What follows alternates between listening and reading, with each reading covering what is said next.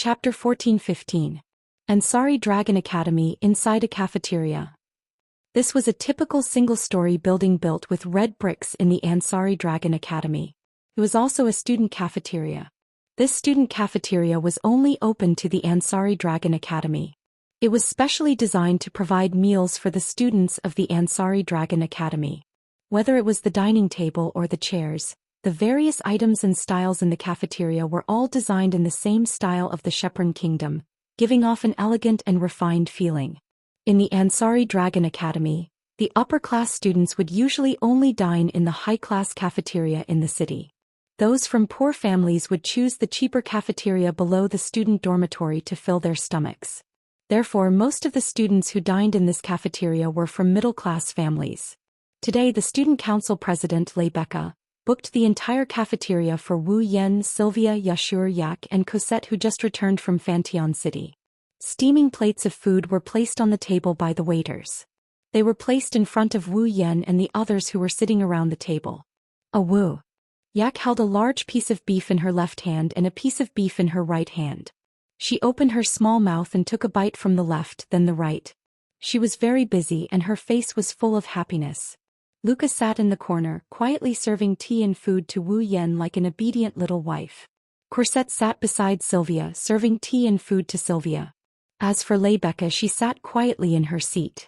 She listened to Wu Yen, Sylvia, and Yasha's explanation of the dragon attack that caused quite a commotion in Fantion City.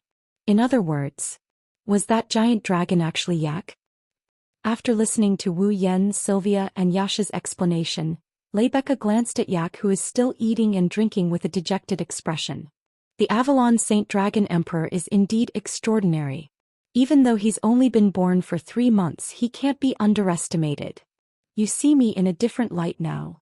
Yak puffed out her chest proudly. However, she soon withered like a frosted eggplant. Unfortunately, not only could I not control myself back then, my body was even taken away. Cheer up, Yak. Yashur said softly. That's not your fault. You're still young. When you're older, you'll definitely be able to control yourself. I'm not young. Yak frowned and took a bite of beef with a conflicted expression. Then her face turned into a happy expression. What an obvious expression. Wu Yen shook his head and looked at Rebecca. Anyways, it's in the past. Mordred won't be able to do anything for a while. You guys don't have to worry so much. Everything will be fine when it's time. That's right, there's no point in worrying. Rebecca rubbed her brows. I'm just a student council president. I should leave this kind of national matter to someone as capable as Her Highness Veronica. President Rebecca, you're a Saint Dragon Knight. Your status is no different from a noble. If this can only be considered as insignificant, even I, a Dragon Knight, would feel guilty. Sylvia smiled wryly. Right now, Yak is in our academy and her identity has been exposed. There will be many people targeting her in the future. President Rebecca, you're the strongest in our academy. Without your protection, Yak will be in danger. Of course, I don't mind doing my part. Rebecca parted her deep red hair with her hand and wore the same confident smile on her face, as well as a hint of a smile that wasn't a smile. However, Sylvia, there's something you're wrong about. Right now, the strongest person in the academy isn't me. Rebecca shifted her gaze to Wu Yen. Sylvia, Luca, Cosette, Yashur, Yak, and the others also looked at Wu Yen. Only then did they remember that this person was the strongest person in the entire academy, the entire Night Nation, and even the entire continent. Under the watchful eyes of everyone present, Wu Yen sighed. After a moment of silence, he opened his mouth in a shocking manner. Don't count on me. Perhaps I'll have to leave this place for a while. Everyone was stunned. For a moment they were unable to react. By the time they regained their senses, their eyes were wide open. Leave. Everyone in the cafeteria cried out in unison. Everyone was panicking. Rebecca frowned deeply. What's the meaning of this? Sylvia couldn't help but stand up and shout in front of Wu Yen, where do you plan to go? Don't tell me you plan to part ways with us. Lord Roland. Luca grabbed Wu Yan's clothes, her face pale. Even Cosette put away the smile on her face and became serious. Yashur and Yak were also at a loss for what to do. They didn't think Wu Yen was referring to traveling for a period of time when he said he was leaving. Since Wu Yan said something like, "Don't count on me," then the place he's heading to must be very far away. How could this not cause panic in everyone's hearts? "What are you all doing?" Wu Yan hurriedly signaled for everyone to calm down. "I only said that I'll be leaving for a while. It's not like I'll be back forever. Why are you all so anxious?" But. They still couldn't get over it. "All right, everyone calm down." Rebecca was the first to calm down. Her emerald eyes were fixed on Wu Yan's face. "Where are you going?" "Where am I going?" Wu Yan scratched his face and smiled. "I should say I'm going back. I'm going back to where I came from." Going back. Sylvia could not hide the trembling of her body. "This is your home. Where do you plan to go?" Even though she said that, Sylvia knew very well that the knighthood of Loria isn't Wu Yan's home. If Wu Yan really is hiding in the knighthood of Lorimon, with Veronica's status, she would have investigated Wu Yan's background a long time ago. She wouldn't let Wu Yan get the title of mystery. In other words, Wu Yan wouldn't be staying in the knighthood of Loria. Obviously, only the people of Knight's Empire can obtain the dragon's larvae gifted by the Dragon Mother and become a dragon breeder. Wu Yan also has his own dragon, but there's no information about his background anywhere in Knight's Empire. This is also a puzzling issue. However, Sylvia didn't care about this anymore.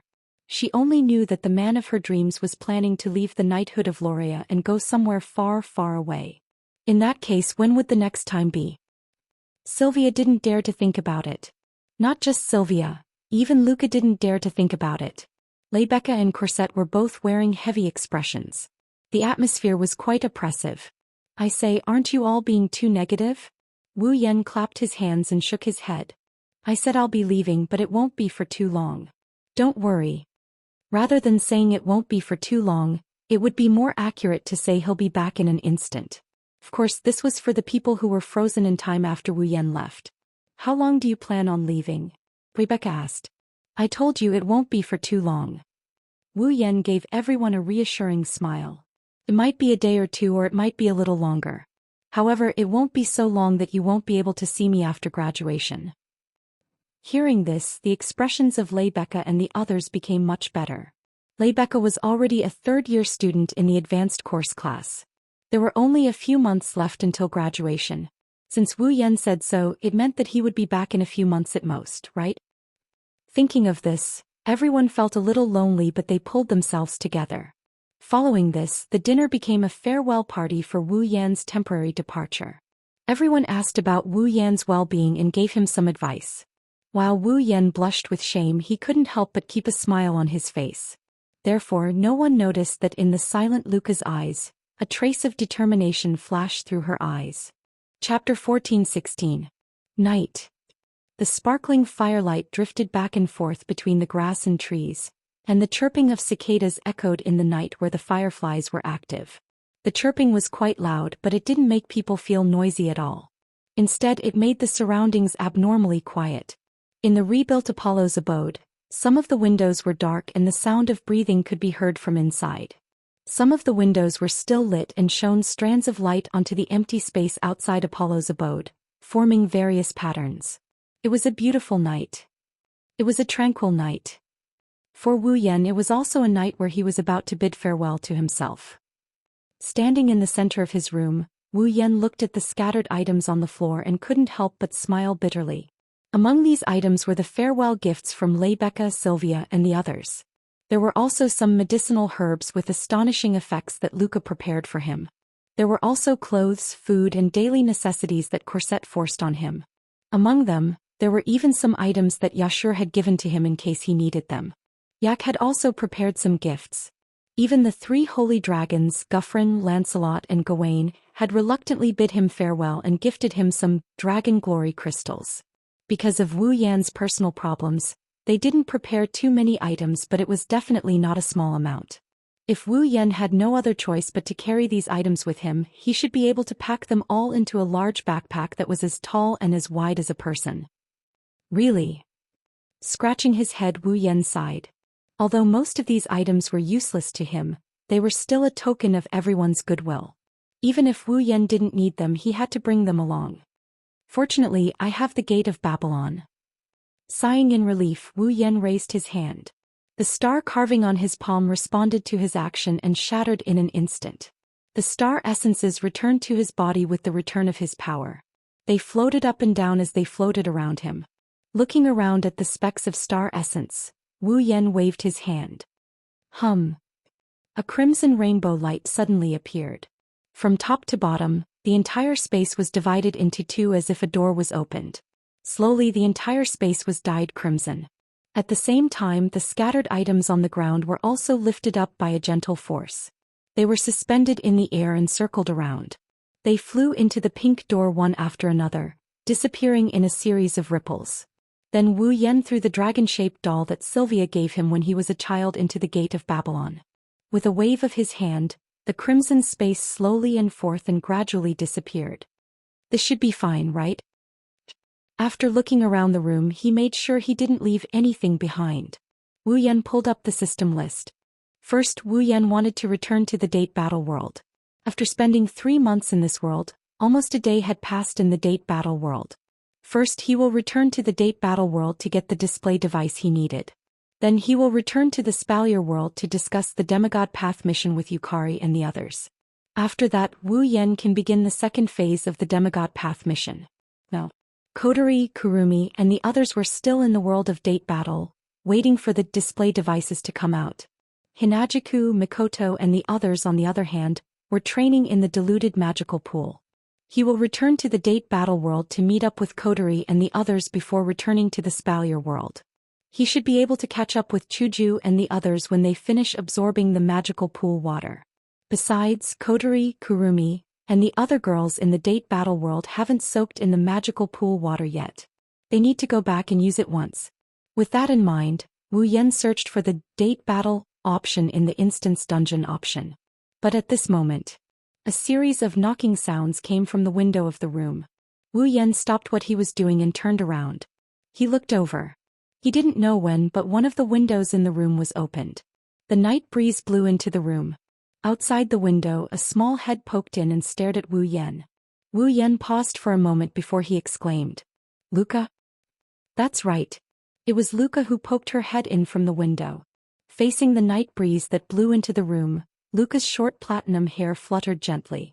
Traces of moonlight shone on it, as if it was covered with a layer of white frost. Under the moonlight, it revealed a sense of mystery. Luca's unique pointy ears made her look like a little fairy that came out to play in the moonlit night. She made people's hearts beat faster and their spirits soar. Luca. For a moment Wu Yan was dazed. After confirming that he didn't see wrong, he quickly put away the system list and walked to the window. Why are you here? Rune-sama. Luca pursed her lips and whispered. I want to talk to Rune-sama. Luca exuded a delicate and seductive aura as she murmured. It's easy to soften a person's heart. Wu Yan is no exception. He scratched his cheek and extended his hand towards Luca. Then come in first. Okay. Luca nodded. She took Wu Yan's hand and climbed in through the window. That's when Wu Yan noticed that Luca climbed up from downstairs. She didn't ride Gawain. This is the 3rd floor. Realizing this, Wu Yan frowned and reprimanded her. What if you fall down and get hurt? There are trees everywhere in Yekubrat's territory. Some are even taller than this. I used to climb them when I was young. I'll be fine. Luca didn't look like she had done something wrong. Instead she smiled happily. Rune-sama, you're really gentle. Wu Yan rolled his eyes at Luca. You didn't come here just to praise me, did you? Hearing this, Luca stopped smiling and went silent. After a while she raised her head again. Her beautiful amethyst-like eyes stared straight at Wu Yan and her tone became a bit sorrowful. I don't know why, but I suddenly wanted to see Rune-sama. That's why I came here. Wu Yan fell silent when he heard this. Luca must have realized that he would be leaving tonight, so she wanted to say goodbye to him. Silly girl. Wu Yan said softly as he rubbed Luca's head. I'll only be gone for a short time. It won't be long. But... Luca looked downcast. I still feel lonely when Rune-sama isn't here. You. Wu Yan didn't know what to say. Luca stared at Wu Yan's face. Her amethyst eyes swayed like limpid autumn waters. It was as if they could suck him in. It was very moving. Suddenly, Luca reached out and untied the satin belt on her clothes. Following an extremely soft rustling sound, the loose nightgown on Luca's body slid to the ground with a xiao sound, forming a circle with Luca's small feet as the center. Luca's beautiful and slender body was exposed to the air. She's so slender that it's like looking straight at her is a sin. Wu Yan didn't expect Luca to do something like this. His heart skipped a beat and he yelped out of reflex. What? What are you doing? Rune-sama. Luca didn't answer. Instead, she used her actions to prove her thoughts. She threw herself into Wu Yan's arms. Wu Yan felt the fresh breath of the forest and the soft touch. Wu Yan didn't even have time to be surprised. Luca looked up and said softly, "Please stay for one more night. Let me feel you." Luca looked into Wu Yan's eyes and slowly closed her eyes. Looking down at Luca's face that is so cute and pretty as if it's against the rules, looking at her seductive blushing face, Wu Yan's breathing quickened. Luca's next words ignited the last trace of hesitation in Wu Yan's heart. "Rune-sama, please love me." Damn it! Wu Yan's tense nerves snapped. He gasped and picked up Luca's small body. After a painful cry, Lian Yi's Jiao Chuan sound replaced everything in this space. It was also a long night. Chapter 14-17. Heavenly Palace City. It was morning, but the sky above Heavenly Palace City was covered in dark clouds. It could rain at any time. It was still early, but the surroundings were already very dark. The pitch-black sky gave off an unimaginable pressure. In this kind of weather, after Shiori asked them to go out and buy some things, Toka, Yeju and Xian, who were walking back to Itsuka's house, were not in a good mood. Toka, Yagashur and Xian weren't in a good mood the entire day. It's just getting worse now. It's already been a day. Ijia sighed and looked listless. He raised his head and looked at the dark sky. His voice sounded a little weak.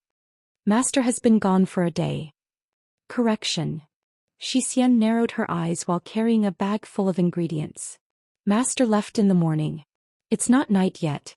So to be exact, Master didn't leave for a whole day." "Don't say that.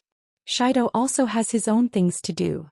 Although she said that, Toka's face showed that she was not interested at all. "And it's only been a day. Back in the other world, Shido left for a very, very long period of time." "For a very, very long time?" Yagashur looked at Toka. "How long is that?" I remember. Toka counted with her fingers. It took her a while to come up with an answer.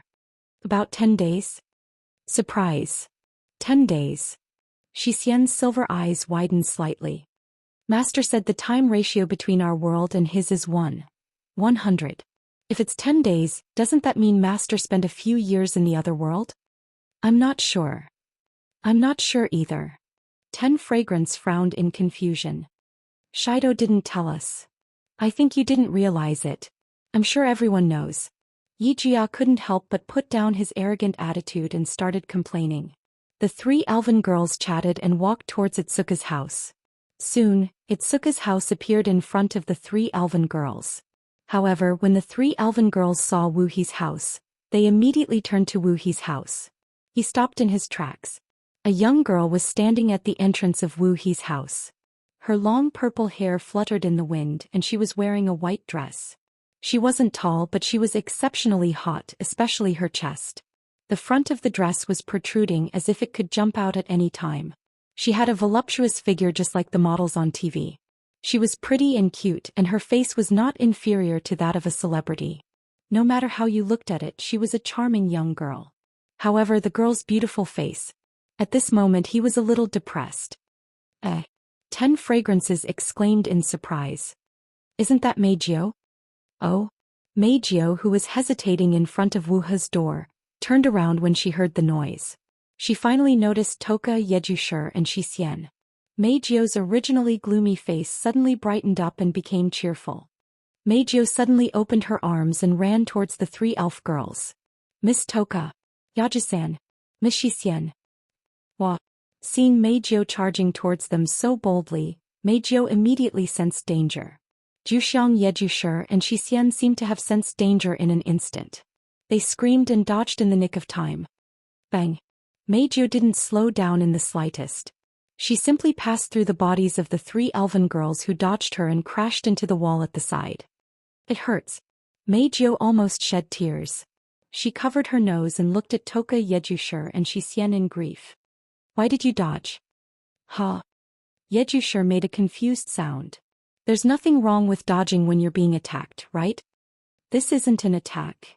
Meijio shouted in dissatisfaction. I just wanted to give you a hug as a sign of friendship. Most people would do that, right? Toka was surprised. Is that so? Of course. Meijio smiled and opened her arms again. So, Miss Toka, hurry up and give me a hug as a sign of friendship. As she spoke, Meijio hugged her openly. Zhou Xian couldn't help but feel that Meijio's words were correct. Just as Meijio was about to succeed, Yejusher and Xian pulled 10 incense away from Meijio as if they were running away from the plague. Don't be fooled. My beloved. Warning, Meijio is lying. So that's how it is. Toka's face turned ashen. What? Her plan was ruined. Meijio puffed up her cheeks in dissatisfaction. Speaking of which. After messing around for a while, Toka asked in confusion. Meijio, why are you here? Meijio seemed to remember something when she heard Toka's question. Her cheerful face immediately sank. I'm here to look for my beloved. Hearing this, Toka Yejuya and Xian, who had recovered from their fight with Meijio, became depressed. Wu Yan only left in the morning. It hasn't even been a day since he left, but the girls missed Wu Yan dearly. They didn't feel it before, but now they do. Once the man who was so important to them was gone, their hearts would feel very uncomfortable. They would feel empty, as if a piece of their hearts had been dug out. Otherwise, Meijio wouldn't have come here immediately after returning home in the morning. After all, Meijio knew that even if she came here, Wu Yan wouldn't be here. Before I came, Miss Origami came as well. Meijio shrugged. She should be inside now. The girls' faces were all filled with dejection. But Meijio shouted as if she couldn't take it anymore. My dear, when are you coming back? Following Meijio's shout, a light ringtone suddenly came from 10 Fragrance's body. Toka jumped in fright. She quickly took out her phone and didn't know what to do. Oh, it's ringing. Shiori said which button to press to pick up the call? You ask me, I don't know. Panic. Xian isn't familiar with phones either. The 3 elf girls who weren't very familiar with human society panicked, and Meijio reacted instead. Give it to me. I'll answer it. Meijio grabbed Toka's phone and picked up the call skillfully. Hello, this is Night Lure. It's not convenient for Miss Toka to pick up the phone right now. Let me. Meijio's voice stopped abruptly as if she was being strangled. After a while, Meijio's face lit up and she shouted. My dear, you're back.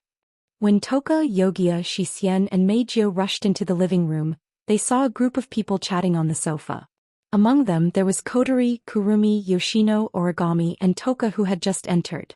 All the elven girls were present. Between Kotori, Kurumi, Yoshino and Origami, there's a man sitting there. It's Wu Yan, who just returned from the Dragon Knight world. Dear love, Meijio happily yelled. She pounced on Wu Yan even faster than when she pounced on Toka and the others. She's even bolder than when she pounced on Wu Yan. Wu Yan, who was chatting with Kotori and the others, heard the noise. He sensed something was wrong and dodged. Bang. The next moment, Meijio's entire body fell onto the sofa. Her nose hit the armrest hard and she howled in pain. Why is my dear? Are you all right? Wu Yan, who finally saw the person who came, helped Meijio up. Reflex, I didn't do it on purpose. As noisy as always. Kotori pouted. We're talking about something serious. Can you stop messing around? Something serious. Toka, Yogia, Xian and Meijio, who were immersed in the joy of Wu Yan's return, were stunned. I was just about to tell you girls. Wu Yan looked at the girls around him and he started making a declaration. We're going back to Spalier World tomorrow. Chapter 14:18. Behemoth Forest Camp. Inside the clear lake, Chuju, Mikoto, Ikaros, Shokuho, Kasuka, Flandrachan, Astria, Kinuhada, Sayai, Frenda, Takitsubu, Riku and the other girls are all in a deep sleep. They are soaking in the lake with their eyes closed. Taking a closer look, in the clear lake water, strands of strange water were slowly flowing along the smooth and delicate bodies of the young girls. It was as if the water had passed through their skin and drilled into their bodies. It was somewhat creepy. However, those in the know that this is definitely not a bad thing. It has been 2 days since Wu Yen, Kotori, Kurumi, Toka, and Yoshino returned to the date battle world. In these 2 days, many girls had been soaking in the diluted water of the mystical pond, absorbing the mystical pond water, causing themselves to enter a strange state of metamorphosis, gradually improving their strength. Back then it took Wu Yen 5 days to complete his transformation using the complete miraculous pond water. The water that the girls are using now is diluted, so not only is the effect weakened, it also lengthened the time required for each of the girls to complete their transformation. Everyone has their own limits. When they reach a state of saturation, the magical pond water will no longer be effective. Therefore, the time it takes for the girls to complete their transformation varies from person to person. At the very least, not a single girl completed their transformation in 2 days. No, to be exact, on the first day a young girl came out of the lake. She held an umbrella in one hand and a paper fan in the other. Her long blonde hair fluttered in the wind. Yukari stood on top of a rock and looked at the girls in the lake with a faint smile on her face. Yukari has been in this state for 2 days. In other words, while the girls were in a state of transformation, Yukari has been taking care of them. It wouldn't be an exaggeration to say that she didn't abandon them. Less than an hour after entering the lake, Yukari came out of the lake. The reason is simple. Yukari reached a state of saturation after an hour of soaking. She can't absorb a single drop of the magical pond water. This was not a strange thing. At Yukari's level, it is extremely difficult to improve even a single step. Something like the magical pond water that can be used on anyone has limited effect on Yukari. Therefore, after an hour, Violet's improvement had reached its limit. However, Violet wasn't dissatisfied with this at all. In fact, she was very satisfied. Just the fact that the pool water was effective on her was enough to satisfy her. After all, Yukari isn't a tier 8 or 9 powerhouse. She is a true demigod. Even a demigod powerhouse can improve by a little. This is enough proof of the magical pond water's miraculous effect. After living for such a long time, Violet couldn't even remember how long it had been since she had improved. Now that she had improved, although it wasn't much, Violet was content. Standing at the top of the rock, Violet looked down at the young girls who were quietly transforming in the lake. A leisurely expression appeared on her face. Yukari's aura is. Indeed, in the past 2 days, the auras of the girls had been increasing at almost every moment, and each time, it was extremely subtle. However, with Yukari's ability, it wasn't hard for her to notice this. This also allowed Purple to confirm that when the girls came out of the lake, each of them would more or less increase in strength. However, it's still not good enough. Purple smiled leisurely. There are many people in Fantasy Village who are stronger than you.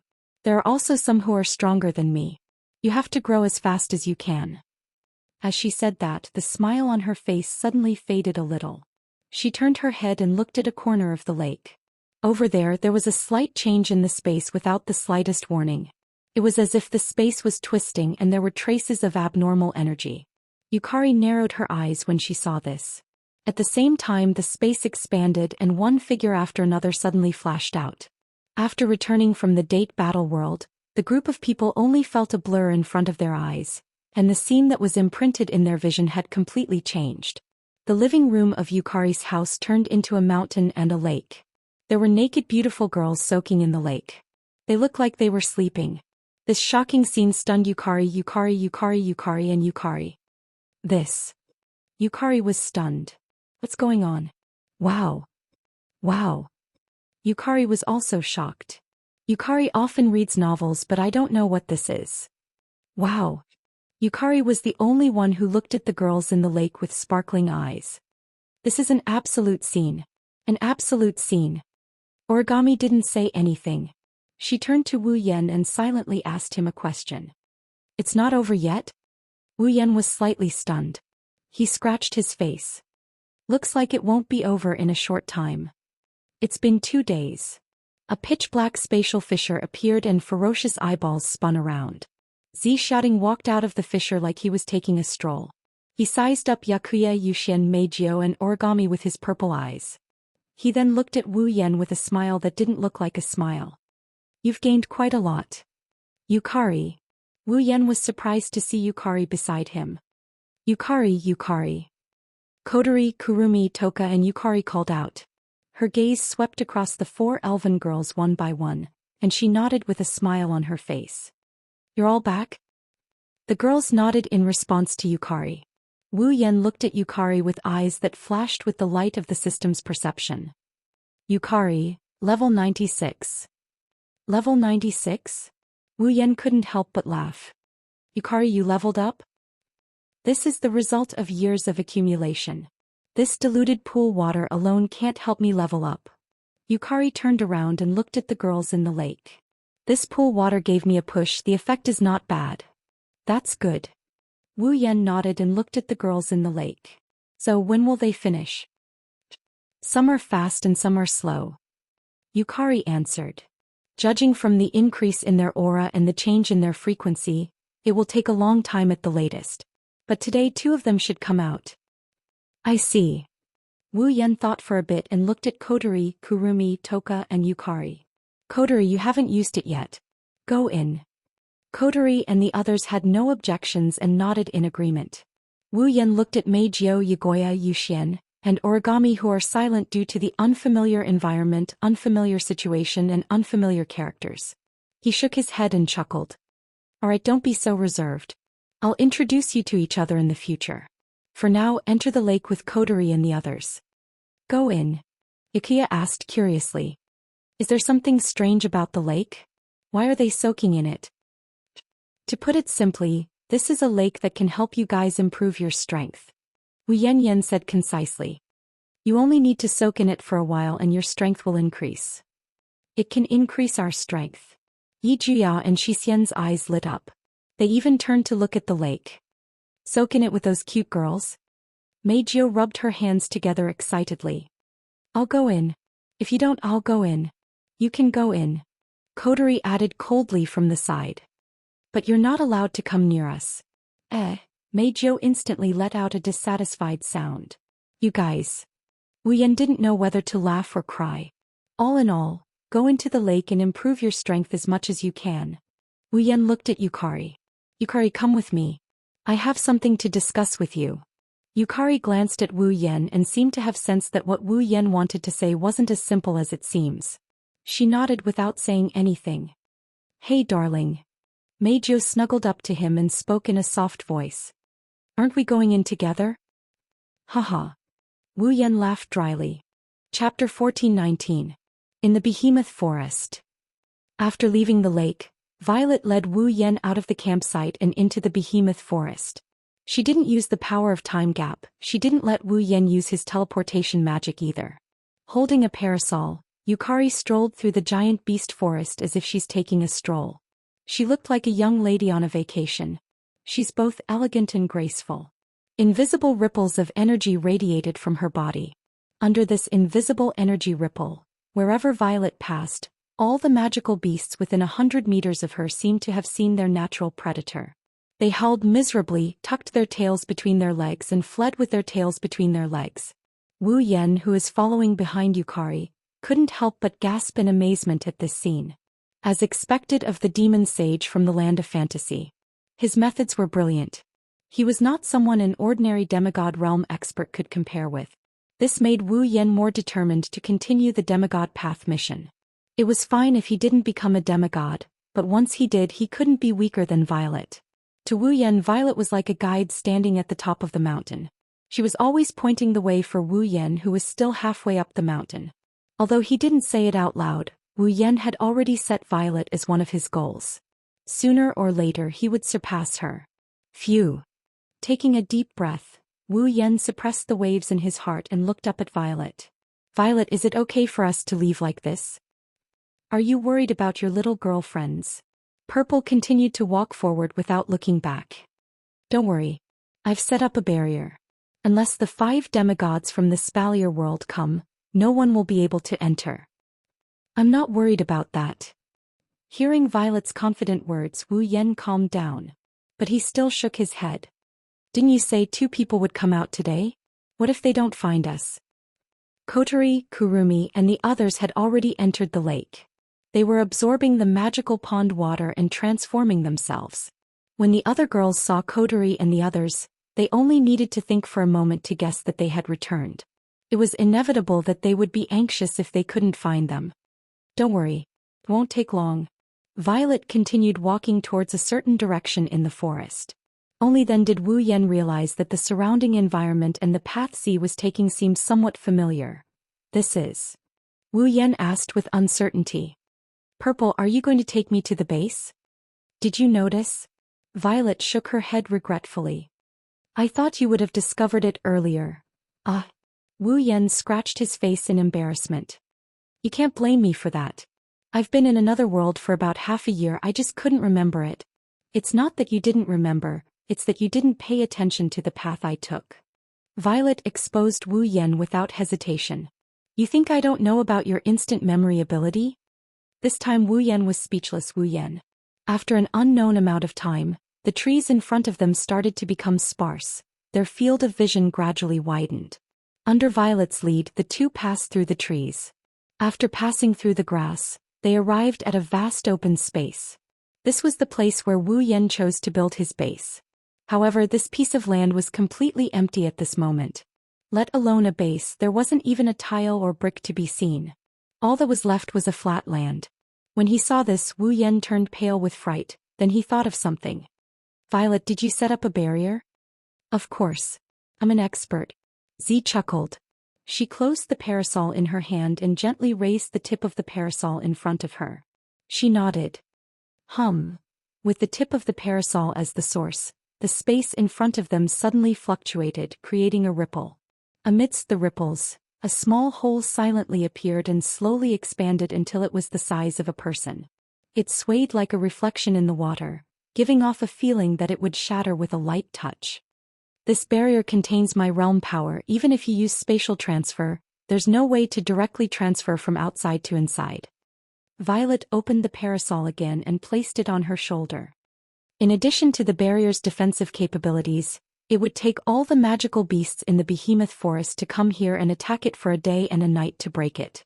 Of course, compared to the Great Barrier in Fantasy Village, this barrier is considered weak. Even so, it's still amazing. Wu Yan praised. If it were me, I wouldn't know how long it would take to set up such a barrier, but you set it up in one move. Not in one move. Violet glanced at Wu Yan grumpily. Even for me, it took me a day and a night to set up this barrier. No wonder it's so good. Cut the crap. Violet knocked Wu Yan's head with the paper fan in her hand. Let's go in and see. Me. Wu Yan rubbed his aching head and walked into the barrier, puzzled. As if passing through a thin film, the scene in front of Wu Yan changed dramatically in a wave of water. A huge fortress the size of a city has appeared in the empty space. The steel-like walls were at least 100 meters tall and one couldn't see the end of it. They spread to both sides, enclosing everything in the fortress in a circular shape. Inside the fortress there were many tall buildings. Some were Spalier world-style fantasy buildings, some were modern science and technology buildings, and some were ancient Western European-like churches and temples. It's like a dream that brought together the worlds of every era, but it didn't feel out of place. If the Academy City in the Forbidden Tome of Magic was a modern world, and the Ansari Kingdom's Dragon Riding Academy in the Star-Carved Dragon Knight was an ancient Western world, then this fortress before his eyes was a real fantasy world. It's not that it's beautiful, it's that it's aesthetically pleasing. Because this small world can only appear in fairy tales and dreams. At this time, the Misaka sisters wearing pure white gorgeous maid outfits lined up neatly on both sides of the fortress's wide-open gate. When they saw Wu Yan walk in from outside the barrier, they respectfully bowed and saluted. Welcome back, Onyema. Their voices echoed throughout the fortress as if they were rehearsed. Wu Yan was petrified when he saw the fortress that looked like it came from several eras and the 2 rows of Misaka sisters bowing. That fortress is the base. These maids are the Misaka sisters? How can a base be built like this? Why are the Misaka sisters wearing maid outfits? One question after another, and the scene before him was beyond Wu Yan's imagination. Wu Yan was stunned and didn't come back to his senses for a long time. He never knew that the items that he had exchanged for the construction of the base could be used to build the base to such an extent. How did they do it? The items you exchanged for were added for safety and defensive purposes. Yukari explained as if she saw through Wu Yan's thoughts. In order to make this home look better and make it more comfortable to live in, those little girlfriends of yours have put in a lot of effort to make the base look like this. Wu Yan could almost see Chuju, Mikoto, Shokuhu Misaki and Kotori racking their brains to build this base. He couldn't help but smile. Those girls really can't be underestimated. At least they're much more capable than those lazy bastards in Fantasy Village. Yukari gave the girls a rare affirmation. Well, as long as I don't mind having a place like this. I didn't know the base was already built. Wu Yan smiled bitterly. You guys really hid it from me. Yukari glanced at Wu Yan. Aren't you focused on expanding your list of girlfriends? Ahem, ahem. Wu Yan coughed dryly. That's slander. Wu Yan was met with Yukari's gaze as if she was trying to read his mind. Wu Yan's righteous expression crumbled. Fine, I admit that I don't really care about the base, but you're doubting my intentions. Is that so? Yukari walked towards the gate of the base without saying anything. Let's just assume that. Wait. Wu Yan chased after her. Chapter 1420. Behemoth Forest, Base. In the middle of the dreamlike fortress, there was a building that took up quite a lot of space. It was pyramid-shaped and its exterior was made of cold metal. It was the tallest building in the entire base. Standing at the top, one could even see the entire base. If Natsuki, Kanon, Nagisa, and Agurola saw this tall building, they would be able to see a familiar figure. Cornerstone Gate. However, there was a slight difference. The style of Cornerstone Gate leaned towards modern architecture, and this pyramid-shaped building looked like it grew out of thin air. It wasn't a skyscraper, nor was it a classical building. Similar to the base, it blended the feeling of several eras, making it feel dreamy. After a discussion among the girls, the name of the base had already been decided. It would be called the capital of a different generation. It meant that the base's architectural style had surpassed the limits of each generation. The pyramid-shaped building in the center of the Otherworld capital was called Generation's Heart. Speaking of which, it had to be mentioned. Actually, the Generation's Heart wasn't designed by the girls. It was the Misaka sisters who decided to build it. The Generation's Heart was for Wu Yan and the girls to live in. Originally, the group of girls didn't approve of this kind of treatment. After all, not only was the Generation's Heart located in the center of the Otherworld capital, it was also the tallest and most luxurious building. It was just like the Otherworld capital's palace. This way, living in the Generation's Heart would be the same as living in the Otherworld capital's royal family. The Misaka sisters living in other places would be treated like servants and commoners. Mikoto was the first one to disagree with such a method. The other girls' opinions were secondary. She was the older sister. The older sister lived in the center of the luxurious area and treated the younger sisters like her subordinates. Mikoto couldn't agree. But on this point, his younger sister's persistence was also surprising.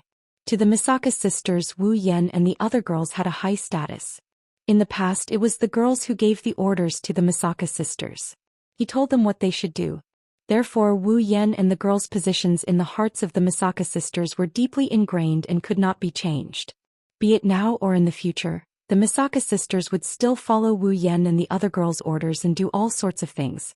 In the end, the Misaka sisters prepared the heart of generations for Wu Yan's group, who were like brothers, sisters, and leaders. She meant that without Wu Yan's group, they would lose their hearts and would not be able to live on. There was no need for the capital of alternate generations to exist. Under such perseverance, left with no choice, the girls could only compromise. On the top floor of Generation's Heart, Wu Yan, who was sitting on the sofa, did not know whether to laugh or cry when he heard Yukari's explanation. That sounds like something Mikoto and the Misaka sisters would do. Later, I'll use the gap's ability to move the lake in the campsite and your little girlfriends here. Yukari asked casually as she sipped on the black tea that Misaka's sister had brewed for her. So, you don't have to worry about them not being able to find us. Can you tell me what you want to discuss with me? Wu Yan did not waste any more time and pulled up the system list. He clicked on the Demigod Path interface and explained the mission to Yukari. This is really against the rules. Yukari's first reaction after listening to Wu Yan's explanation was to sigh. When your little girlfriends reach the pinnacle of Tier 9, this demigod path will be opened to them, right? That's what the system said. Wu Yan shrugged. So, I want to know what you think. If it were me, I would make the same choice as you. Yukari answered without hesitation. Rather than becoming a demigod now, Why don't you continue with the demigod path mission? When you reach the pinnacle of demigod in one go, you don't have to overcome it step by step like me. At my level, it's hard to even level up. Amethyst became solemn and warned him earnestly. You have to grasp this opportunity. It's not easy to reach the pinnacle in one go. You have the ruby mode, anyway. You don't have to worry even if you meet a demigod opponent. It's best if you accumulate the effects of your items. It'll be faster than you crawling on the demigod path like a tortoise. I think so too. Wu Yan nodded. So, you agree that I should continue with the demigod path mission, right? Yukari rolled her eyes and said bitterly. At the very least, I won't let go of such an opportunity. Well, you're not that weak yourself. Wu Yan grinned as he changed the topic and made a decision. Then without further ado, let's start the demigod path mission now. Wait. Yukari pressed the paper fan against Wu Yan's forehead and pushed him back onto the sofa. Who told you that I'm going with you? Huh. Wu Yan was stunned. Although there's a barrier, it doesn't mean that there's no need for anyone to take care of this place. Yukari tapped Wu Yan's forehead with the paper fan. So I think I should stay here. I see. Wu Yan shrugged helplessly. If that's the case, I'll have to go by myself. Era, I didn't say that you should go by yourself. Yukari smiled. There are 2 people coming out of the lake today. Didn't the mission say that I can only bring 2 summoners with me? You mean, just bring the 2 of them along. Yukari made her final decision. Nighttime, Wu Yan yawned and rubbed his eyes as he walked down the hallway leading to the main hall. He looked exhausted from lack of sleep. Wu Yan was already asleep when Yukari came to his room and woke him up with a knock on his head. She told him that the 2 summoners who finished their transformation were waiting for him in the main hall. They asked him to go over and start the demigod path mission. Seriously, since it's already so late, can't I just wait until tomorrow to start the mission? Wu Yan muttered in dissatisfaction as he walked down the hallway and into the main hall. The main hall took up a lot of space. Because of this, the main hall was very quiet at night and it gave off a creepy vibe. Just as Yukari said, there were already 2 people in the main hall. One of them had long pink hair and was wearing a pale yellow dress and a white short-sleeved jacket. The other had short brown hair, wearing a black short-sleeved shirt and shorts. They were Chuju and Mikoto. Wu Yan's mind jolted. The drowsiness in his head disappeared in an instant. Light flashed through his eyes. Misaka Mikoto, level 82. Gei Chuju, level 80. Wu Yan smirked when he saw the 2 girls who didn't notice his arrival. He appeared behind them in a flash. Who's there? Both Hinajiku and Mikoto's expressions froze as they turned around. One of them pulled out a crystal-like long sword, while the other's hand flashed with blue and white lightning. Both of them pointed behind them. When they saw who it was, the frosty expression on their faces froze for a moment before turning into joy. Yen. Chuju. Mikoto. Wu Yan laughed out loud. You've grown quite fast. Hinajiku's eyes flashed with the light of the system's perception, followed by an annoyed expression. How can we compare to you? You're already at the peak of Tier 9. We've heard the details from Yukari. Mikoto put one hand on her waist and brushed her bangs with the other. How is it? Are we starting the quest now? With Yukari here, there shouldn't be any problems. If we can start the quest faster, I won't object. Wu Yan looked at Chuju and Mikoto. Do you want to come with me to this dungeon? You said it yourself. With Yukari here, there shouldn't be any problems. The base is already complete, we can rest assured of our sister's safety. Mikoto smiled. It's been a long time since we've entered a dungeon, it's not a bad idea to go. Me too. Chuju ran her fingers through her pink hair. It's been a long time since we've fought, I'm itching to give it a try. Seeing the smiles on Chuju and Mikoto's faces, Wu Yan couldn't help but smile as well. Chapter 1421. Crisscrossing streets. Buildings were everywhere. Pedestrians coming and going. The trees were scattered all over the place. This is a small city. A quiet and beautiful small city. Under the flood control dam, the river quietly flowed, the bridge quietly lying on the river bank like a dragon, connecting the east and west of the city. In the city there weren't many cars and people were coming and going. Pedestrians could be seen everywhere on the sidewalk. Streets, shopping malls, parks, squares, everywhere, there was a crowd of people who were having fun. Among these people, most of them were students in uniforms. Elementary school students, middle school students, high school students. On the street, students wearing uniforms of various styles were chatting and laughing as they walked in different directions. They had innocent smiles on their faces, telling people that they were in the most dazzling years of their lives. But this is just on the surface. This seemingly tranquil city actually had a dark side that no one knew about. No. Instead of saying it's a dark side, it's better to say that some people here are not real ordinary people. Fuyuki City. This is the name of this seemingly peaceful city. In Fuyuki City, on one of the streets, a man and two women are standing in the middle. The man has black hair and red eyes. His appearance is not outstanding, but his body is surrounded by a completely different temperament from the pedestrians around him. He looks out of place, but he has a sense of existence that can't be ignored. The woman has tea hair and tea eyes. The woman has beautiful long pink hair. In terms of appearance, she is definitely one in a million, a rare beauty. Why is the existence of this man and two women emphasized?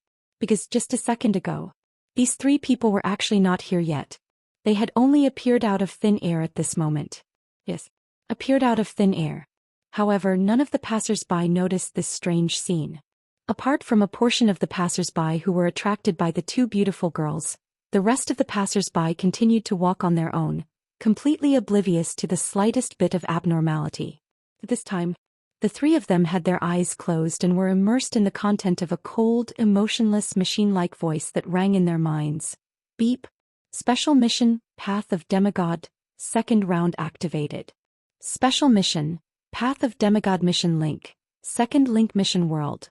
Magical Girl Ilya mission details. Obtain a rank card, Saber, Swordsman, Lancer, Lancer, Archer, Archer, Rider, Rider, Caster, Magician, Assassin, Assassin, Berserker, Berserker. Beep. This instance dungeon world is the Path of Demigod Special Quest Dungeon World. The original instance dungeon world's mission has been cancelled. Only after the user has completed the second phase of the special quest, Path of Demigod, can the user choose to leave this instance dungeon world. Reminder: the time ratio between the dungeon world and the real world is 100. 1. Users can proceed with the dungeon experience without worry. I wish you a happy dungeon run. The system's cold voice silently fell into the minds of the three people, not leaving a single echo. Slowly opening their eyes, Wu Yen, Chuju, and Mikoto looked around at the same time. Looking at the people coming and going, it was a very peaceful scene. They glanced at each other. Magical Girl Ilya? Chuju couldn't help but break the strange silence between the three of them. In other words, there's a magical girl in this world, right? Magical girl. Mikoto looked at the people coming and going again. She closed her eyes as if she couldn't bear to look at this very ordinary city. I can't imagine there's a magical girl in this kind of place. Sigh. Wu Yen rubbed his forehead and looked at the clear sky with a helpless expression. Looks like we've arrived at a very strange world. Magical Girl Ilya. This world was different from the Dragon Knight of the Stars world, where Wu Yen didn't read the original work at all. When he was still an otaku, he read a bit of it. So, Wu Yen didn't know much about this instance dungeon world, but he wasn't completely clueless about it. To put it simply, this seemingly peaceful world was in fact in the dark. In fact, there was a special group of people moving around. Magicians. As the name suggests, this was a group of people who learned magic and possessed powers different from normal people. Of course, if it's just a magician, then there's nothing to be afraid of. With the power of all the magicians in this world, even if all of them worked together, they wouldn't be a match for Wu Yen, Hinajiku, and Mikoto. However, other than the magicians, this world's original form, the Shape Moon world, actually had many unknown special life forms. Unlike the magicians who could perform magic, the magicians who could perform miracles, magical phenomena that modern science couldn't recreate. Immortal death apostles and true ancestors, heroic spirits, subjugation. These existences weren't something magicians could compare to. Any one or two of them would be extremely powerful. Some of them might even be stronger than the current Wu Yen. Not to mention, in the Shape Moon world, there was also the Origin, the most mysterious existence that was equivalent to the world in human consciousness. These existences, even if Wu Yen activated Yukari's Red Jade mode, he still wouldn't be able to defeat them. Fortunately, although the Magical Girl Ilya dungeon world was born in the Shape Moon world, It wasn't as dangerous as the original Shape Moon world. At least according to Wu Yan's understanding of this world, it wasn't as dangerous as the original Shape Moon world. According to the original story, with the strength of Wu Yan and the other two, it should be very easy for them to complete the second instance dungeon quest. Thinking of this, Wu Yan's expression became much better. Unfortunately, this expression didn't last long. Beep. According to the Demigod Path, Quest Item 6. Some special instance dungeons will add some restrictions to the user. Increase the difficulty of the Demigod Path quest. Detected that the current instance dungeon meets this requirement. System automatically added restrictions. Following the system notification, 3 silver bracelets appeared on Wu Yan, Hinajiku, and Mikoto's wrists without any warning. The bracelets glowed with a delicate light. At the same time, Wu Yan and the other two felt as though their strength was being suppressed. Suddenly dropped all the way to level 75 before stopping. Beep. According to the quest requirement, adding restricted bracelets to the user and her summoned character. Additional quest requirement. User and her summoned character are not allowed to remove the restricted bracelets during the second phase of the special quest, Demigod Path. If the user and her summoned character violate the quest requirement, the special quest, Demigod Path, will be declared a failure. Reminder. Once the special quest, Demigod Path, is declared a failure, the user will no longer be able to continue the Demigod Path quest. The system will automatically generate a quest reward item based on the number of Demigod Path quest items completed. The user's progress on the Demigod Path quest will be terminated. This is troublesome. That was the first thought that came out of Wu Yan, Chuju, and Mikoto's mouths at the same time. My strength is being suppressed. Seems like I can only fight at level 75. Mikoto's expression revealed a hint of displeasure. This feeling of being suppressed makes me feel a little uncomfortable. Me too. My level is being suppressed to 75. Chuju first looked at the silver bracelet on her wrist before looking at Wu Yan. Don't look at me. It's the same for me too.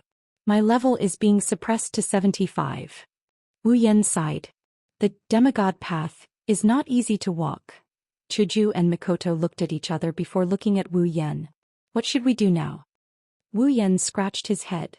In any case, let's find a place to stay first. This quest isn't something that can be completed in a day. Chuju and Mikoto nodded in agreement. Chapter 1422. Night. After spending an entire day, Wu Yan first exchanged some gold coins for the currency of this world. Then he spent a large amount of money and found a house that is neither too small nor too big. He bought it and used it as his residence in this world. After entering through the iron gate, the first thing he saw was a large courtyard. On both sides of the courtyard was a grassy field with some trees and flowers that didn't require constant care. From the gate to the entrance of the house, there was a small path that could accommodate 2 or 3 people. There was also a flight of stairs in front of the door, giving a good first impression. Inside the courtyard there was a large family house that could accommodate at least 10 people. It was about 3 stories tall. Compared to the average family house, it was quite luxurious. In order to find such a place to live, Wu Yan, Chuju, and Mikoto ran around a lot. In the end, they decided to buy this place that was neither ordinary nor conspicuous. It looked very comfortable. The owner of this courtyard originally decided to emigrate, but he couldn't bear to part with such a place. He stayed in Fuyuki City and went to the real estate agent every day, trying to find someone who knew how to take care of the house and could afford to sell it. Coincidentally, he bumped into Wu Yan's group who came to buy the house. Therefore, the owner of the courtyard didn't even touch the daily necessities or furniture in the house. He just took some of his clothes and personal belongings, packed up hastily and left the country in a hurry.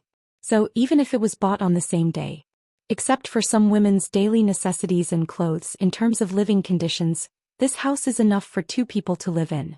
Before the night fell, Wu Yan finished the transfer procedures in time and brought Chuju and Mikoto. They moved in comfortably. As for Chuju and Mikoto's daily necessities, because it was dark, they couldn't go out to buy them today. They'll have to wait until tomorrow. In the living room, the 3 of them who were busy all day were drinking the black tea that Wu Yan just made.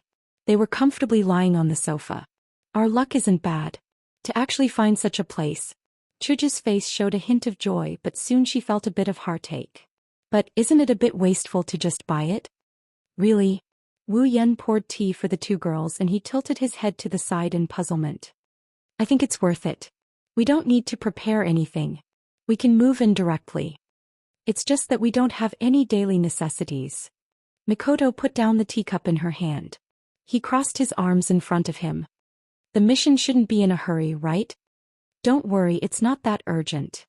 Wu Yan waved his hand. Although it's called a mission, this mission doesn't require as much time as you think. You can leisurely play during the day. The time to carry out the mission is usually at night. At night? Chuju asked suspiciously. Aren't we supposed to find 7 cards of some class? Would it be enough to spend the night searching? It should be said that we can only look for it at night. Wu Yan pursed his lips and recalled what he knew. Although I don't know why. But in this world, those who look for the rank cards all start at midnight. Come to think of it, we should also need to wait until then. If that's the case, it's a lot easier. Mikoto's expression relaxed, her brown eyes shifted to Wu Yan. By the way, what is that class card? Speaking of which, you two still don't know the general situation of this world. Wu Yan paused for a moment and scratched his face. First, do you know what a heroic spirit is? Chuju and Mikoto pondered for a moment and said the same thing in unison. What is that? Wu Yan's mouth twitched. He sighed. Simply put, a heroic spirit refers to a hero who left behind great achievements in myths and legends. After their death, they become the incarnation of a human being. It's a type of existence similar to the undead and fairies. They have the power or items corresponding to myths and legends. Power? Items?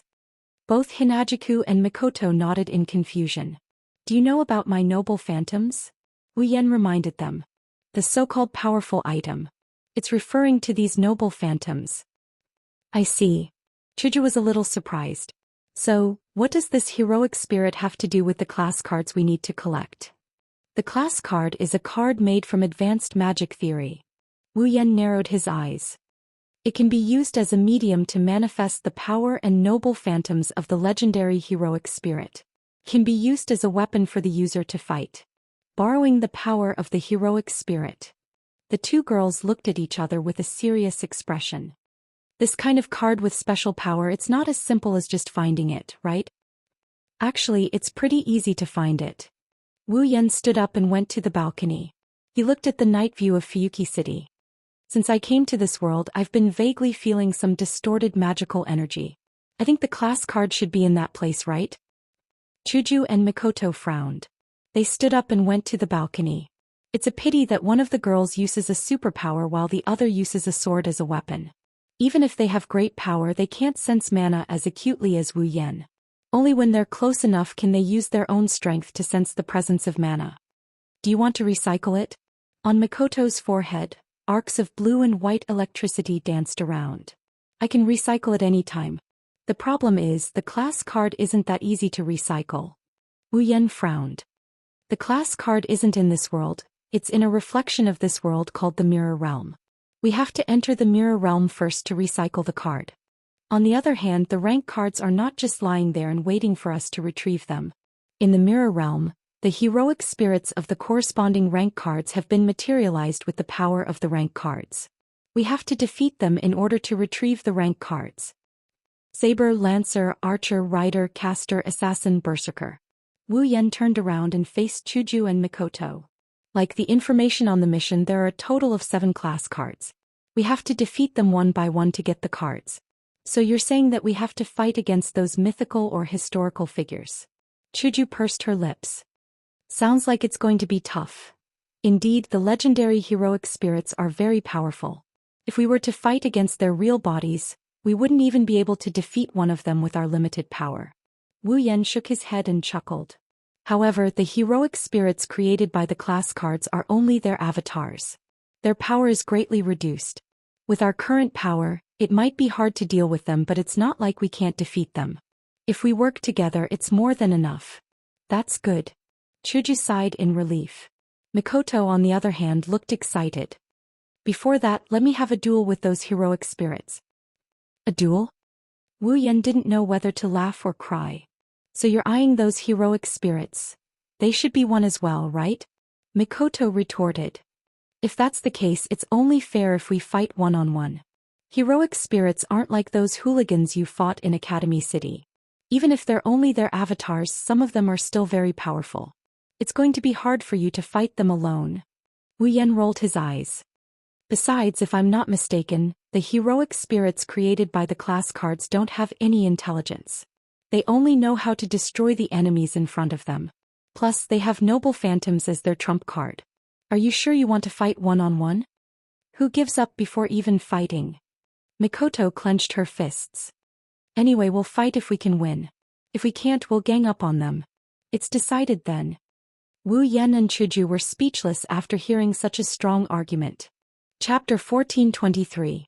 The next day, the sunlight that pierced through the clouds was like a golden thread, crisscrossing, sewing the white clouds into a beautiful pattern. The warm sunlight fell through the dense clouds, turning into rays of golden light, like the lights behind a curtain, gradually enveloping the entire Fuyuki city. The chirping of birds could be heard in the air, and the bustling of the streets gradually became lively. The people welcomed a brand new day and began their peaceful daily life. On the top floor of a rather luxurious courtyard in a room, Wu Yan lazily put on his clothes, cheered himself up, opened the door of the room and walked into the hall. It was about 7 o'clock in the morning. At this time, some office workers and students had just woken up, so it was still early. Wu Yan woke up so early because there were a lot of things to do today. Chuju and Mikoto hadn't purchased their daily necessities yet. Because the previous owner lived alone in this house, there wasn't much furniture in the other rooms. There was only a bed and even the sheets and pillows were spare. These needed to be bought again. Although Chuju and Mikoto both said that they could go out and buy, the two were not familiar with this world at all. Secondly, they were new to Fuyuki City and didn't know where to go shopping. Wu Yan was the other half of the two women. He was also a man. At this time it was better to be by their side. Moreover, today wasn't just going out to shop. Wu Yan also wanted to go to the center of the distorted magic, where the rank card was located to investigate. According to the original plot, the rank card existed in the mirror realm. If you want to enter the mirror realm, you not only need a certain amount of space magic theory and attainments, but you also need complete coordinates and the specific usage of the movement method. The original plot didn't give any of these. Fortunately, using the rank card, the magic of the avatars penetrated the mirror realm, causing the distortion of magic. According to the source of this part of magic, follow the vine to find the melon. Took a while. With the knowledge of 103,000 magic books in Wu Yan's mind, it wasn't difficult to find a way to enter the mirror realm. As long as he found the way to enter the mirror realm, then the second part of the demigod path could officially begin. In the original plot, the time to enter the mirror realm was 12 o'clock in the morning. Today, Wu Yan planned to do some investigation on the mirror realm, and wait until tomorrow to challenge those violent avatars. This time should be enough for him to prepare. After all, this time he couldn't do the mission as leisurely as before. The limited bracelet had suppressed the level of Wu Yan, Chuju and Mikoto 75. With this level of power, Wu Yan can't say he won't be in any danger if he goes up against the heroic spirit's clone. Moreover, this time, Wu Yan couldn't rely on his red jade mode. Last night he tried to enter the red jade mode, and the result was that he could use it. But after using it, his level would still be suppressed to 75, even if he used Flandrachon and Yukari's red jade mode. Therefore, the red jade mode only gave Wu Yan the ability of the owner of the three modes. Of course, whether it was Kurumi's power of time, Flandrachon's power of destruction, or Yukari's power of realm, each of them could easily challenge opponents of a higher level even if they were only at level 75. This was especially true for Flandrachon and Yukari. It was not impossible for them to challenge opponents of a higher level. However, Wu Yan had his own trump card. Familiars. If he used familiars at level 75, there wasn't much of a difference between using the Eye ability and the Realm ability. Therefore, there was no need to rely on the Red Jade mode. Under these circumstances, caution was a must. The system made it clear that if Wu Yan fails the quest, the system will automatically generate rewards based on his current number of Demigod Path quests. That way, he won't be able to proceed with the Demigod Path quest. Wu Yan had only completed the first part of the Demigod Path quest. In other words, Wu Yan would only be able to obtain the item needed to reach level 90, and then he would have to obediently level up one level at a time, wasting a chance to reach the heavens in a single bound. However, the system had also stated that the mission would only be declared a failure if the limited bracelet was removed. In other words, as long as Wu Yan, Chuju, and Mikoto don't remove the limited bracelet, the mission wouldn't be declared a failure even if they spent a year, 10 years, 100 years, or even 1,000 years collecting rank cards. The fact that there was no time limit was good news. The prerequisite was that there was no real danger to their lives. Last night, Wu Yan had solemnly told Chuju and Mikoto to remove the bracelet if there was any danger to their lives. Rather than let the girls die once, Wu Yan would rather climb the demigod path like a tortoise crawling on a turtle's back. This was undeniable. With today's activities in mind, Wu Yan pushed open the door to the living room and walked in. Morning, Yan. Morning. Two equally pleasant voices sounded from the living room, dispelling the last trace of sleepiness in Wu Yan's mind. He looked into the living room. Chuju and Mikoto were in the kitchen preparing breakfast, while Mikoto was setting the table. Both of them had aprons around their bodies, making them look like housewives. At this moment they looked exceptionally virtuous. Looking at this scene, Wu Yan couldn't help but grin. Morning, Chuju. Mikoto. Come and sit. Mikoto greeted without turning her head. Breakfast is almost ready, come and have a glass of milk. Are you two cooking together today? Wu Yan sat at the head of the table, looking at the two girls with a strange expression. That's really strange. How is it strange? Chuju rolled her eyes at Wu Yan. You're talking like we don't know how to make breakfast. It's not like that. Wu Yan hurriedly explained. It's just that I rarely see you two cooking, so it's a bit strange. That's because your cooking is too good, we only want to eat your food. When you're not around, Ikaros is the one who prepares the food, so we don't have a chance to cook. Mikoto pursed her lips in dissatisfaction. Even though I don't cook often, I've done well in Tokuwadai. Don't think of me as a girl who only knows how to fight. Ahaha. Wu Yan chuckled bitterly. Indeed, in Wu Yan's impression, Mikoto is a girl who only knows how to fight. If we were to use a scale of 100, Mikoto's girly rating would be 10, her manly rating would be 40, and the remaining 50 would be her tsundere rating. As for Hinajiku, before she became his summon, she used to cook a lot at home. Wu Yan is aware of that. By the time Chuju and Mikoto finished preparing breakfast, Wu Yan had already finished his 4th glass of milk. I'm going to dig in. After performing a Japanese etiquette, the three of them began to enjoy a warm and blissful breakfast. Seeing the two girls chatting happily while eating, Wu Yan couldn't help but open his mouth. It feels like it's been a long time.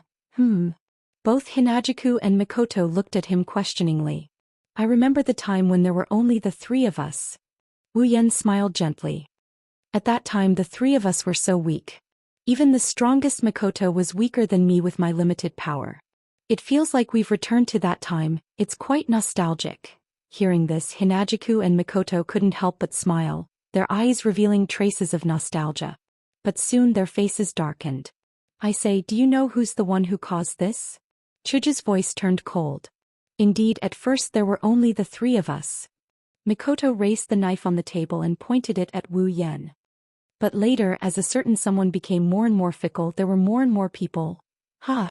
Wu Yan laughed out loud. His forehead was covered in cold sweat. I suddenly feel hungry, let's eat. Is that so? The two girls smiled evilly. They picked up a piece of bread and stuffed it into Wu Yan's mouth without hesitation. Then let us feed you. Ugh.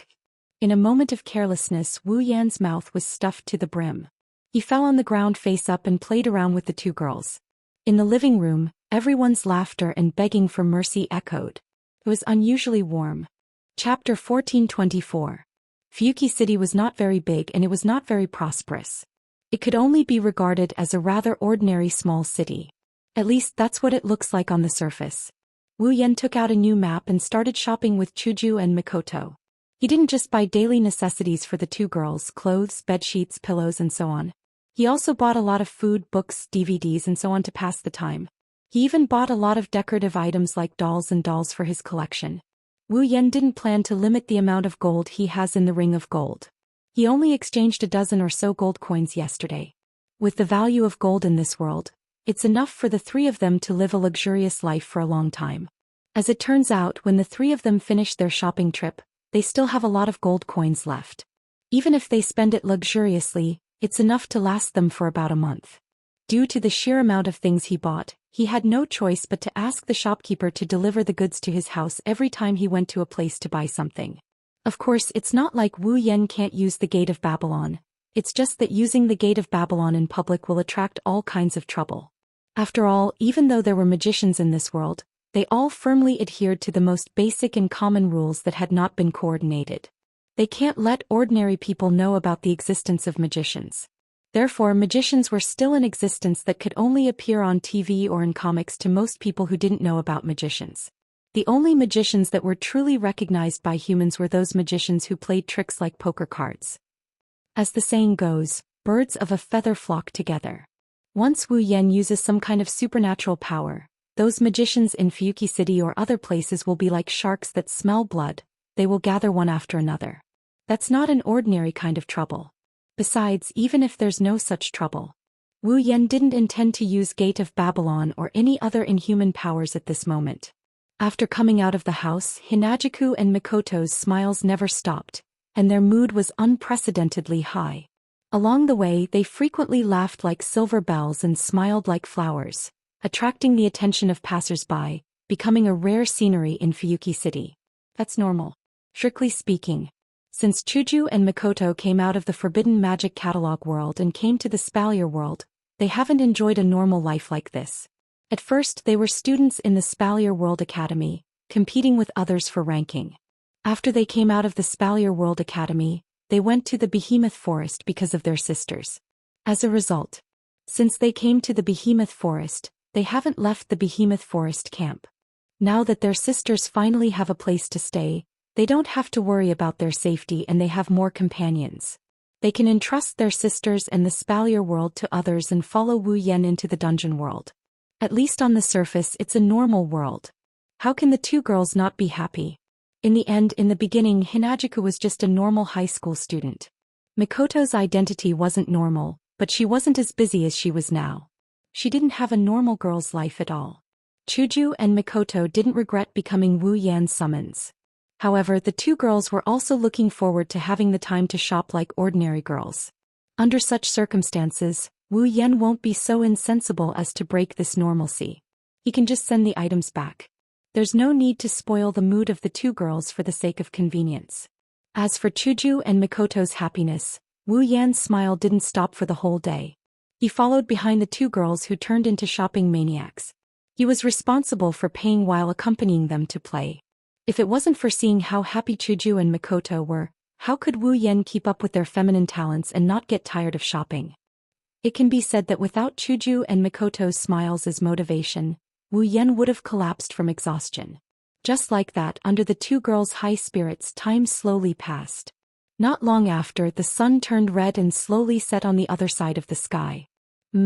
Mikoto stretched her back and couldn't hide her happy smile. Today's shopping is so comfortable. Yeah. Chuju ran her fingers through her hair and looked at the sky. But it's getting dark and we've bought most of the things we need to buy. Let's go back. Why don't we cook dinner tonight? Mikoto suggested while looking at Wu Yan with a rare interest in her voice. And what do you think? Sure. Wu Yan didn't object and nodded. Just wait for me to go back and we can start eating. Wait for you to go back. Chuju and Mikoto both stopped what they were doing. They almost forgot that today, Wu Yan still has to go to those places where the mana is distorted to find a way to enter the mirror world. Thinking up to this point, the two girls stopped smiling and looked straight at Wu Yan. Do you need us to go with you? No need, it's not like we're going to fight. Wu Yan stretched out his hand and smoothed the messy hair on their forehead. Don't worry, it's not like we're going to flirt. Who's worried about that? Chuju and Mikoto's face blushed and they looked annoyed. Then go quickly and come back quickly. Got it. With that, the three of them went their separate ways and headed to their respective destinations. The curtain of night fell. There's a river in Fuyuki City and above it, there's a bright red bridge. Wu Yan came out from the other side of the city and walked on the edge of the bridge. He looked at the river below with a serious expression. There's a total of 4 to 5 distorted mana sources in Fuyuki City. One of them was in the vicinity of this river. In order to find out the exact location of the source, Wu Yan came to the bridge and carefully observed the movement around the river. It should be around here. Furrowing his eyebrows, Wu Yan stopped at a spot near the center of the bridge with the help of the surrounding lights. Looking at the clear river below, Wu Yan slowly closed his eyes. In his perception, there's an extremely unnatural and sticky mana fluctuating around him. Feels like smoke on the battlefield. It's very uncomfortable. Under such mana fluctuations, even a normal person would subconsciously avoid this place and not approach the source of the distorted mana. Those who have a keen sense of mana would feel uncomfortable. But because of this uncomfortable feeling, the source of the distorted mana is too obvious to Wu Yan. At a certain moment, Wu Yan opened his eyes and looked at the river below. The source of the distorted mana is somewhere on the river bank. Wu Yan turned his body slightly and disappeared from the spot. When he reappeared, he was already in front of the location he sensed. Because of the limited bracelet, Wu Yan's power is suppressed to level 75, but the amount of mana is still at the same level. Originally, the amount of mana and the strength of one's strength were not directly related. Powerful mana only meant that one could use more magic and spells in battle. Some powerful magic and spells could also be used by relying on a large amount of mana. Could be said that it was related to explosive power and endurance. Teleporting from the bridge to the river bank below is a piece of cake. Wu Yan squatted down and looked at the red brick floor. He touched it twice. This is the source of the distorted mana that Wu Yan sensed. If one were to visualize the distorted mana in this place, one could see a black and purple smoke-like gas rising from the ground and spreading into the sky. This thick smoke was all distorted magic power. Wu Yan directly covered his hand with the distorted mana on the ground and closed his eyes again. An intricate geometric magic array suddenly appeared as if summoned. With Wu Yan's hand as the center, it fiercely expanded and rotated. At the same time, a tidal wave of mana surged out from Wu Yan, who was half kneeling on the ground. It looked like a torrent of light that soared into the sky. It connected with the sky above. Chapter 1425. Under the night sky, cars with headlights came and went by the bright red bridge. They passed by at a moderate speed and drove to both sides of the bridge. There are two main traffic roads on this bright red bridge, providing different directions for the vehicles in Fuyuki City to go to the other side of the city. Although there is a sidewalk on both sides of the two traffic roads, few people will walk to the other side of the bridge. There is no other reason. The distance is too far. However, tonight there are two people on the sidewalk on both sides of the bright red bridge. They were two beautiful girls with extraordinary looks. One of the girls was about 17 or 18 years old. She had a delicate and beautiful face, and her black hair was tied into two ponytails on both sides of her head. As the girl walked, her hair fluttered behind her head. The girl was wearing a dark red woolen sweater. The color was darker than the surface of the bridge, but it didn't give people a feeling of passion. Instead, it gave people a feeling of coldness.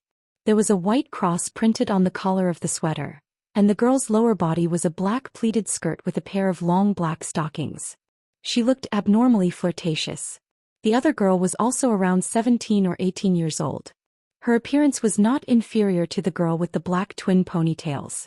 However, her hair was golden and was tied into bundles. The ends of each bundle of hair were like tornadoes, full of exotic flavor. She is wearing a blue dress with white complements. Her lower body is a dark blue pleated skirt. She was wearing a pair of white boots. Judging from her attire and the temperament that surrounded her, she gave people the impression that she came from a prestigious family, like a rich young lady. The two of them walked on the sidewalk of the bright red bridge at the same pace. They were also heading in the same direction. It was obvious that they were traveling together. However, there was a distance between the two of them that normal friends would never have. Combined with their actions, it made people feel that they were deliberately distancing themselves from each other. In fact, it is not just a feeling, they are indeed alienating each other. This design lacks beauty and temperament. The blonde girl looked at the bridge. At the same time, he closed his eyes and shook his head regretfully as if he couldn't bear to watch. Although I knew that there is nothing to look forward to in Japan, I didn't expect it to be worse than I thought. Oh? The girl with two ponytails frowned and said to herself with a fake smile.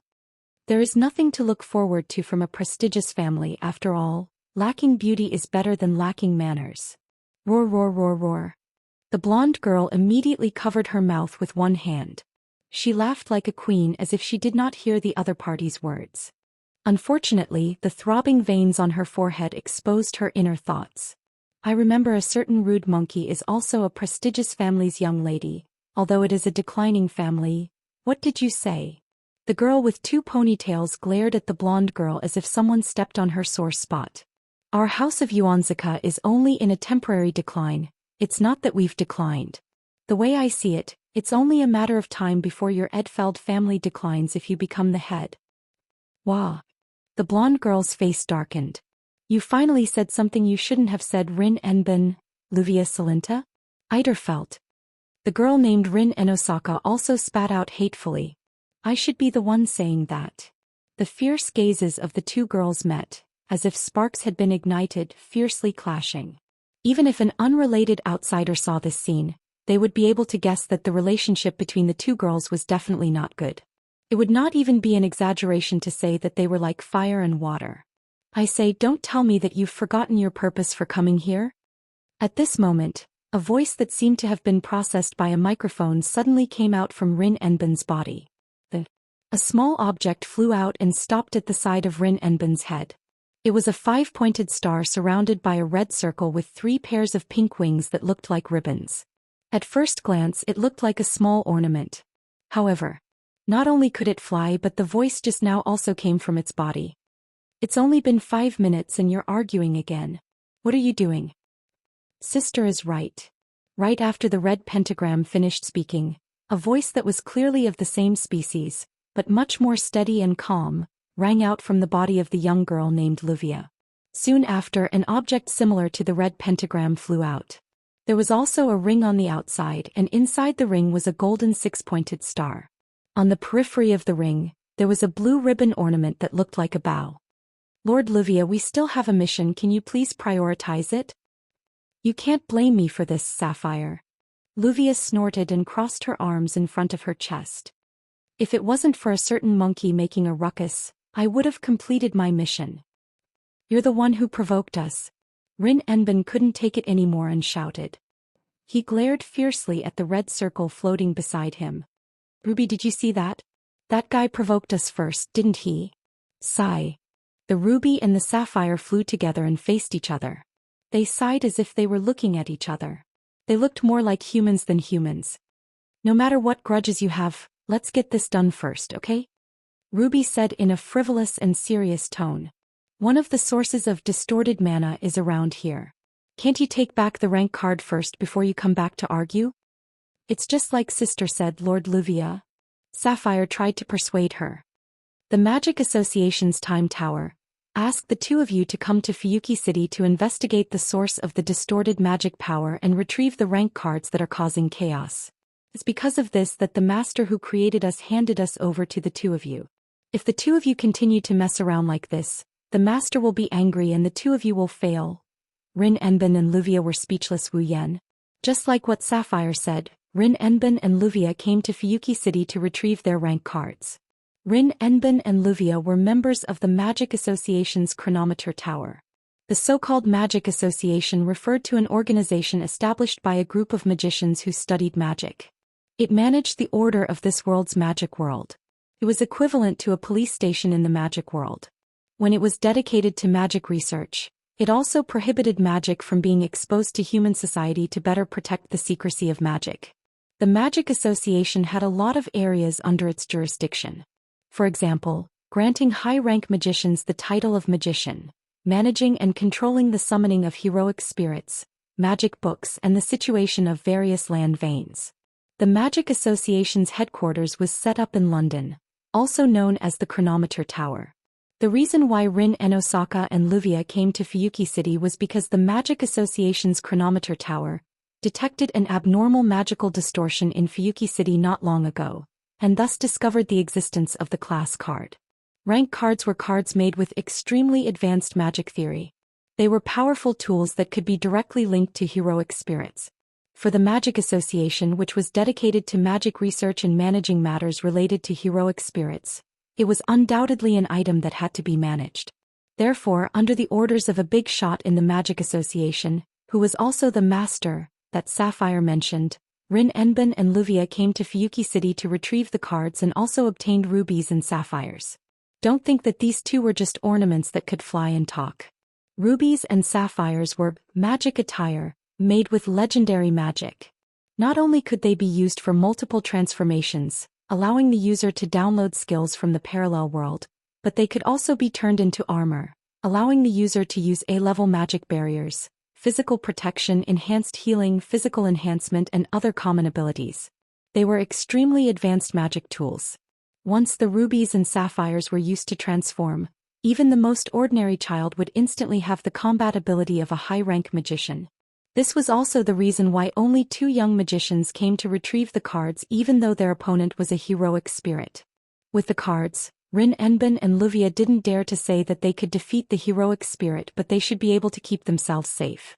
However, the 2 of them didn't want to use the rubies and sapphires to transform. The reason was simple. Their appearance after the transformation was just too embarrassing. Chapter 1426. Suddenly, Luvia paused for a moment. She looked at a corner of the river and walked to the edge of the bridge. She waved at Rin Enbin. "Hey Rin Enbin." "What?" Rin Enbin responded in an annoyed tone, but Luvia didn't seem to mind. Instead, she pointed at the river bank. "Look, there's something wrong with that person." "What?" Rin Enbin frowned and walked to the edge of the bridge. She unwillingly looked in the direction Luvia was pointing at and was stunned by what she saw. There, a man was kneeling on one knee with one hand touching the ground. His back was facing Rin Enbin and Luvia, so the 2 girls couldn't see what he looked like. However, the terrifying magical power that surged from his body and the intricate magical circle that expanded with his hand as the center were clearly seen by the 2 girls. That magical energy is even more terrifying than the magical energy distorted by the rank card. Rin Enbin and Luvia have only sensed such powerful magical energy from one person. The person who sent them to the Magic Association's chronometer tower to retrieve the rank card and create rubies and sapphires. He's one of the only 5 magicians in the world who can use magic. The user of the second magic Kishua, Zielrich, Kubinogu. Apart from one of the most powerful magicians in the world, Rin Enosaka and Luvia had never sensed such powerful magic from another magician. Of course, if the 2 girls were to use the rubies and sapphires to transform, their magical energy would definitely be on par with him. After all, the rubies and sapphires are a derivative of the second magic, the magic attire. It can provide the user with unlimited magical energy and use the user's imagination as the source to materialize the attacks in the user's mind. However, if one were to really compare the 2, there was no comparison at all. Because a truly powerful magician isn't just outstanding in the amount of magical energy they have. The quality of the magical energy, the pressure it contains are all unparalleled. Now Rin Enosaka and Luvia could feel the magical power coming from the man kneeling on one knee on the riverbank. It's the kind of pressure that only the strong can have. But that wasn't the most important part. Most importantly, the location of the other party was exactly where Rin Enbin and Luvia were about to retrieve their cards. In other words, it was very likely that the other party had the same goal as them. Rin Enosaka and Luvia's expressions turned serious. They looked at each other. "Master." Ruby seemed to have the same thought. She lowered her frivolous tone and flew to the 2 girls with Sapphire. "It seems to have turned into a very troublesome situation. Don't jump to conclusions so quickly," Rin Enbin calmly analyzed. "Maybe the other party is just a magician who happened to live in Fuyuki City. He sensed the distorted magic source and came to investigate. But we can't rule out the possibility that the other party is like us. They're all trying to recover the rank cards." Luvia clenched her teeth slightly. "If that's the case, Rin Enbin's eyes narrowed. "The other party is the enemy." Ruby and Sapphire were silent. Things seemed to have developed in a way that they didn't expect. "What should we do?" Luvia asked a question that was neither painful nor itchy. "Do you even need to ask?" Rin Enosaka chuckled. "No matter what, let's make contact first." "What if it's the enemy?" Luvia looked at Rin Enosaka. "Judging from the mana, the other party isn't easy to deal with. If it's the enemy, then we need to make contact first."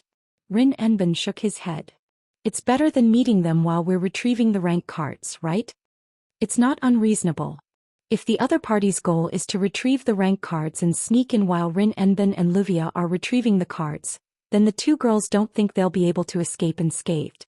The Magic Association's report on the rank cards also stated that the Spirit Hero's soul is the same as the Spirit Hero's soul. The heroic spirit of the corresponding class card had already materialized in the mirror realm with the help of the card's power. It would be truly dangerous if a third party interfered while the two of them fought against the heroic spirit. Rather than that, it's better to make contact and confirm if the other party is a friend or foe. Once they confirm that the other party is an enemy, even if we can't eliminate the other party, do we still need to know the other party's background? It's rare that Luvia didn't refute Rin Enben's words. Instead she nodded. Understood, let's make contact. Get ready, Ruby. Ruby. Rin and Osaka stared at the figure below. Something troublesome might happen, you must be prepared to transform at all times, got it? Understood. Ruby and Sapphire twisted their round bodies and nodded. On the other hand, Wu Yan's investigation has reached its final stage. Wu Yan followed the distorted mana coming from the mirror realm and found the coordinates of the mirror realm as well as the method of its existence. Now all he needs to do is figure out how to move into the mirror realm based on the coordinates and its existence. Then Wu Yan will be able to enter the mirror realm and collect the tier cards. The mana that entered the mirror realm slowly returned to Wu Yan's body. The geometric pattern below Wu Yan slowly shrunk until it disappeared. The surging mana slowly calmed down and the space returned to its original state. Wu Yan retracted his hand and opened his eyes. He let out a long sigh. That's it. Wu Yan stood up and clapped his hands. He looked up at the dark sky. Let's go back. Unfortunately, Wu Yan didn't know if it's because of his luck with women or because of his misfortune, but someone stopped him from leaving. Can we talk for a bit? Just as Wu Yan was about to teleport back home, a voice echoed in the room. The mana in his body paused and returned to its dormant state. Wu Yan frowned and turned to the source of the voice. The three pairs of eyes instantly met in midair and landed on each other. At this moment, it was as if there were only 3 people left in the entire world. The surrounding atmosphere began to become strange. Looking at Wu Yan in front of them, Rin and Luvia searched their memories out of reflex. They wanted to find out if they know this magician. Obviously they couldn't find him. As for Wu Yan, he was startled when he saw Rin and Luvia. His frown deepened. How could he not recognize the 2 girls in front of him? Especially Rin, he even knew Wu Yan's measurements. Therefore he only needed to think about it a little and combine it with the original plot to figure out why the other party would appear here and why he would appear in front of him. It was easy to guess the reason. Wu Yan couldn't help but sigh inwardly at how troublesome this is. He retracted his gaze. What's the matter? Let's get straight to the point. Rin had no intention of hiding anything and asked directly. Your goal is the rank card, right?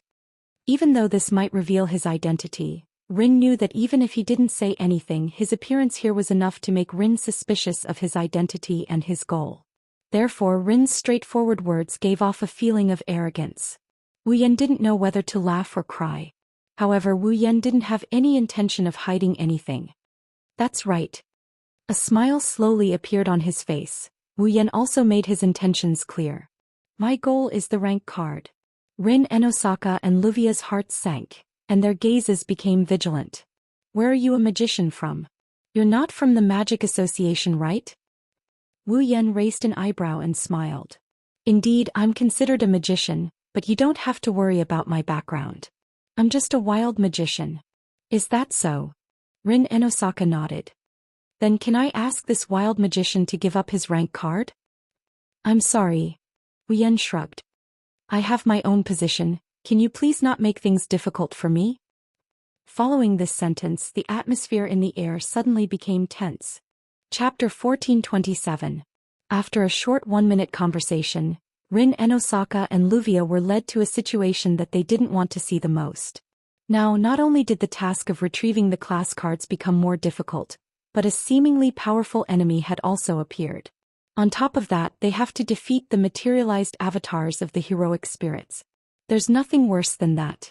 Thinking of this, Luvia could not help but feel angry. She broke her elegant and dignified aura as she cursed at Rin Tobasaka. That's why I hate barbarians like you. After being scolded for no reason, Rin and Osaka was furious. What right do you have to say that? Look at yourself, what kind of communication method is that? Luvia put one hand on her waist and pointed at Rin's nose with the other. What do you mean by, just say it out loud? You think you're so great? If it were me, I would be your enemy too. What did you say? Rin was so angry that he laughed and pointed at Wu Yan. Then go say to him, please give up your rank card. See if he'll give up. That's why I call you a barbarian. Can't you use a more elegant method of communication? Then go ahead and try your so-called elegant method of communication. Maybe he'll be disgusted by you and spit out the rank card even if he doesn't give it up. Yeah. I'm that disgusting. Monkey. Hurry up and spit out your rank card. Even if I spit it out, I'll spit it out, you fake boobs. My boobs are real, you stupid flat-chested girl. Who's a flat-chested girl? They argued. Rin and Osaka and Luvia actually smashed their foreheads against each other's foreheads. Their hands were also pinched together as they wrestled with each other. You can still argue in front of a powerful enemy. I really have to hand it to you. Rin-sama, Luvia-sama. Can you please calm down a little? Ruby and Sapphire surrounded the two girls who were wrestling with each other. Their voices were filled with anger and helplessness. Looking at this sudden and completely unexpected scene, Wu Yan's mouth twitched, and he no longer had the energy to complain. In the original work, the relationship between the two of them was like fire and water. Wu Yan was aware of this. However, he did not expect that the two of them would still be able to fight each other in the face of enemies. Wasn't infighting too easy? Moreover, aren't you afraid of being ambushed by me? I say. At that moment, Wu Yan covered his forehead. He spoke as if he had a headache. If you guys are here to look for trouble, please be more professional. Hurry up and fight with me, then go home, wash up and sleep. I haven't had dinner yet. Hearing this, Rin, Tozaka and Luvia finally reacted and glared at each other. He snorted coldly and turned his head away. You two, even I can't stand it if you continue like this. Ruby's tone was seriously dissatisfied. If it wasn't for the fact that the other party was a gentleman and didn't sneak up on you when you were quarreling, you would have died long ago, you know? Shut up, Ruby. Rin glared at Wu Yan angrily. Ruby is right. Since you didn't sneak up on us, you don't seem like a bad person. If possible, we don't want to be enemies with you. Mr. Gentleman, please give up on the rank card. I already said. I have my own position. Wu Yan retorted. Also, don't call me a gentleman. When I'm evil, even I'm afraid of myself. This is troublesome. Rin rubbed his forehead, his gaze became serious. Then, in other words, we can only be enemies. Wu Yan didn't admit nor deny it, he just threw out this sentence. If your goal is also the rank card, is that so? Rin and Osaka and Luvia's bodies tensed up. Then there's no other way, in order to not make the mission difficult. Luvia's expression was serious. Just like you said, let's hurry up and fight. After saying that, Rin Enbin and Luvia both reached for the ruby and the sapphire. Ruby. Sapphire. Yes. Ruby and Sapphire spun in the air and arrived above Rin Enbin and Luvia's outstretched hands. Their bodies trembled violently, and a red and a blue cane suddenly protruded from their bodies and were grasped by the two girls. Buzz. In the next moment, a dazzling light appeared from Ruby and Sapphire's bodies and enveloped Rin and Luvia's bodies. A huge amount of mana reverberated in the surroundings, turning into light particles that danced around the center of the flash like fireflies. Wave-like ripples spread out from the center of the flash and reverberated in the surroundings. The magic power that soared to the sky turned into a gust of wind. It swept towards Wu Yan's body. Feeling the powerful mana, Wu Yan's expression darkened. His wine-red eyes stared at the light in front of him. Not long after, the light dissipated and the situation inside was revealed. In the gradually dissipating light, the two girls had completely changed. The red woolen sweater and dress had all disappeared and were replaced by two strange outfits. Rin and Osaka was wearing a red and white fluffy dress. The style was a bit childish. Rather than saying it was an outfit for a 17 or 18-year-old girl, it was more like she was acting out a role. It was extremely out of place and didn't look like her at all. Luvia was about the same. She was wearing a fluffy blue dress with white complements. It was the exact same style as Rin and Osaka's. The style was also somewhat childish and it didn't fit in with her aura of a young lady at all. In addition, the two girls had cat ears on their heads and a tail on their backs. They also held star-shaped canes in their hands. She looked just like a magical girl. Wu Yan, Rin and Osaka and Luvia looked at each other in silence. After a while Wu Yan spoke first. "I'm going back." After speaking he turned around and left without looking back. "Stop right there." Rin and Osaka and Luvia angrily roared. They raised their canes and swung them down without hesitation. Magic power surged out of the two staffs and they turned into magic cannons that rained down on Wu Yan like meteors. The cannons rained down on Wu Yan like a meteor shower. Bang bang bang bang bang. Thick smoke and fire shrouded the front and a loud explosion resounded. In a moment the thick smoke and fire blew toward the bright red bridge above. However, before they could spread, a hand stretched out from inside and suddenly waved. A gust of wind rolled up and blew them away. Wu Yan stood in the middle of the dissipating smoke and flames, unharmed. He withdrew his hand and smiled with interest. "Is this what they mean by, a wise man doesn't show his true colors?" "What do you mean by, a wise man doesn't show his true colors?" Rin and Osaka pointed at Wu Yan and yelled. "We didn't want to dress like that. How rude of me." Luvia flicked a strand of hair behind her ear. "How could you criticize a lady's dress like that? That's not how a gentleman would behave. I told you I am not a gentleman." Wu Yan sighed. His eyes flashed with the system's perception. Rin and Osaka, level 70. Luvia Serena? Eiderfelt, level 70. Rank 8, huh? Wu Yan nodded. In the original work, after Rin and Osaka and Luvia used the ruby and sapphire to transform, their strength increased greatly. At one point they worked together and forced a certain heroic spirit that was materialized using a class card into a desperate situation. Moreover, it was one of the strongest heroic spirits. Since both of them were at the 8th rank after the transformation, the strength of those heroic spirits should be about the same as his, right? Wu Yan relaxed after getting a basic understanding of the power of the heroic spirits materialized by rank cards. Well then. Mana flowed out of his body and turned into a liquid that wrapped around his body. Wu Yan licked the corner of his lips as if he was on fire. "Let's see if your power matches your rank." Rin and Osaka and Luvia felt their hearts rise when they saw Wu Yan's beast-like aura and mana. In the next moment the three of them disappeared from where they were. Like three streams of light they soared into the sky and collided with each other. Boom! The violent muffled sound was like a thunderclap, resounding through the entire sky of Fuyuki City.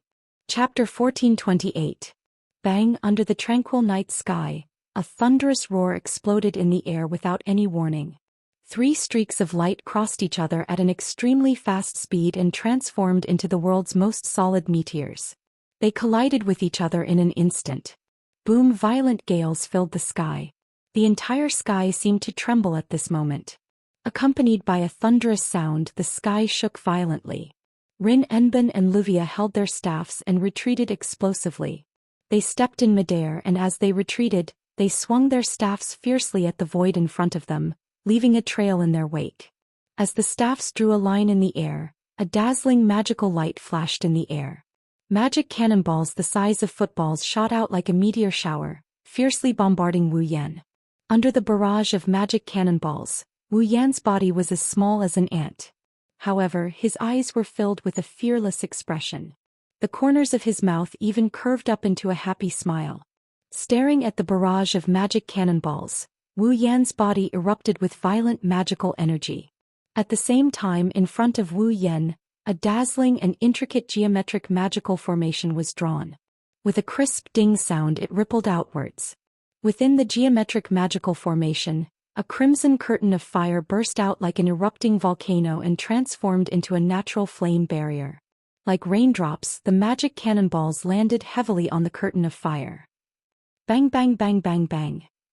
In the air, the space around the curtain of fire began to tremble.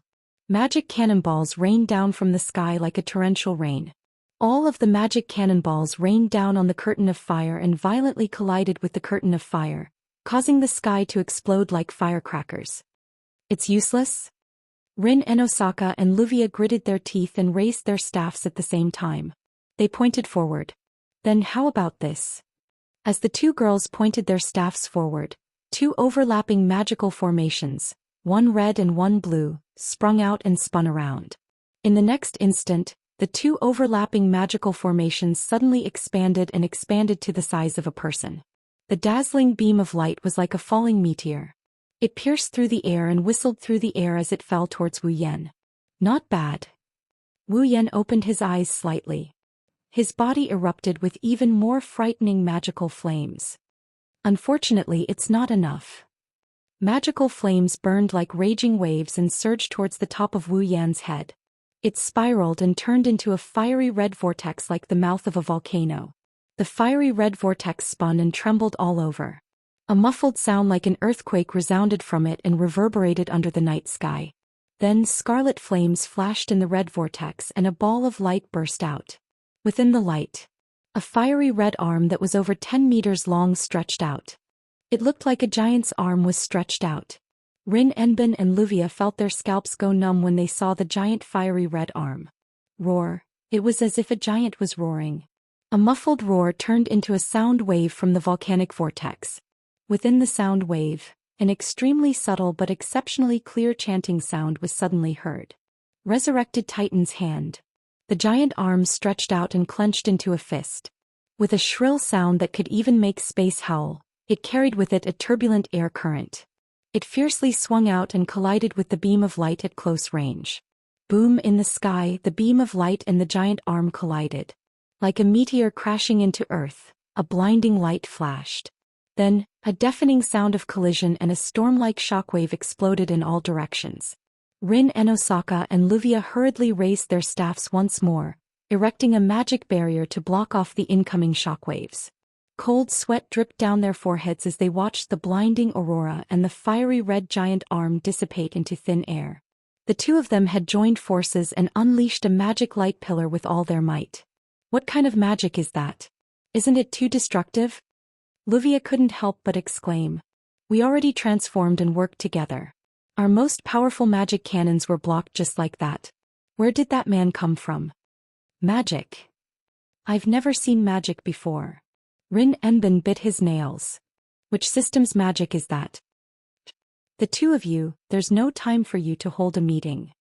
At this time, a hand was placed on Rin Enbin and Luvia's shoulders. If you don't show me what you're capable of, I can't guarantee that you won't lose an arm or a leg. Hearing the voice behind them and feeling the hand on their shoulders, the two girls' hearts skipped a beat. Their expressions hardened and they forcefully swung their staffs behind them. Unfortunately, the two staffs brushed past Wu Yan's nose as he leaned back. When the two girls wanted to follow up with another attack, the figure in front of them suddenly disappeared and reappeared 10 meters away. He crossed his arms in front of his chest and looked at them mockingly. No way. Luvia couldn't believe her eyes. Teleportation magic? Is there a magician who can use such a high-level magic trick in an instant? Haha. Haha. Rin Enbin chuckled as a drop of sweat rolled down his cheek. He already went easy on you. What else do you want? If Wu Yan, who appeared behind Rin Enbin and Luvia, didn't place his hand on their shoulders but their necks, they would have lost by now. Even if he didn't place his hand on their necks, Wu Yan didn't use teleportation magic to increase the distance between them. Instead, he reappeared behind them and they would have lost anyway. That's why Rin Enbin said that he went easy on them and Luvia had nothing to say. Seriously, we haven't even started the mission and we already met such a troublesome opponent. Luvia took a deep breath. Her expression suddenly turned extremely serious. If that's the case, it's not time for me to go easy on them. After saying that, Luvia stretched out her hand and pulled out a card from her body. It was a palm-sized rectangular card with a noble dressed in luxurious clothes and holding a spear engraved on the front. On the card, there were no other images other than a noble holding a spear. There was only a line of letters at the bottom of the card that was stepped on by the noble holding a spear. Lancer, Lancer. That's a rank card.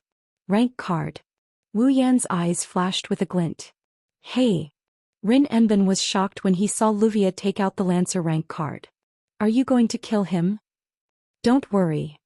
Luvia narrowed her eyes. I will stop right before I pierce through that man's heart. As soon as she finished speaking, she raised her Lancer rank card and stacked it on top of the six-pointed star that was surrounded by the rings. Rank card Lancer, Lancer, limited activation.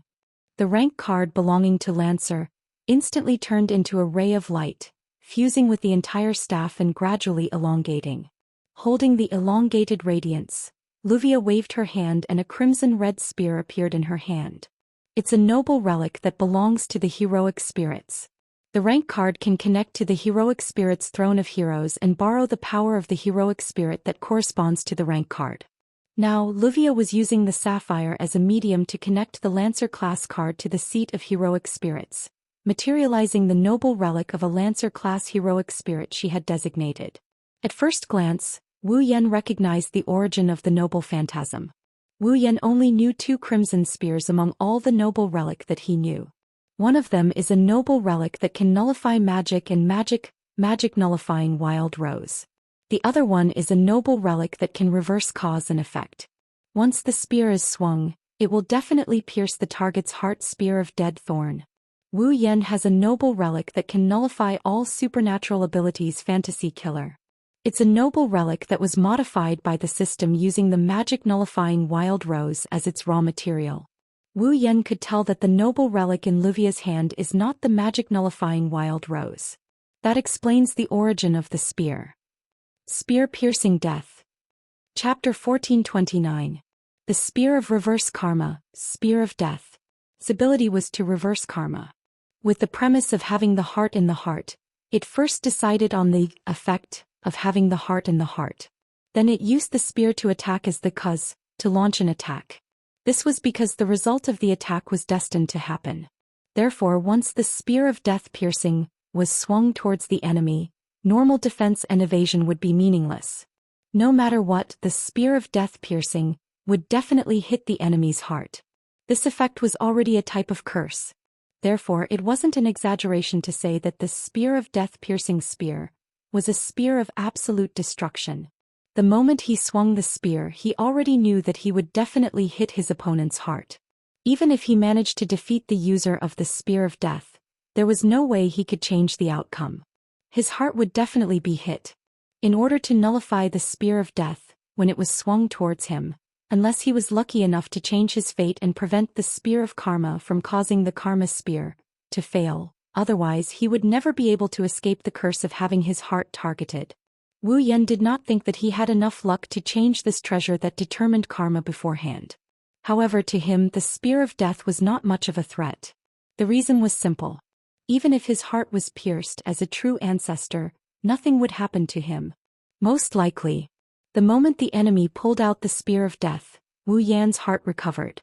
Of course, because the Spear of Death had already determined the effect of having the heart in the heart, it was a Spear of Death.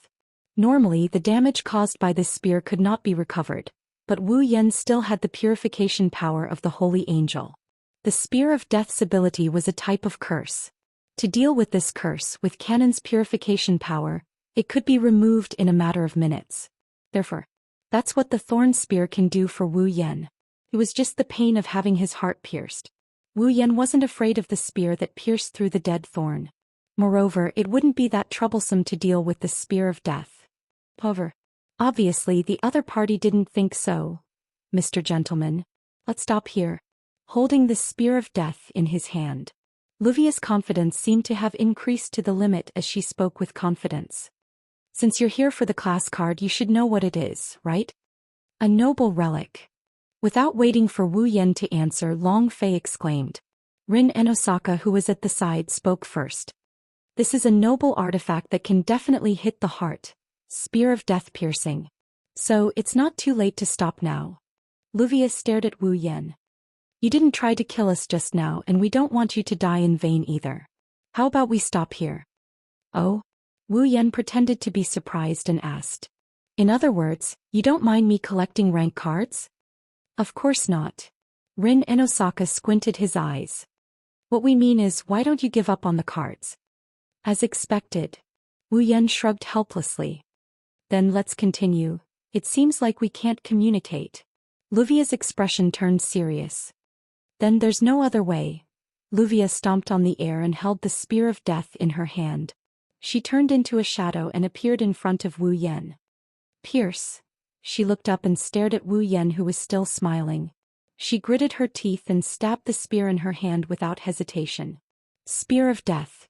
The crimson spear was like a crimson snake as it shot out at lightning speed. She didn't decide on the direction nor did she aim at anything. The spear flashed through the air on its own. Slash. With a tearing sound, the death-piercing spear pierced through Wu Yan's heart without mercy.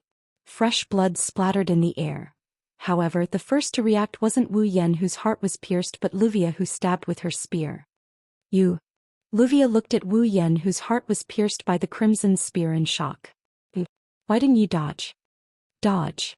Wu Yan gripped the death thorn spear that pierced through his heart and he grinned without batting an eyelid.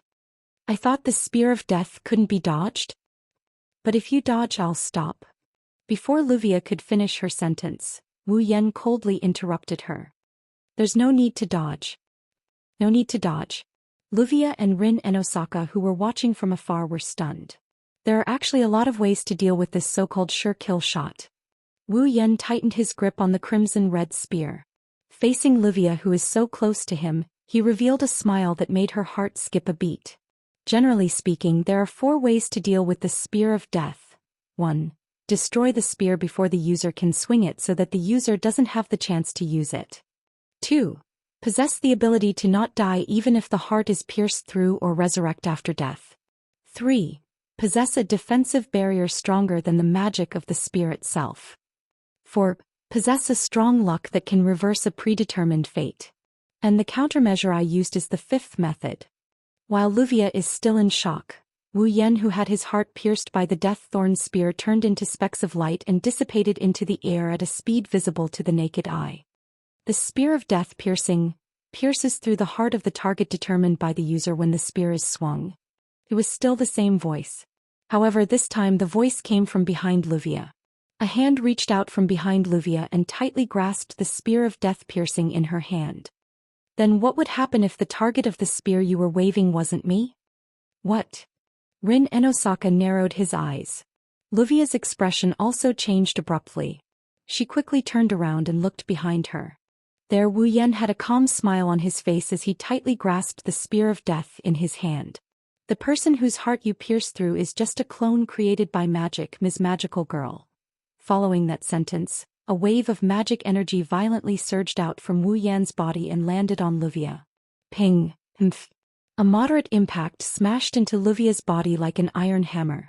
Luvia immediately let out a muffled groan and her body flew backwards. Luvia! Rin Enben spun around and arrived behind Luvia. He caught her in his arms as she was sent flying. Hey! Rin and Osaka lowered his head to look at Luvia in his arms. Are you alright? I'm fine. Luvia clutched her chest and broke free from Rin and Osaka's embrace. She bitterly smiled. He went easy on me again. The 2 of them looked at Wu Yan at the same time. Their expressions turned ugly when they saw Wu Yan. That's because Wu Yan is floating in midair, looking at them with a smile that doesn't look like a smile. In one hand he held the struggling sapphire and in the other he held a card. It's the Lancer card. So this is the Lancer card? Weighing the card in his hand, Wu Yan glanced at Sapphire who was struggling in his other hand. I didn't know that there's a time limit to the relic that can summon a hero spirit using a class card. Sapphire, card. Luvia stepped forward and clenched her teeth. Hey, give me back the sapphire and the card. You're not calling me Mr. Gentleman anymore but, hey? Wu Yan shook his head with a smile. Don't worry, I'll give it back even if you don't ask. She let go of the sapphire in her hand. The sapphire immediately flew away at lightning speed as though it was fleeing for its life. It returned to Luvia's hand. Luvia sighed in relief but Rin and Osaka quickly pointed at Wu Yan. There's still the card. This. Wu Yan raised the Lancer card and chuckled. Well, since I've played around with you guys tonight, I'll gladly accept this Lancer class card. Take it. Rin and Osaka and Luvia were slightly surprised. Wu Yan kept the card and waved at the 2 of them. Well then I'll be leaving now. See you next time. Wu Yan turned around and disappeared from where he stood. Chapter 1430. Wait. Rin and Luvia yelled in surprise, trying to stop Wu Yan from leaving. Alas, by the time they reacted, Wu Yan was already nowhere to be seen. He left. Rin and Osaka stared at Wu Yan's original spot. He didn't recover from his stupor. Luvia was like a goldfish. Her mouth kept opening and closing as if she was on the verge of death. Her face was also filled with a lifeless expression. Not long after, an earth-shattering scream resounded throughout the sky of Fuyuki City. My rank card, what should I do? What should I do? What should I do? Luvia panicked. Like a cornered dog, she grabbed Rin Enbin's shoulder and screamed hysterically. Rank card. Rank card. Rank card. Rank card. Rank card. You're so annoying. Rin Hosoka waved his hand in annoyance after hearing Luvia's words. Even if you whisper it in my ear, I can't help you get your rank card back. It's over this time. As if facing the end of the world, Luvia hugged her head and squatted down in despair. In the end, not only did I fail to retrieve the class card tonight, I even lost the Lancer's class card. If Master finds out about this... Luvia's delicate body trembled. She couldn't say the rest of her words. After all, on the surface, Rin and Luvia were sent by the Magic Association's chronometer tower to retrieve the rank card. But secretly, the two girls agreed to come to Fuyuki City to retrieve the rank card with their own motives. The master they were talking about was Kijuya? Zerich? Shubian Ogu. Not only was he one of the top 5 magic users in the world, but he was also known as the Marshal of the Demon Path. Even if he didn't have a second spell, what about Keishua? Zerich? Shubian Ogu was also a magician at the peak of the world. When such an existence entrusted Rin Enosaka and Luvia to come to Fuyuki City to retrieve the rank cards, he promised that he would, as long as the two girls collect all 7 class cards: Saber, Swordsman; Lancer, Lancer; Archer, Archer; Rider, Rider; Caster, Magician; Assassin, Assassin; and Berserker, Berserker. Then I'll accept them as my disciples. This was an opportunity that any magician could only dream of. Once Kijuya? Zerich? If Shubian Ogu became Rin and Luvia's teacher, then not only would the two girls have the opportunity to learn one of the top 5 magic in the world, the second magic, it would also mean that the two girls would have a good teacher in their magic practice. Which magician wouldn't be tempted by such a condition? If it weren't for this condition, Rin Enosaka and Luvia, this pair of sworn enemies, would never have gotten together and carried out this mission together. No. Once he arrived at Fuyuki City, he hadn't retrieved his rank card yet.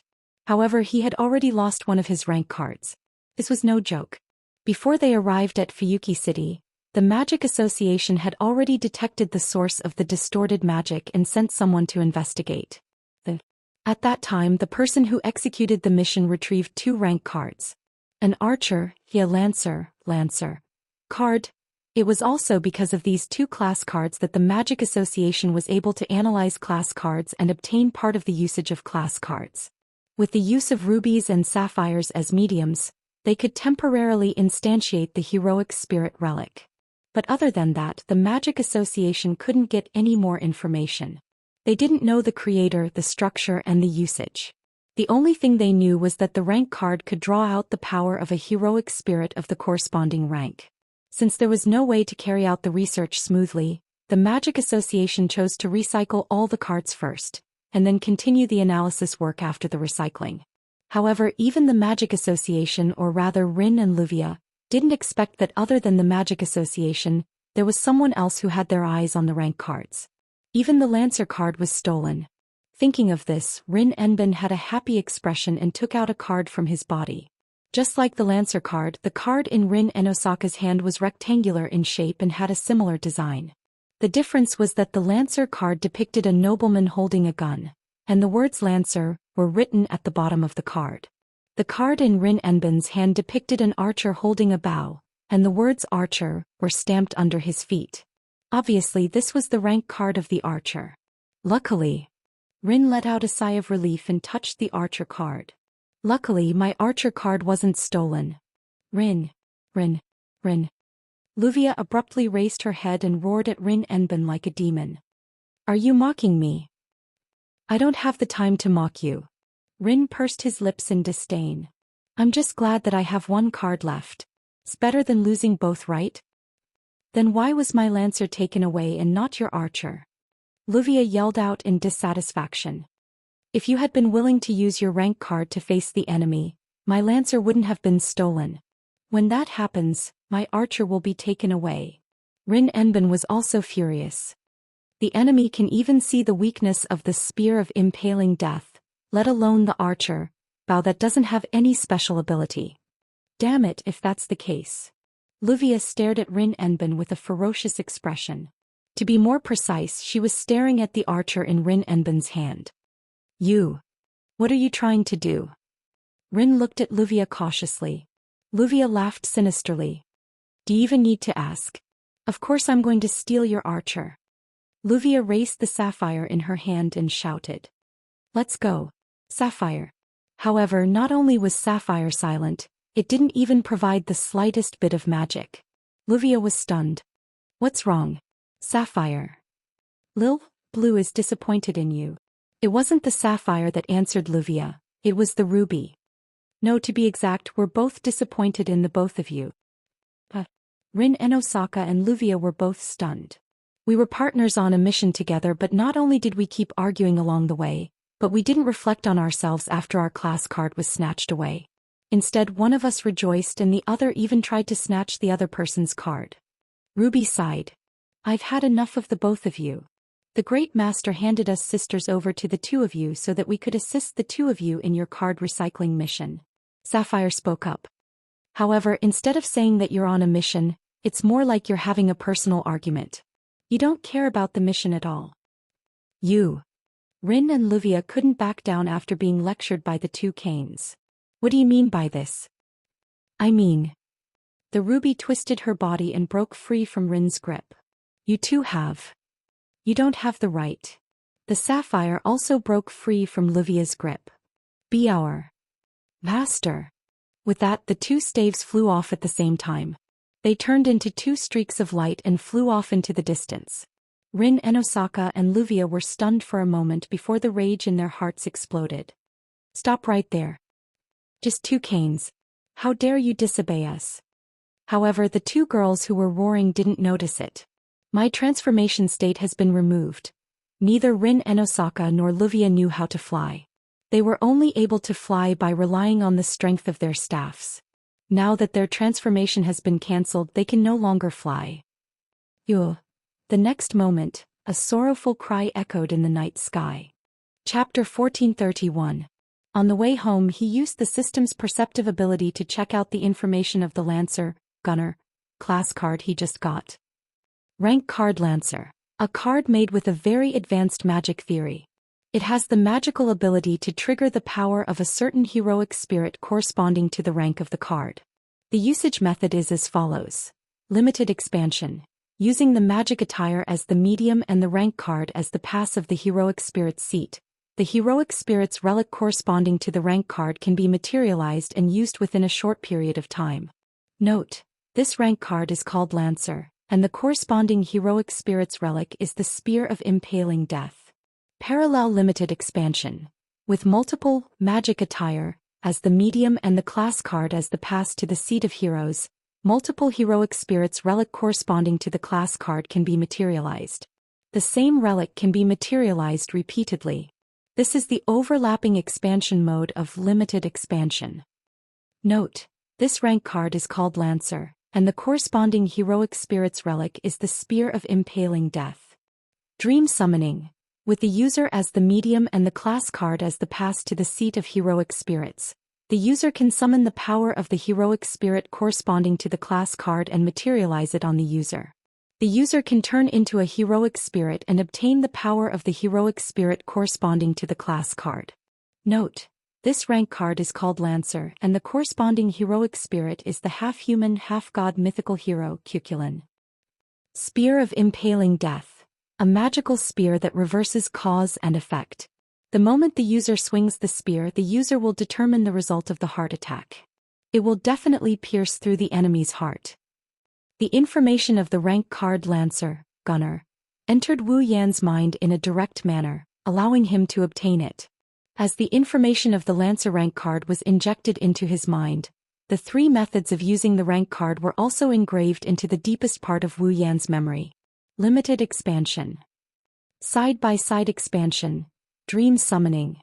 There wasn't the slightest bit of hindrance in how to use the three kinds of class cards, which were easily obtained by Wu Yan. As long as Wu Yan wanted to, he could use the Lancer card at any time. He used the heroic spirit corresponding to the Lancer, which was the Spear Knight Cuculin's treasured artifact, the spear-piercing spear, and his power. Wu Yan couldn't help but feel speechless. Although the power of the heroic spirit summoned by the power of the class card was only equivalent to the power of the heroic spirit itself, and the summoned power might be weaker than the current Wu Yan, the same could not be said for the treasures. Every heroic spirit had a weapon that symbolized their power, a noble relic. It was the embodiment of the heroic spirit's true power. It was the final equipment of every heroic spirit. It was known as the materialized miracle, or the noble fantasy. Not only were they super strong armors that could trigger miraculous powers, but they also had all kinds of magical abilities. For example, the Spear of Piercing Death had the ability to pierce through the opponent's heart no matter what, achieving a one-hit kill. Such an ability could be said to be extremely terrifying. Wu Yan did not care much about the power of the heroic spirits. After all, even if the heroic spirits came in their original bodies, they might not be as powerful as him when he used his full strength and reached the peak of the 9th level. However, Wu Yan could not help but care about the treasures. There were some relics that were purely powerful, but there were also some relics that had magical abilities. These abilities were very useful even for Wu Yan. Therefore, if an ordinary person or a magician obtained a class card, he would know how to use the class card. Now that he knew how to use the class cards, the most useful thing for him was undoubtedly the dream summoning. He could directly transform into a heroic spirit and obtain the power of a heroic spirit. This was a shortcut that could allow an ordinary person or a magician to obtain super strong power in an instant. However, for Wu Yan, among the 3 class cards, the limited expansion and parallel limited expansion were more useful. Of course, the dream summoning was also very useful. Whether it was the limited expansion or the parallel limited expansion, only one type of treasures could be materialized. However, the heroic spirits had more than one type of treasures. If he used the dream summoning, not only could he obtain the power of the heroic spirit corresponding to the class card, he could also obtain the right to use all the treasures of the heroic spirit. All in all, the class card as a tool could be of great help to Wu Yan. However, Wu Yan did not forget that there was a limit to borrowing the power of the heroic spirit. Among other things, when Livia used the Spear of Piercing Death, wasn't there a time limit? Moreover, no matter which class card was used, there needed to be something that could be used as a medium to materialize the heroic spirit's treasures and power. The dream summoning was fine as it used oneself as a medium to materialize the heroic spirit's power. However, the limited expansion and the parallel limited expansion were not so easy to say. The Magic Association's chronometer tower used rubies and sapphires as a medium to attach the heroic spirit's treasures to the magic attire and materialize them. If Wu Yan wanted to use the class card to materialize the heroic spirit's treasures corresponding to the class card, then it was necessary to find a medium. Wu Yan looked at the Lancer class card in his hand and murmured, "Medium, huh?" While murmuring to himself, the door of his house appeared in front of Wu Yan. Wu Yan shook his head and put away the Lancer class card and walked into his house.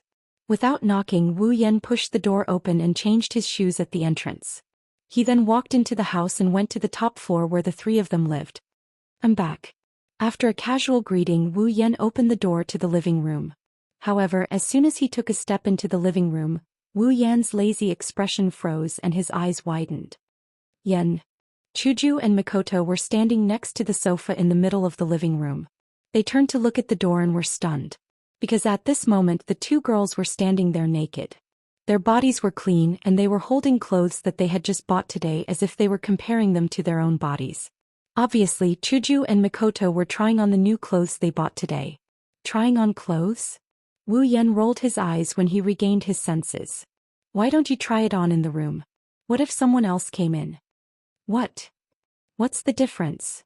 Chuju and Mikoto also reacted. Their faces turned red and they glared at Wu Yan. "It's the same if you come in." "Me?" Wu Yan pointed at his nose with a confused look on his face. "Why, we're husband and wife." Who's husband and wife with you?" Mikoto's face turned even redder. As usual, she had no immunity to this topic. "All right, get out of here." Chuju picked up a piece of clothing and used it to cover her body. She walked in front of Wu Yan and pushed him out. Wu Yan was dissatisfied. Aren't you treating me like an outsider? Haven't I seen it before? So noisy. Mikoto's ears turned red. She followed Chuju and used a piece of clothing to cover her body. She walked to Chuju's side and together with Chuju they pushed Wu Yan's back. Get out. Get out. Wu Yan didn't know what to say. These two arrogant girls were the first to have intimate contact with him. Even if they didn't see it 1,000 times, they've seen it at least 100 times. Up until now, whenever he saw the two girls' naked bodies, even if they didn't directly give him a slash or electric shock like before, they would still blush and have a bashful look on their faces. Can't they get used to it? Don't you know that the way you're acting is more likely to ignite the fire in my heart? Licking his lips, Wu Yan suddenly turned around and carried Chuju and Mikoto to the sofa in the living room. What are you doing? You despicable bastard. Don't touch. I feel like your bodies have become more voluptuous. Really? Don't doubt my touch, you'll know once you touch. Is that so? Where are you touching? Don't touch there. Hee hee. Chapter 1432. The night gradually deepened. In one of the rooms on the top floor of the courtyard, Wu Yan laid on his bed after making love with the two girls. In his arms, Hinajuku and Mikoto were panting with flushed faces. Their skin was an alluring rosy red, and their delicate bodies were covered in sweat, proving just how intense the battle was. The two girls who were slightly exhausted no longer had any thoughts of shyness. They laid in Wu Yan's arms and opened their eyes to listen to their sweetheart's strong heartbeat. However, such a peaceful and warm state made the two girls even more sleepy. They raised their heads and looked at Wu Yan with their gem-like eyes. Oh right. Chuju helped Wu Yan tidy up his hair. How's the investigation today? Are you talking about the mirror realm? Wu Yan couldn't help but grin when he met the two girls' eyes that seemed capable of sucking him in. We've done most of the things we need to do. The next thing we need to do is to analyze the method to enter the mirror realm and determine the coordinates of the mirror realm. Then we can start collecting the rank cards. Are we starting? Mikoto's ears twitched like a puppy that smelled a piece of meat. She opened her mouth eagerly. I'm looking forward to the duel with the legendary heroes. I already said it's not a duel. Wu Yan pinched her nose and shook his head. They won't follow the rules of the duel, they'll beat you to death. Don't worry about that. Mikoto slapped Wu Yan's hand away and snorted. When the time comes I'll beat them to death too. You're that confident. Wu Yan snickered. Remember, in the beginning a certain someone would even be afraid when they saw a dead person. Don't mess around, I'm too embarrassed to go over there. Mikoto bared her teeth at him like she's going to bite him at any moment. Now I can definitely do it. Oh? Wu Yan looked at Mikoto in disbelief. Really? Of course it's true. Mikoto felt a little guilty at first, then she puffed up her little chest. It's not a real person anyway. There's no need to hesitate. You can do it because the opponent isn't a person? Wu Yan didn't know whether to laugh or cry and attracted Mikoto's angry glare. What? I can't? I didn't say that. Wu Yan quickly raised his hands in surrender. That's enough. Chuju pushed Mikoto's shoulder and looked at Wu Yan. When can we start the mission? We should be ready by tomorrow night. Wu Yan's hand slid down the sweaty backs of the two girls. In the past I didn't know why we had to wait until midnight to enter the mirror world, but today after investigating the mirror world, we found out that the mirror world was a very dangerous place. After some investigation I found out that the mirror world isn't a real world. It's not a real world? Hinajuku and Mikoto pretended to listen attentively. It's like the other side of a mirror. Depending on what you see, the reflection will be different. Wu Yan raised his hands and rotated them facing each other. It's used to describe the existence of the mirror world. The mirror world is a world where the space isn't fixed and the content is constantly changing.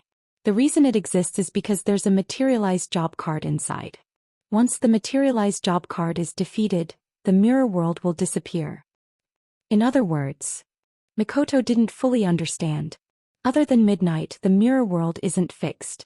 Is that why we can't enter the mirror world? I should say that other than midnight, the passage to the mirror world isn't fixed. Wu Yan corrected her. The passage to the mirror realm is the most stable at midnight.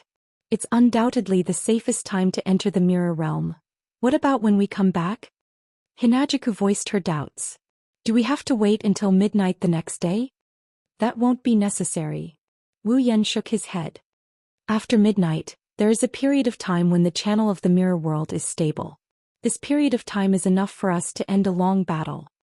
That's good. Maybe it's not as good as you think. Wu Yan stroked the two girls' smooth backs again. Let me tell you first, except for us. Apart from us, there's another group of people who have their eyes on the rank card. Chuju and Mikoto exchanged glances before looking at Wu Yan. Enemies? Well, Wu Yan couldn't help but recall Rin Enbin and Livia's expressions. If we judge them purely based on their goals, they should be our enemies. But they're not bad people. Rather than enemies, it's more like competition. Competition. Mikoto smiled. Sounds interesting. How strong are they? Chuju asked the most practical question. You've met them before, right? If they go all out, they're at least tier 8. Wu Yan nodded. But they don't pose much of a threat to us. I even managed to steal a rank card from them. Hearing this, the two girls' spirits were lifted. They have a rank card? Mikoto asked doubtfully.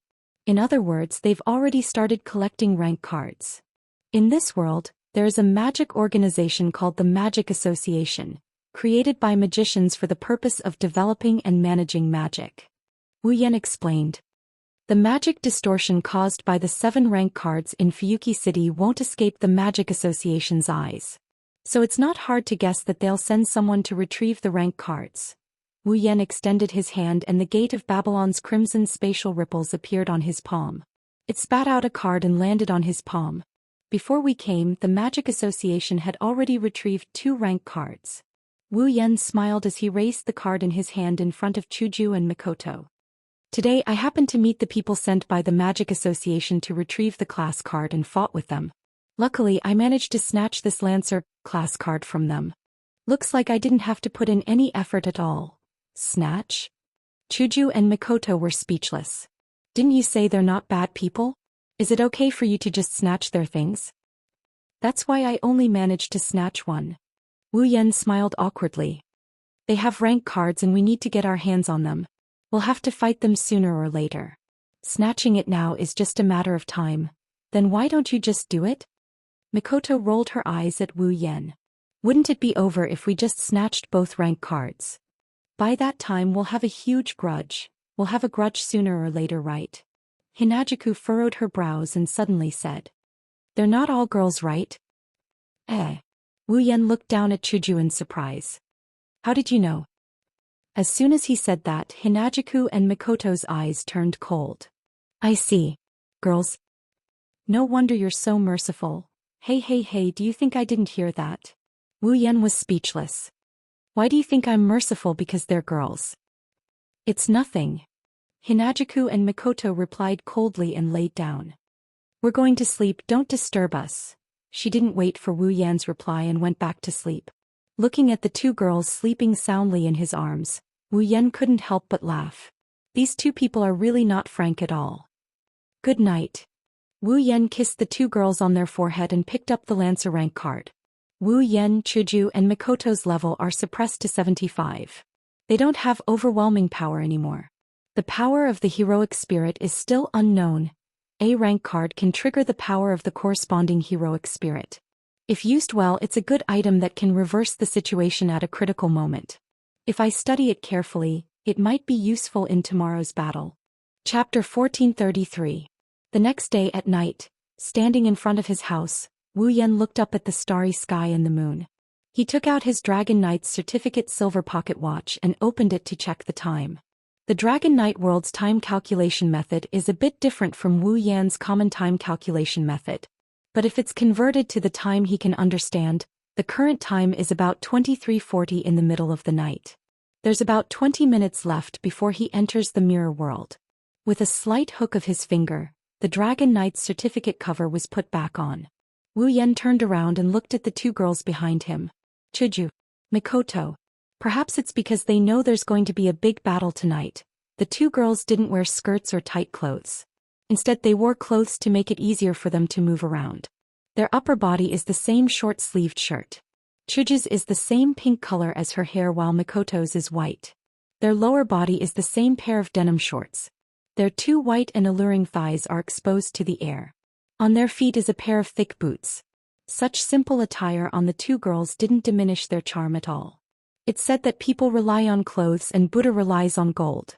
But whether it's Chuju or Mikoto, their body condition is very good. No matter how simple their attire is, they're still prettier than the average girl. If there's a flaw, it's probably that the upper body of the two girls isn't too prominent. But that would make the battle more convenient for him. It's almost midnight. Looking at the time again, Wu Yan looked at Chuju and Mikoto. Are you ready? Ready. Ready? Mikoto flashed an excited smile.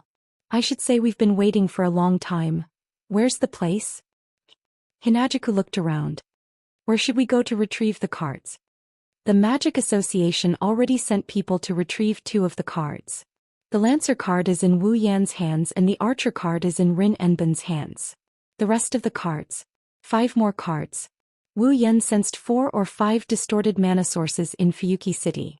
Wu Yan closed his eyes and sensed the location of the distorted mana sources. He then opened his eyes and looked in a certain direction. There's less than 20 minutes left. Let's get closer. Okay. Chuju and Mikoto nodded at the same time. Fuyuki City, Private Suechuan Academy. Private Suechuan Academy is a famous academy in Fuyuki City. There's more than one academy in Fuyuki City.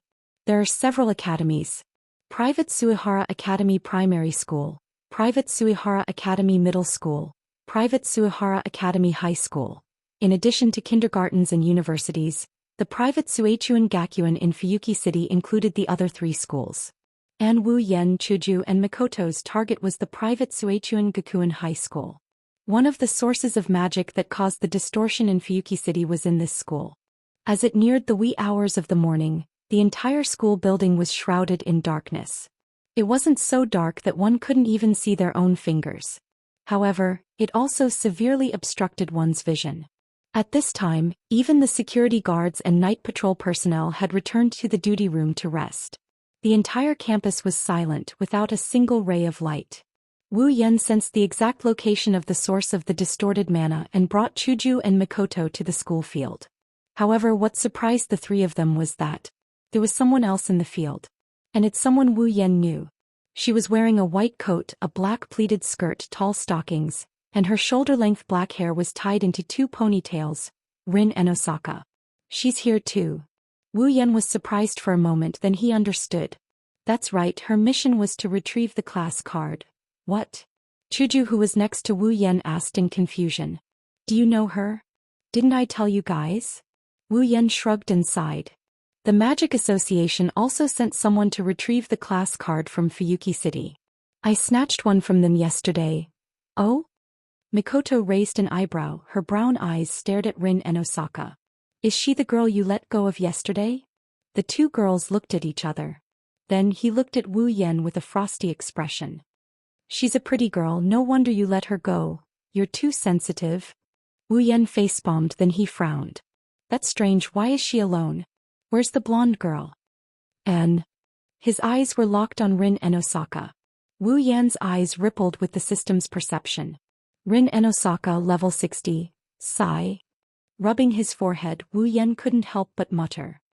Rin and Osaka, who isn't a magical girl, is so weak.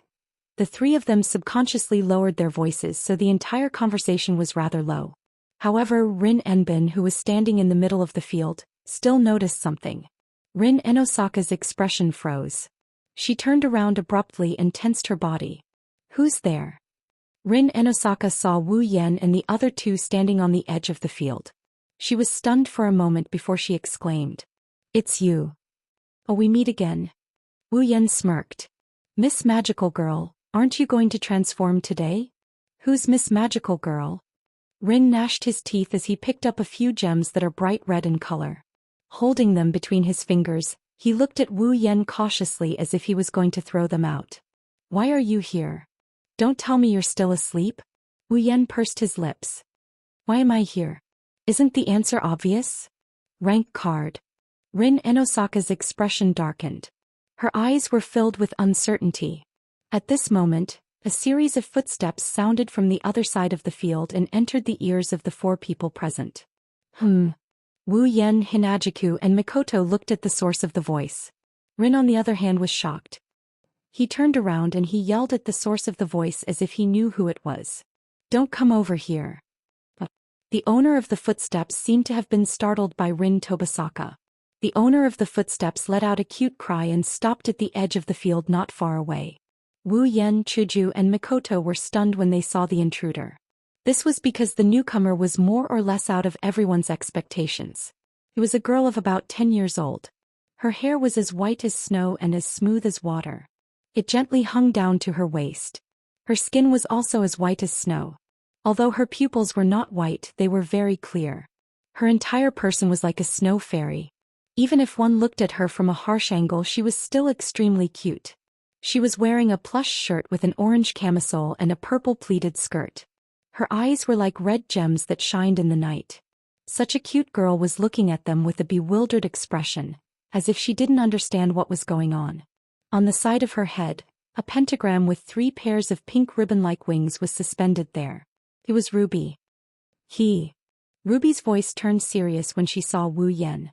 "Ilya. Back off." "What's wrong?" The girl called Ilya had a confused expression on her face. "What's going on?" Listen to me. Back off." Ilya. Rin Enosaka walked in front of Ilya and shielded her behind him. He stared at Wu Yen and the other 2 with vigilance. "Nah." Mikoto wrinkled her nose and put her hands on her hips in displeasure. "Why do I feel like we're playing bad guys?" "No, it's not an act." Hinajiku sighed. "There's only a girl and a kid. No matter how you look at us, we're the bad guys." Wu Yen didn't say anything, he just stared at the cute little girl who is hiding behind Rin Dosaka and peeking at them. This girl, Wu Yen found her in his memories as well. Ilya's sphere? Vom Einsparen. Just like the name of this world, magical girl Ilya. This girl is the main character of the original work. Chapter 1434. Ilya's sphere? Vom Einsberg. Wu Yen muttered Ilya's full name. He glanced at the ruby floating beside her before turning his attention back to Rin Enbin with a mocking smile. "Miss Magical Girl, why did your transformation device come with that little girl?" "I told you not to call me Miss Magical Girl." Rin Enosaka glared at Wu Yen. "My name is Rin Enosaka." "All right, Miss Rin." Wu Yen shrugged. "Don't you want to transform when you're facing a big enemy like me?" "Why do I feel like you're making fun of me?" Rin Enosaka clenched his fists so tightly that his forehead looked like it was about to explode. "If I could transform, things wouldn't be so troublesome. In other words, you can't transform now, right?" Wu Yen pretended to be suspicious. "Miss Rin, don't tell me you've been abandoned by the flying transformation device?" Rin Enosaka's face froze. "Looks like I'm right." Wu Yen was amused. He looked at Ilya, who was hiding behind him.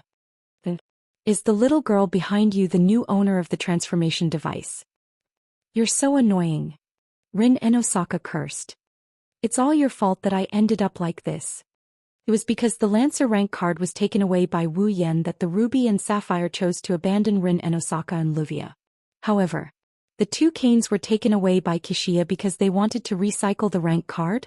Zelrich, Shuban Ogu had lent the cards to Rin Enbin and Luvia. Even if they had abandoned their original owners, they wouldn't have forgotten about the matter of recycling the cards. Therefore, the 2 canes decided to find a suitable owner for themselves. To recycle the card, Ilya was the one chosen by the Ruby. It was also because of this that Rin Enosaka, the original owner of the Ruby, had sought out Ilya. This was also the reason why Ilya had appeared here. Without the Ruby, Rin Enbin was no match for the Valiant Spirits, even if the Valiant Spirits were only clones that were created using the original body as a reference. They even lost their minds because they used the rank card to materialize. Rin Enosaka had no choice but to let Ilya, who was just an ordinary person, recycle the rank card. Ruby was the highest level of magic attire. Even if the person using it was just an ordinary person, they would still be much stronger than the average magician. Naturally, they would be stronger than Rin Tozaka. Therefore, Rin Enosaka had no choice but to let Ilya do it. Thinking of this, Rin Enosaka felt indignant. If it wasn't for Wu Yen, this wouldn't have happened. "Are you thinking if it wasn't for me, this wouldn't have happened?" Wu Yen said coldly. Rin and Osaka's heart skipped a beat. I'm sorry. Wu Yan's mouth twitched. I think that even without me, with your attitude of quarreling with that blonde curly hair in front of the enemy, you'll still be abandoned in the end. That's right, that's right. Ruby agreed without hesitation. You're already an old girl and you still want to be a magical girl. Although I don't have teeth, don't make me laugh. Bam. Before she could finish her sentence, Ruby was punched hard by a fist. She fell to the ground and smoke rose from her body as if she was malfunctioning. Umph. Rin Enbin hatefully retracted his fist. His violent appearance made the heroic Hinajiku and Mikoto look at each other. Iliya, on the other hand, didn't seem to be surprised at all. She smiled awkwardly. Suddenly, Mikoto raised her eyebrows and extended her hand to the side. A bluish-white electric current suddenly flew out amidst the sound of electricity, flashing through space and landing directly in a corner not far away. Yua. At the next moment, a blood-curdling scream rang out. The bluish-white electric current struck a figure, electrocuting him to the point that even his bones seemed to be exposed in the electric light. Light smoke rose from his body, and he spat out circles from his mouth before falling to the ground. This sudden turn of events stunned everyone present. But this isn't the end. Fire. Along with such a shout, a dazzling magical flash suddenly burst out from the corner. Like a beam of light, it rushed towards Mikoto. Unfortunately, before Mikoto could make a move, a long sword made of crystal appeared right beside her. It pierced through the air and collided with the incoming mana flash without any delay. Bang! Amidst the dull sound, the dazzling mana flash seemed to have been split into two by the crystal longsword. The sword light cut through the center of the mana flash and directly detonated it in midair, stirring up thick smoke and dust. Chuju held White Cherry in her hand and looked towards the corner with her yellow-green eyes. The crystal longsword in her hand shone brightly in the dark. After 2 consecutive attacks, Rin finally took Chuju and Mikoto seriously. Rin clenched his fist as he looked towards the corner. One of them had blue and white electric current while the other had a crystal longsword. They're not simple. Wu Yan looked at the person who got electrocuted by Mikoto and is now smoking on the ground. Wu Yan exclaimed in surprise. Golden curly hair? Golden curly hair. Rin reflexively looked over as well. When he got a good look at the person's face, he was shocked as well. Wuxia? No. It's not just her. Chuju stared at the corner. What? You don't plan to come out? As soon as he finished speaking, the scene fell silent. Everyone looked at the corner with different expressions on their faces, but all of them were more or less on alert. A short while later, another figure walked out from the corner. What was surprising was that the owner of the figure was also a young girl about the same age as Ilya. Her shoulder-length hair was tied into 2 small ponytails that hung down to her ears. She had 2 bunches of shoulder-length hair on both sides of her forehead. Her bangs were fixed and separated by 2 hairpins, causing a small tuft of hair to be left in the center of her forehead. She had a delicate face. Without a doubt, she was a cute girl that did not lose out to Ilya. However, this cute girl didn't seem to be as energetic as Ilya. Her beautiful face was ice cold, giving people the feeling that she had matured early. However, the most eye-catching thing about her is her outfit. The dark blue tights looked like a school swimsuit with a rather novel design. It was longer than her elbows, and there were cloth arm guards that extended all the way to her shoulders. The lower half of her body had a short skirt that looked like petals, and there was a winged cape behind her. She looked like a little elf that had crawled out of a flower bush. In her hand there's a blue hexagonal staff with a blue ribbon on the front. There's still a trace of mana left on the staff. It proves where the mana came from. Wuxia. The girl stood in front of Wuxia, who's smoking on the ground. Her orange eyes stared at Wu Yan, Chuju and Mikoto. Are you okay? I'm fine. Wuxia crawled up from the ground with difficulty. There are burn marks all over her body. She looks very sorry. You actually used electricity on a lady. That's unimaginable. Is that so? Mikoto stroked the bangs on her forehead. A bluish-white lightning accompanied her movements and jumped between her fingers and her forehead. I don't think someone who hides her head and shows her tail is a lady. Wuxia choked. She couldn't say anything to refute. Soon she glared at Wu Yan. You bastard. Return my lancer to me. Are you okay? Wu Yan covered his head as he couldn't bear to look at her. If you snatched the rank card from me, would you return it to me? Luvia was once again speechless at Wu Yan. Yan. Chuju came to Wu Yan's side and reminded him. It's almost time. Wu Yan looked at the pillar at the edge of the field. On the screen, the two needles were already pointing at the number 12. Chapter 1435. Time's up. With a slight frown, Wu Yan raised his head. Chuju. Mikoto. Hearing that, Chuju and Mikoto unhesitatingly put away their crystal-like swords and blue and white electric currents that were jumping all over their bodies. With a single leap, they arrived beside Wu Yan. At the same time, a wave of powerful magic power surged out from Wu Yan's body and transformed into a dazzling rainbow light. First, it soared into the sky and then descended from the sky. Then it enveloped Wu Yan, Chuju and Mikoto. In the next moment, an intricate geometric pattern gradually spread out like ripples under the feet of the three of them. It was then surrounded by a circle, combining into a colorful magic array that began to rotate. That's... Rin and Osaka and Luvia were shocked. Pay attention. The ruby floating above Ilya's head shouted. They're planning to enter the mirror world. Not good. Rin and Osaka reacted and abruptly turned his head to look at Ilya. Hurry up and transform. Ilya was stunned. Now. There's no time. Hurry up. Ilya didn't care about anything else and grabbed the ruby. A beautiful wave-like dazzling light enveloped Ilya's body. Intense flashes of light were also stirred up.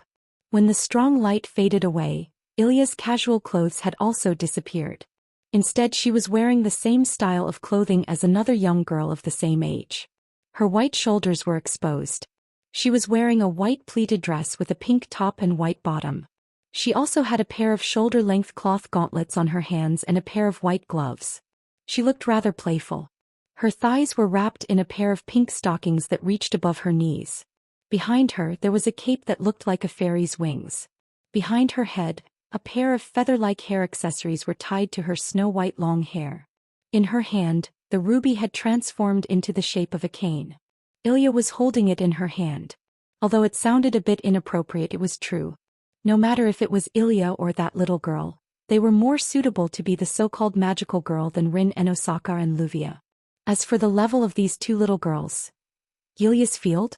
From Einstein Baron, level 66. Beauty Tour? Eiderfelt, level 69. Although they couldn't compare to the transformed Rin, Osaka and Luvia, these two girls were ordinary people who didn't know how to use magic in the first place. It was already quite impressive for them to possess such strength after transforming. Especially that child called Meiyu, who actually had the strength of the peak of the 7th rank. For a child who could only go to primary school, it was really rare. Compared to the two girls who had transformed, Rin Osaka was much weaker. He was only level 60 and had just reached tier 7. Luvia was the same. Luvia Serena? Eidfelt, level 60.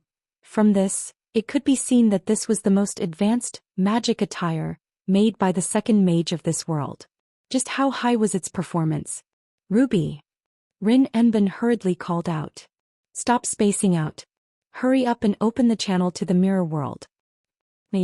Luvia's expression also turned serious as she gave the order to the little girl named Meiyu. Don't let them get there first. Hurry up. Perhaps because she sensed that Rin Enbin and Luvia's expressions were a bit abnormal, Meiyu's expression turned serious. Even Ilya couldn't help but swallow her saliva. Afterward, a multicolored magic array that resembled a kaleidoscope emerged from Ilya and Meiyu's bodies and enveloped Rin Endo and Luvia. Bzzz. The entire field of Suechuan Academy's high school flashed with a blinding light. Dense mana currents intertwined together. They charged into the dark night. After that, all of them vanished on the spot. When everyone opened their eyes again and regained their vision, they discovered that they were in a rather mystical world. They were still in Suechuan Academy's high school. They were still in that small field. However, compared to the field from before, there were more scenes here that wouldn't appear in a normal world. The ground was filled with a faint blue substance that looked like mist and light particles. It wasn't dense, in fact it was extremely thin. If one didn't look carefully, they wouldn't be able to see it clearly. The night sky was covered by a mirror-like barrier that flashed with arcs of light from time to time. It was like a large mirror. Where is this place? Ilya, who didn't know what was going on, was the first to call out. Rin Enbin only told them what they had to do. He didn't tell them anything else. He didn't even tell her that they had to fight. It was normal for her to be surprised. Is this the mirror world? Hinajuku scanned her surroundings and fixed her gaze on the middle of the field. I do feel an unusual presence. Where's the materialized heroic spirit? Mikoto focused her attention on the task at hand. I don't see anything, don't worry. Wu Yan stepped forward and stood in front of everyone. His wine-red eyes stared straight at the center of the field. Even if we don't look for it, it will come out on its own. As soon as he said that, without any warning, a black fog suddenly appeared in the middle of the field. It spiraled up into the sky like a dark cloud and gathered into a circular ring. Ilya's panicked voice continued to resound. What's going on? As expected, Rin Enbin and Luvia didn't have time to guard against Wu Yan. Their faces were heavy. Like the report said, did it materialize? Mei didn't say anything. It wasn't clear if she was too calm or if she had already expected this situation. She stood in front of Luvia, raised the staff in her hand and entered battle mode. At the same time, the black fog hovering in the sky seemed to distort. With a turn, it condensed together and suspended in midair like a black hole. An oppressive presence slowly emerged from the black hole and reverberated in the air. What are you playing at? Mikoto looked at the black hole and raised her hand. Dazzling blue and white electric arcs leaped up. Come out. After saying that, Mikoto swung her hand forcefully. Amidst the crackling sound of electricity, the violent electric current converged into a beam of light and shot towards the black hole in the sky. Boom! The ferocious lightning struck the center of the black hole, twisting the entire black hole into a mess. Blue and white electric arcs flowed on top of the black hole. Together with the black mist, it formed a thunderstorm. However, the oppressive aura fluctuating in the air did not decrease in the slightest. Instead, it seemed to have been detonated. The black mist also contracted and expanded. That's the sign of an explosion. Danger. Rin Enbin's pupils shrunk. Ruby. Defensive barrier. Convert all mana into mana barrier and physical defense. Ruby seemed to know that it's not the time to go against Rin Enbin. She started channeling her mana without Ilya's permission. Miyuki. Luvia also spoke. Yes. Miyuki raised her staff. Mana also fluctuated on top of it. In the next second, two transparent barriers appeared with the two staffs as the center. It enveloped Rin Enbin, Luvia, Ilya, and Miyuki. On the other side, Wu Yan and Chuju only took a step back. Mikoto, on the other hand, pinched a token with her finger. Don't even think about it. Ding. The blue-white electric currents converged toward the token amidst a series of sizzling noises, and the crisp sound of clashing echoed in this space. An orange beam of light shot up into the sky like a meteor and landed in the center of the expanding black hole. Boom! Very straightforwardly, the entire pitch-black black hole was blown away like a cloud under the shooting of the super railgun. It undulated and dispersed. Whoosh! At the center of the black hole, a figure transformed into a black ray of light. With a speed comparable to that of the railgun, the figure charged towards Mikoto and slammed into her.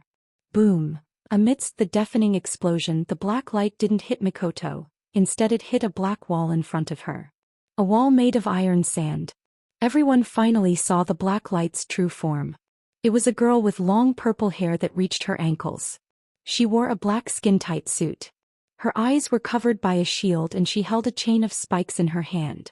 A materialized heroic spirit. Chapter 1436. Rider. Level 70.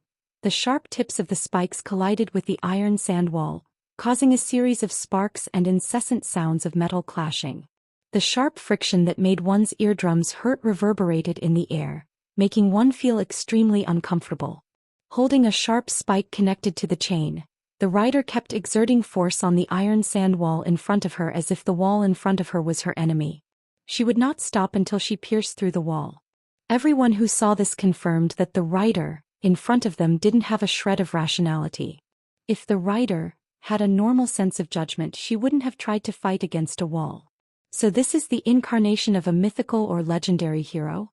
Mikoto looked at the rider, in front of her with blue and white electricity jumping around her body and black iron sand waves rolling around her body. She was disappointed when she saw the rider, with a ferocious eyeball on her face. If a mythical hero looks like this, then it's really disappointing. After saying that, a ball of violent blue-white electric current was like a shockwave, shaking and exploding out. Bang! The electric current hit the riders without any hindrance, like blue and white whips. Amidst the crackling of the electric current, a series of electric roars sounded. Then he began to crazily lash out at the skinny body of the Japanese cavalry. Instantly, a burning smell came from the rider's body, and his body was covered by the crazy flowing blue and white electric current. He screamed in agony. Before the rider could react, the iron sand wall in front of him suddenly twisted and a column protruded from the front corner. The column slammed into the rider with a heavy impact. Bang! Ha! The rider let out a strange cry like a wild beast. His body flew out and smashed into a wall far away. His body was covered by the falling rubble. What the hell? Mikoto made a dissatisfied sound. Is she at tier 8 with this level of strength? Even a peak tier 7 is barely enough. He heard Mikoto's complaints. On the side, Rin Enbin and the others who were behind the defensive barrier finally reacted. That big sister! Ilya exclaimed. She's so strong. Hey Rin and Osaka. Livia also asked in surprise. Who's that woman? How would I know? Rin Enbin bit his lips. I only know that she's not on our side, that's right. Livia calmed down. Just like Rin Enbin said, Livia didn't know who the rider was. She didn't know who the rider was, but her strength was obvious. She's definitely someone who can fight a heroic spirit one-on-one. Most importantly, the other party was the companion of the man who had snatched away the rank card in her hand. If that's the case then, this isn't something to be happy about. Oh, rank card. Livia snapped out of her daze and stared at the Japanese cavalry that was buried under the rubble as she spoke softly. Mio, if you have the chance, take that card back. Mayu nodded silently. She tightened her grip on the cane in her hand, and her eyes became sharp. But things aren't as they thought. Mio, don't be careless. In the distance, Wu Yen, who was standing beside Hinajiku, suddenly spoke. She's a rider heroic spirit. Her combat power isn't based on her physical body but on her noble phantasm and riding skills. You have to be careful of her noble phantasm and mount. Unfortunately, it's too late.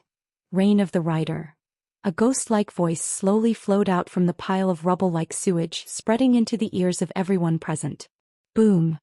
Amidst the explosion, a beam of light shot up into the sky from the pile of rubble, smashing the surrounding rubble and the ground into pieces. What happened? Ilya gripped her cane tightly in panic. Rin and Osaka and Livia were both shocked.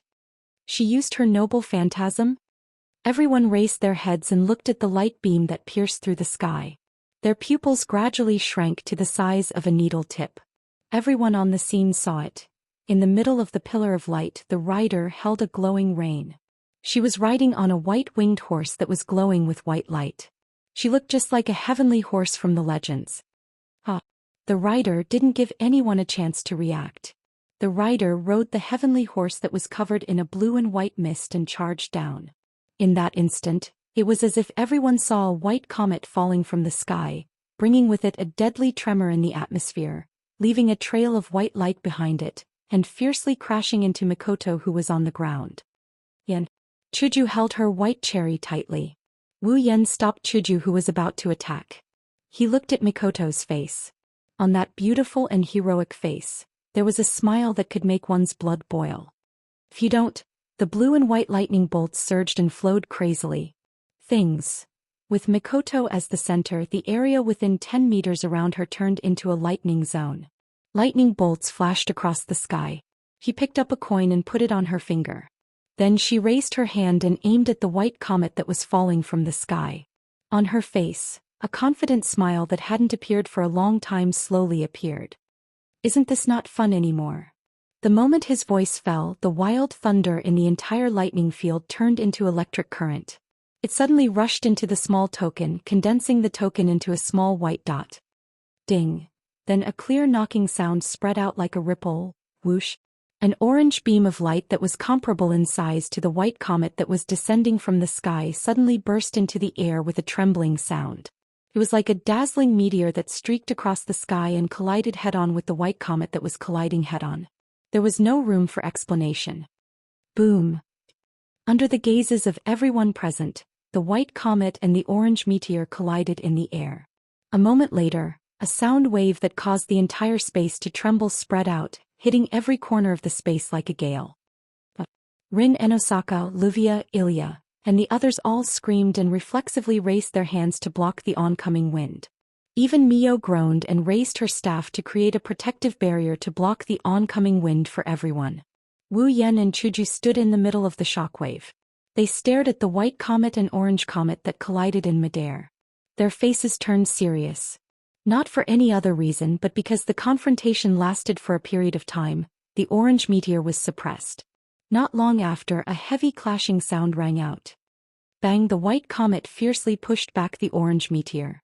Like a sharp blade, it fiercely pierced through the railgun and disintegrated it. Then it crashed into the ground without slowing down at all. Without a doubt, Mikoto was the one who lost this time. However, Wu Yan and Chuju showed an unusual smile. Riding on the Pegasus and turning into a white comet charging down, the riders shuddered.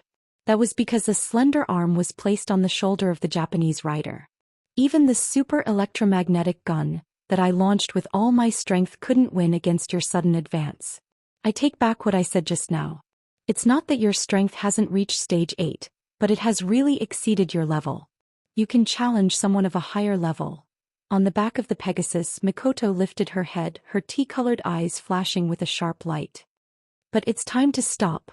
As soon as he finished speaking, a layer of pitch-black clouds suddenly appeared in the sky. It rotated and condensed into a whirlpool. Blue-white lightning flowed within it and gathered at the center of the whirlpool. Lightning strike. A delicate shout and a thunderous roar filled the sky. A giant lightning bolt came down from the whirlpool of dark clouds. In a thousandth of a second, it hit the rider on the Pegasus. Kaboom! Mikoto, the rider, and the Pegasus were all enveloped by the blinding lightning. The sound of the explosion echoed throughout the area. Chapter 1437. Riding on a Pegasus, a rider that shines like a comet, sweeping across the land. The wind is as turbulent as a storm, a thunderous roar that reverberated across the entire battlefield. A lifeless expression slowly appeared on their faces. Time, space, sky, earth. Everything seems to have been frozen in time, becoming the final scene of the battle between humans and heroic spirits. Then everything calmed down. Mikoto stood alone in the middle of the battlefield, surrounded by blue and white electric arcs. Below Mikoto's feet, there was a crater that looked like it was caused by a meteorite crashing into the ground. Gravel, smoke, and scorch marks were everywhere. Taking everything into account, the crater was at least 10 meters in diameter. Mikoto, on the other hand, had a satisfied smile on her face, as if she had just finished an exercise. She stretched her back lazily and retracted the electricity flowing through her body. Her brown eyes looked towards the spectators at the edge of the crater. She suddenly smiled and raised one of her hands. There is a card on top of her hand. Class card, Rider. A card created with the highest level of magic theory. It has the ability to summon the power of a heroic spirit that corresponds to the card's class. The usage method is as follows. Limited expansion. With the magic attire as the medium, the class card as the pass to the seat of heroic spirits.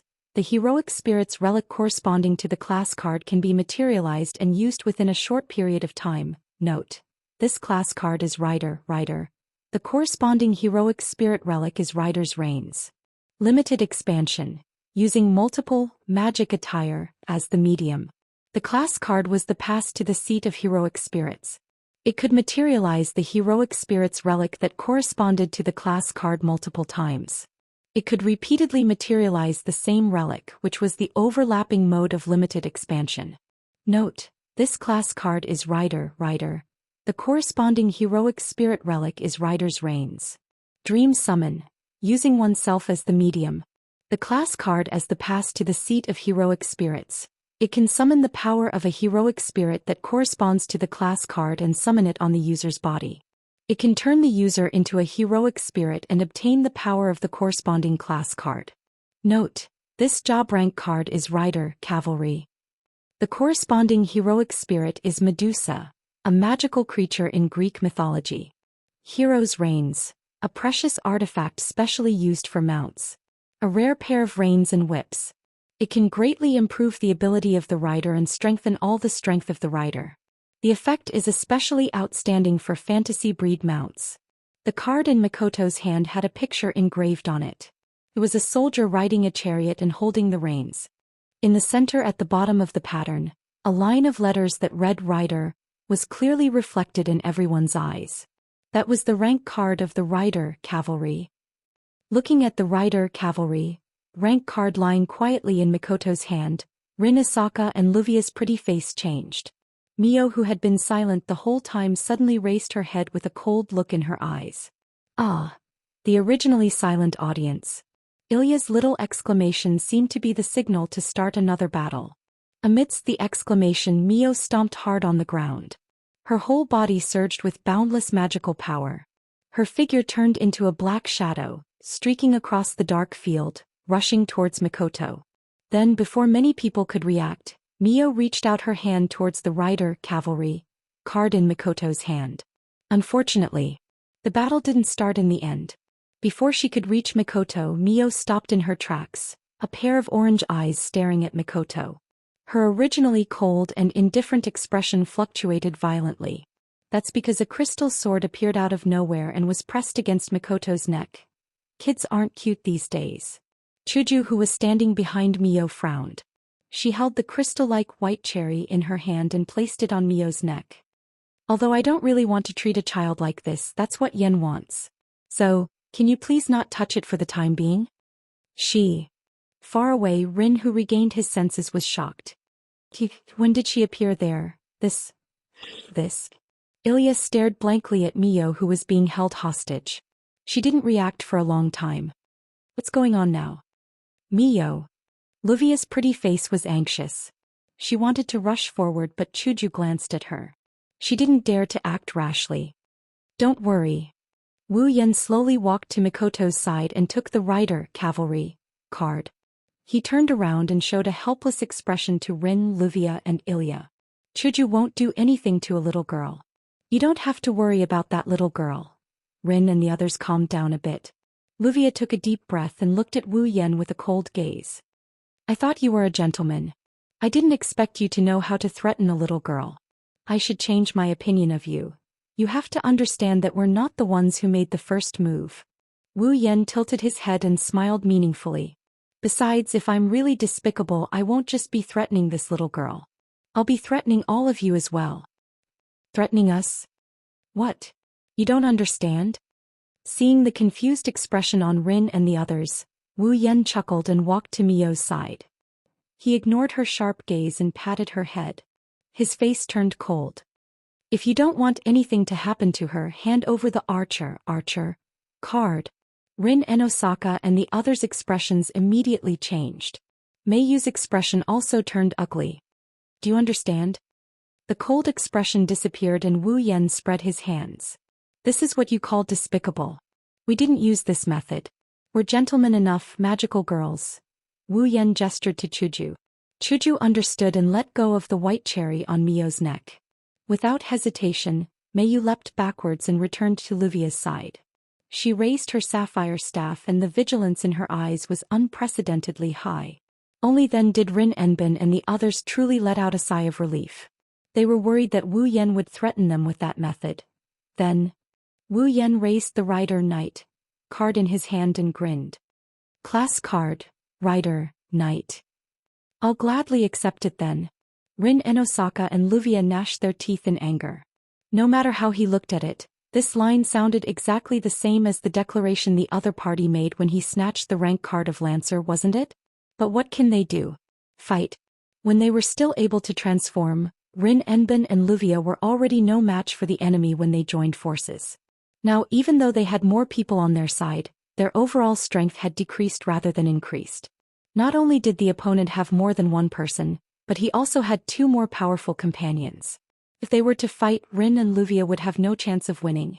Under such circumstances and the disparity in combat strength, it would be better to say that the archer card wasn't taken away by the other party through threats or robbery. That was something worth rejoicing over. It looks like you don't want to do anything to the cards we have. Rin Enbin mocked him, unwilling to give up. Are you really a gentleman? You won't do anything to weak women and children? Wu Yan raised an eyebrow and smiled. Since we're both aiming for the class cards, we'll have to fight sooner or later. Why don't we let you guys take back the cards and we'll have a showdown? Oh. Rin Hosoka tightened his grip on the gemstones around his finger. You look like you've got us. Who knows? Wu Yan pursed his lips and put away the Rider Knight card. Chujimikoto, let's go back. The two girls nodded and came to Wu Yan's side. See you next time. Wu Yan put his arm around the two girls' shoulders and a colorful magic formation appeared under him. His body blurred and he disappeared. Rin and Osaka, Ruvia, Ilya, and Mio looked ahead and remained silent. Chapter 1438. Fuyuki City. On a certain street. Rin and Osaka, Luvia, Iria, and Mayu, who had changed into casual clothes, were walking together. However, the atmosphere was rather depressing. They walked forward aimlessly with their heads lowered. Rin and Osaka and Luvia were both silent. Mayu was also quietly following behind Luvia without saying a word. This caused Iria's mood to become heavy. Her cute face was filled with depression. Unlike Mayu, who looked very mature, Iria was a very normal elementary school student. Before she met Ruby, she didn't even know about magic and magicians. Naturally, she didn't understand the importance of class cards. To Ilya, retrieving the class card was not so much a mission but a calamity from the heavens. After all, before today, Iria always thought that retrieving class cards was just finding those class cards and keeping them. Who knew that she would need to fight?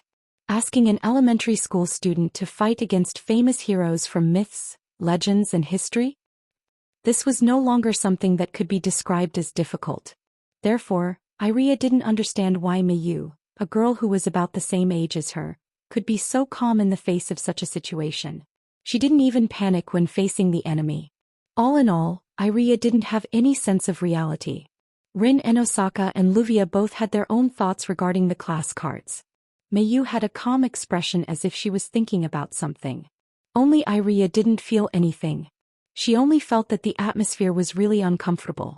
Unable to bear it anymore, Iria could only lower her voice and talk to Ruby, who was floating beside her. Hey, Ruby. What's wrong with everyone? Everyone is troubled. Ruby's ribbon-like accessory curved like a hand and scratched the top of the ring. It looked exactly like a person scratching their hair. There's an unknown origin, an unknown identity. A very powerful opponent. Their goal is to retrieve class cards. It's normal for Ling and Luvia to feel annoyed. Indeed, those two big sisters seem to be very strong. Ilya could not help but recall the scene of the battle between Mikoto and the Japanese cavalry, as well as Hinajiku's unpredictable performance when she held the crystal sword. Blinking her watery eyes, Ilya could not help but recall the battle between Mikoto and the Japanese cavalry. Those two big sisters are really amazing. I can't believe that you can still be so calm. Ruby sighed in bewilderment. You have to know. With such a powerful enemy, it will be extremely difficult for us to retrieve the cards in the future. In the end, we might not even be able to retrieve a single card. Is there a problem? Ilya tilted her head. Sister Ling said that the class cards have a very powerful power. If they are used to do evil, the entire Fuyuki city may be destroyed. That's why we need to retrieve them. That big brother and two big sisters don't seem to be bad people. The cards are in their hands, so they should be fine, right? After saying that, Ilya clapped her hands cutely. Let's say if they help to retrieve the cards, those dangerous items like bombs should be retrieved very quickly. This way Fuyuki City will not be in danger. Isn't that great? Ruby was speechless. Wu Yan was speechless. We're retrieving the cards not only to prevent them from falling into the wrong hands and bringing disaster to others. Rin Enbin suddenly said. The Magic Association has the obligation to manage items related to heroic spirits. Class cards are directly linked to heroic spirits and powerful items that can draw out the power of heroic spirits. No matter whether they fall into the wrong hands or not, this item will bring about a devastating disaster if it's not used properly. That's why it must be managed properly. Of course. Since the class card is a card that is made from extremely advanced magic theory, it's very worthwhile for the Magic Association to analyze it since the nature of the card is still the research of magic. We won't deny that the Magic Association would also like to get their hands on such an experimental product. Wuxia said softly.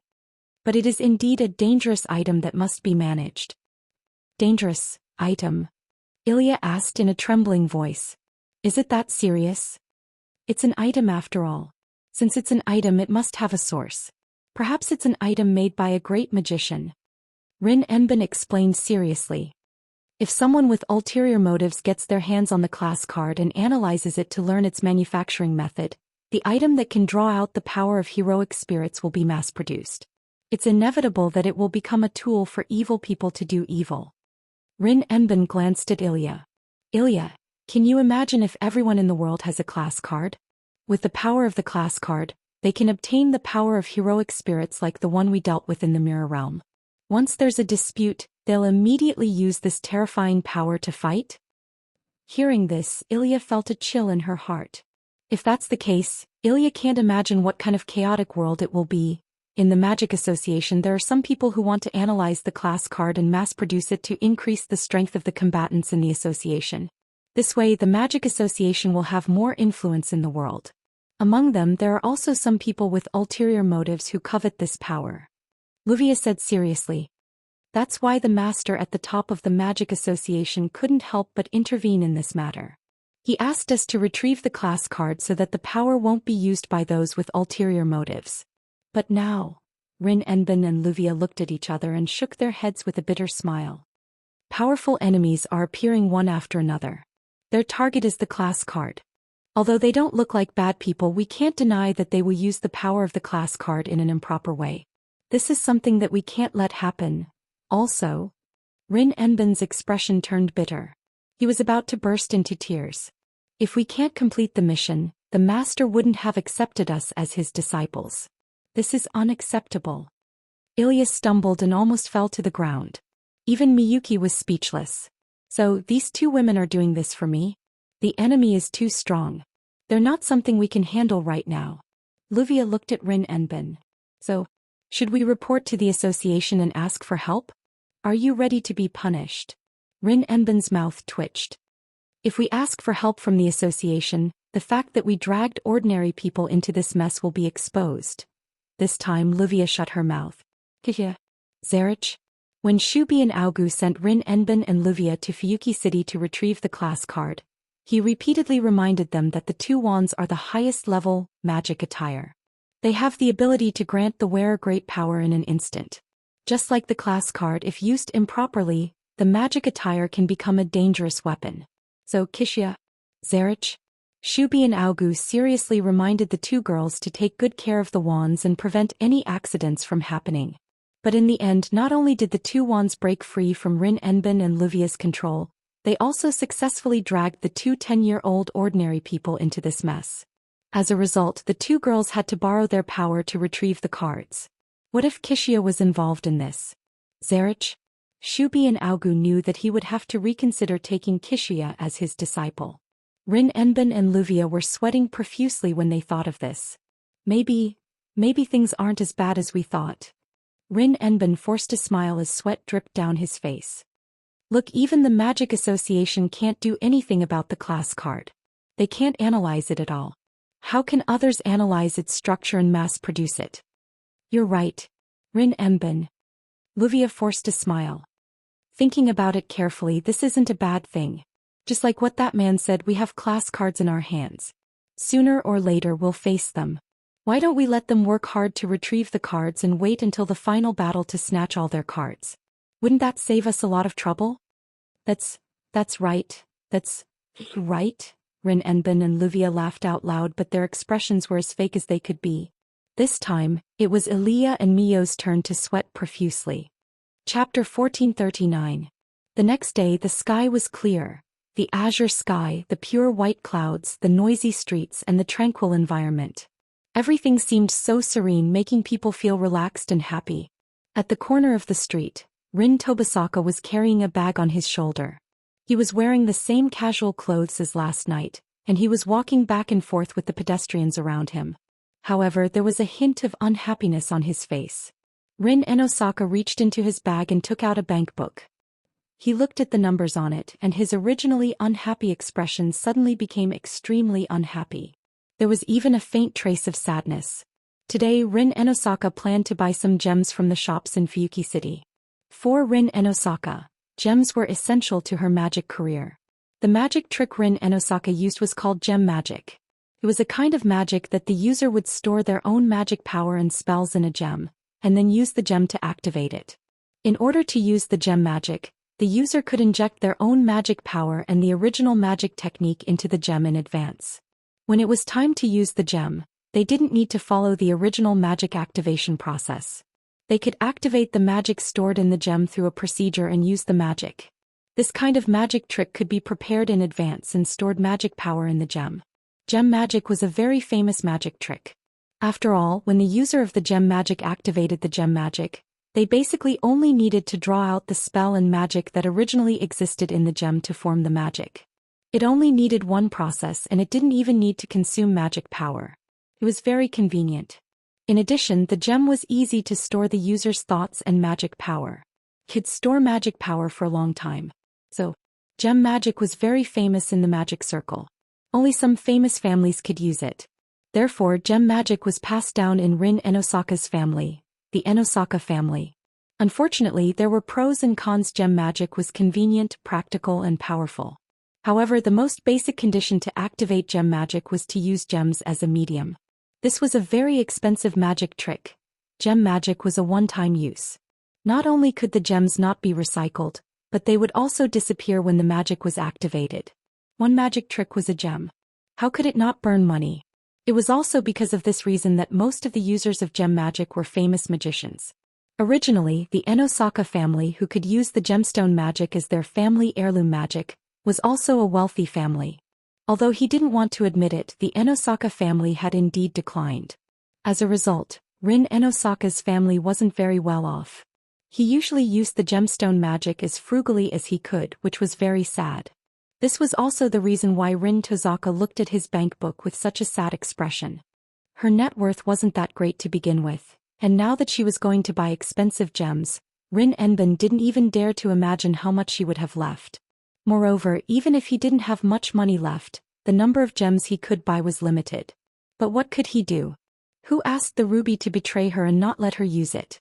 She still had to carry out the mission of retrieving the rank cards. Moreover, there was such a strong enemy. If she didn't prepare more gems when the time came for the real battle, the gems would be used up. Wouldn't she be at the mercy of others? Therefore, even though Rin Tozaka's heart ached, he had no choice but to buy gems. It was only at times like this that Rin Tozaka envied his nemesis, Luvia. By the way, Luvia was also a gem magic user. She wasn't as poor as Rin Tozaka. She was truly wealthy. She threw away gems one after another. She was even wealthier than the so-called rich girls. She was so rich that she was practically dripping with oil. Rin Tozaka soon arrived outside a gemstone store. He looked at the gems displayed in the glass cabinet. His green eyes were filled with conflict. Of course, Rin Tozaka wasn't conflicted about the gems, but the rows of numbers displayed under the gems. She took out her bank book again and glanced at the number on it. She shrugged her shoulders. This means that even the cheapest gems I can buy aren't that many left. Suddenly, a hand appeared and patted Rin Tozaka's shoulder. What are you doing here? Wah! The sudden voice and the physical sensation on Rin Tozaka's shoulder made him jump in fright. Rin Tozaka's leg tilted and he fell to the ground. Seeing the ground getting closer and closer to her, Rin Enbin's pretty face was filled with panic. She closed her eyes and prepared herself to be disfigured. However, before she could prepare herself, Rin Enbin felt that her body was frozen in the air, still in the position of falling down. Rin Tozaka opened her eyes and looked at the ground that was about to touch her face in confusion. Then she realized why she didn't fall to the ground. That's because a hand went under Rin Tozaka's armpit and hugged her. She was suspended in midair and didn't fall to the ground. It must be the owner of this hand who saved Rin Tozaka. However, not only did Rin Enbin not feel the slightest bit of gratitude towards the person who saved her, her beautiful face slowly changed color, and in the end, it was completely dyed red. The reason was simple. That hand was holding on to one of Rin and Osaka's plump breasts. His fingers were even digging deep into it. Even the owner of the hand felt that something was wrong. He started to move his hand and knead Rin Enben's softness. Why are they so soft? Ugh, woo. With her chest being rubbed like this, Rin Enben immediately felt a strange feeling in her body. She couldn't help but let out a delicate moan. The blush on her face instantly covered her entire face, causing her to scream out crazily. What are you doing? The hand that was pinching Rin Tozaka's breasts froze. At the same time a stiff voice was heard. This soft thing can't be. Rin Tozaka's heart was filled with anger as she struggled to free herself. She covered her breasts and sat on the ground. She looked behind her with tears in her eyes. Rin Tozaka was stunned for a moment before she screamed in shock. It's you. Yo. The culprit, who had played with Rin and Osaka's round and smooth hand for a while, raised the hand that he had just enjoyed with an embarrassed smile. Even though it's the same line as last night, I'll take it as you greeting me. The person who came was Wu Yan. You. Rin Tozaka's hands trembled as she pointed at Wu Yan. Her eyes were filled with tears. How dare you? Wait. I didn't do it on purpose. I was trying to save you. Wu Yan retreated a few steps and shook his head without a second thought. Even if I wanted to attack someone's breasts, I wouldn't choose you. You don't have that much. What did you say? Rin Tozaka's eyes widened. This bastard, not only did he snatch the Lancer card, he also took back the Rider card and caused her a lot of headaches. Now, after touching her breasts, he actually said that she was not well endowed? Rin Tozaka was furious. Tell me. Who? No. Material. Rin Tozaka stood up like a mad beast and walked in front of Wu Yan. Before Wu Yan could react, she grabbed his hand and pressed it against her breasts without hesitation. Wu Yan felt something soft passing through his hands and he froze up in shock. Tell me. Who doesn't have any material? Rin Tozaka, who didn't realize what he just did, finally woke Wu Yan up from his stupor. Wu Yan finally realized what kind of situation he's in. This. Without thinking, Wu Yan rubbed the soft mounds in his hands. His eyes were glued to Rin Enben's chest, which was changing shape as he rubbed it. It's not that unattractive, is it? Rin Tozaka's body trembled and her face twisted. Then, when are you going to stop rubbing? Wu Yan continued rubbing her breasts as he stared at Rin Tozaka's breasts. Let's wait a little longer. At that moment, Rin and Osaka felt as if a string in his head had snapped. You damn pervert. In the midst of the hysterical screams, the scene of a woman chasing a man on the street was played out. Chapter 1440. Fuyuki City, a coffee shop. Sitting across from each other at a table with 2 steaming cups of black tea and some desserts in front of them, Wu Yan couldn't bring himself to eat. The corner of his mouth kept twitching as he endured the negative gaze from the other party. He couldn't stay calm. Of course, if there's anyone who's not calm, it's Rin Enben, who's staring at Wu Yan with a sinister gaze. After all, one of the most precious parts of Rin and Osaka's body had been captured and cruelly abused by someone. How could Rin and Osaka remain calm? That's not the most important thing. Most importantly, this man who was inhumane and torturing his most important part was destined to be his enemy, and he still had something he wanted in his hands. Rin Enben felt like there's nothing worse than this. In fact, even Wu Yan himself doesn't know why this is so delightful. No, it's such a bad thing. He just wanted to stroll around this unfamiliar Fuyuki City and see if there was anything in Fuyuki City that was worth killing time during the day. The mission to retrieve the rank card could only be carried out after midnight. During the day, the passage to the Mirror Realm was extremely unstable. Not to mention the problem of whether he could enter. Even if he could, it would be quite dangerous. Therefore, if he wants to retrieve the rank card, the most conservative time is after midnight. It's also the safest time. This way he won't have anything to do during the day. If he stays at home, he won't be able to stay there. Since Hinajuku and Mikoto are out shopping, the lone Wu Yan decided to go for a stroll to see if there's anything new happening around him. Then a new thing happened. Because he happened to meet Rin Enben, who went to buy some gems. With the intention of scaring Rin Enben, Wu Yan approached him in a mischievous manner. In the end, there's no result. This is something that only happens in manga. It's unknown if it's good luck or bad luck that befell them. After a while, Rin Enbin was tired of chasing after him and was invited to the coffee shop by Wu Yan, who wanted to change the topic. Then, there's nothing else. The two maintain this posture sitting face to face. How should I put it? That's right. One thing is for sure, even with Wu Yan's thick skin. After enjoying some benefits, he couldn't stand Rin Enbin's glare and had to change the topic again. Oh right, why were you there? Wu Yan regretted it as soon as he said that. What kind of change of topic is that? Wasn't he just poking at a sore spot? As expected, when Rin Enbin thought of the gem store, she immediately remembered her own experience. Blushing, she covered her chest without thinking and glared at Wu Yan. Ahem. Wu Yan coughed. I'm just curious. Humph. Rin Enbin snorted and turned her head away. I went to buy some magic gems to deal with a certain gentleman who's been ruining my plans. No, I mean a pervert. Ahem. Wu Yan coughed even harder. As expected of the devil, even if he's not as black-bellied as the original, he's still good at cursing. He's still as skilled as ever. Gem magic? Wu Yan asked weakly. Did you run out of gems? Don't worry. Rin Enbin glanced at Wu Yan. In order to avoid being robbed by perverted gentlemen, I always carry gems with me. I was just filling up my storage. Perverted? Wu Yan's mouth twitched. He looked at Rin Enbin's disgusted expression and he was furious. He said with a hidden meaning. But why did I hear someone say that even the cheapest gems that can be bought can't be bought that much? Rin Enosaka's expression stiffened as he fell into a state of paralysis. Wu Yan looked like he saw a new continent and he teased. Could it be that Miss Lin, in order to fill up your anti-wolf warehouse, you've lost all of your little treasury instead?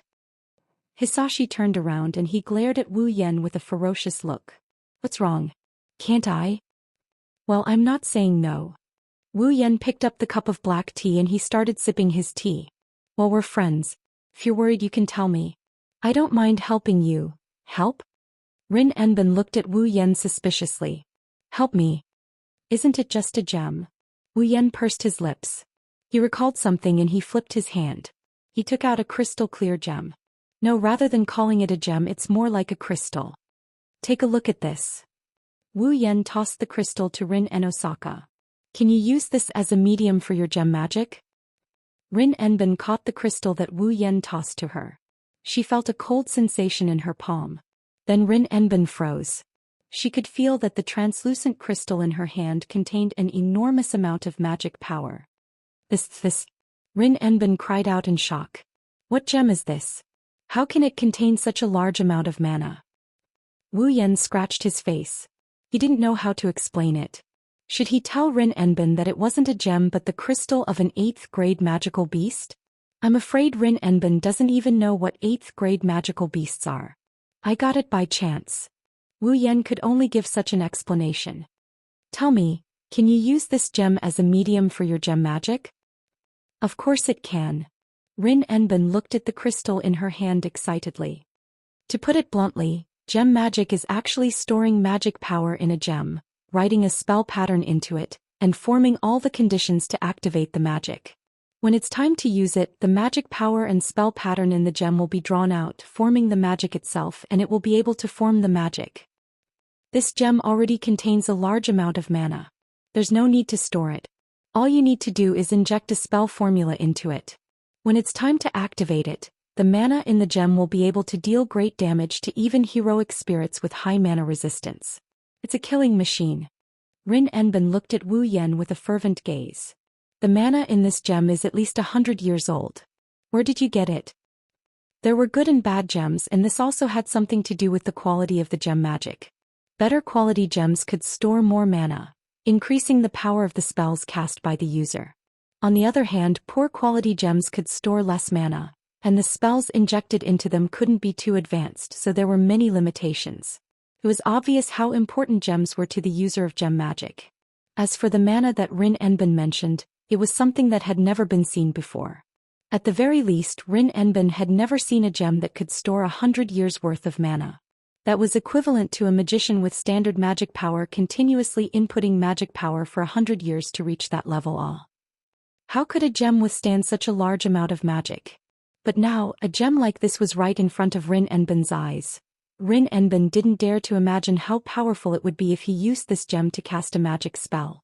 In the past, Rin Enosaka had a gem that stored 17 years of mana. Each of those gems had the power equivalent to an A-rank magic spell. An A-grade magic spell was enough to deal damage to a heroic spirit. If he used a gem with 100 years worth of mana to cast a magic spell, it would be equivalent to a heroic spirit's full power attack with a noble artifact.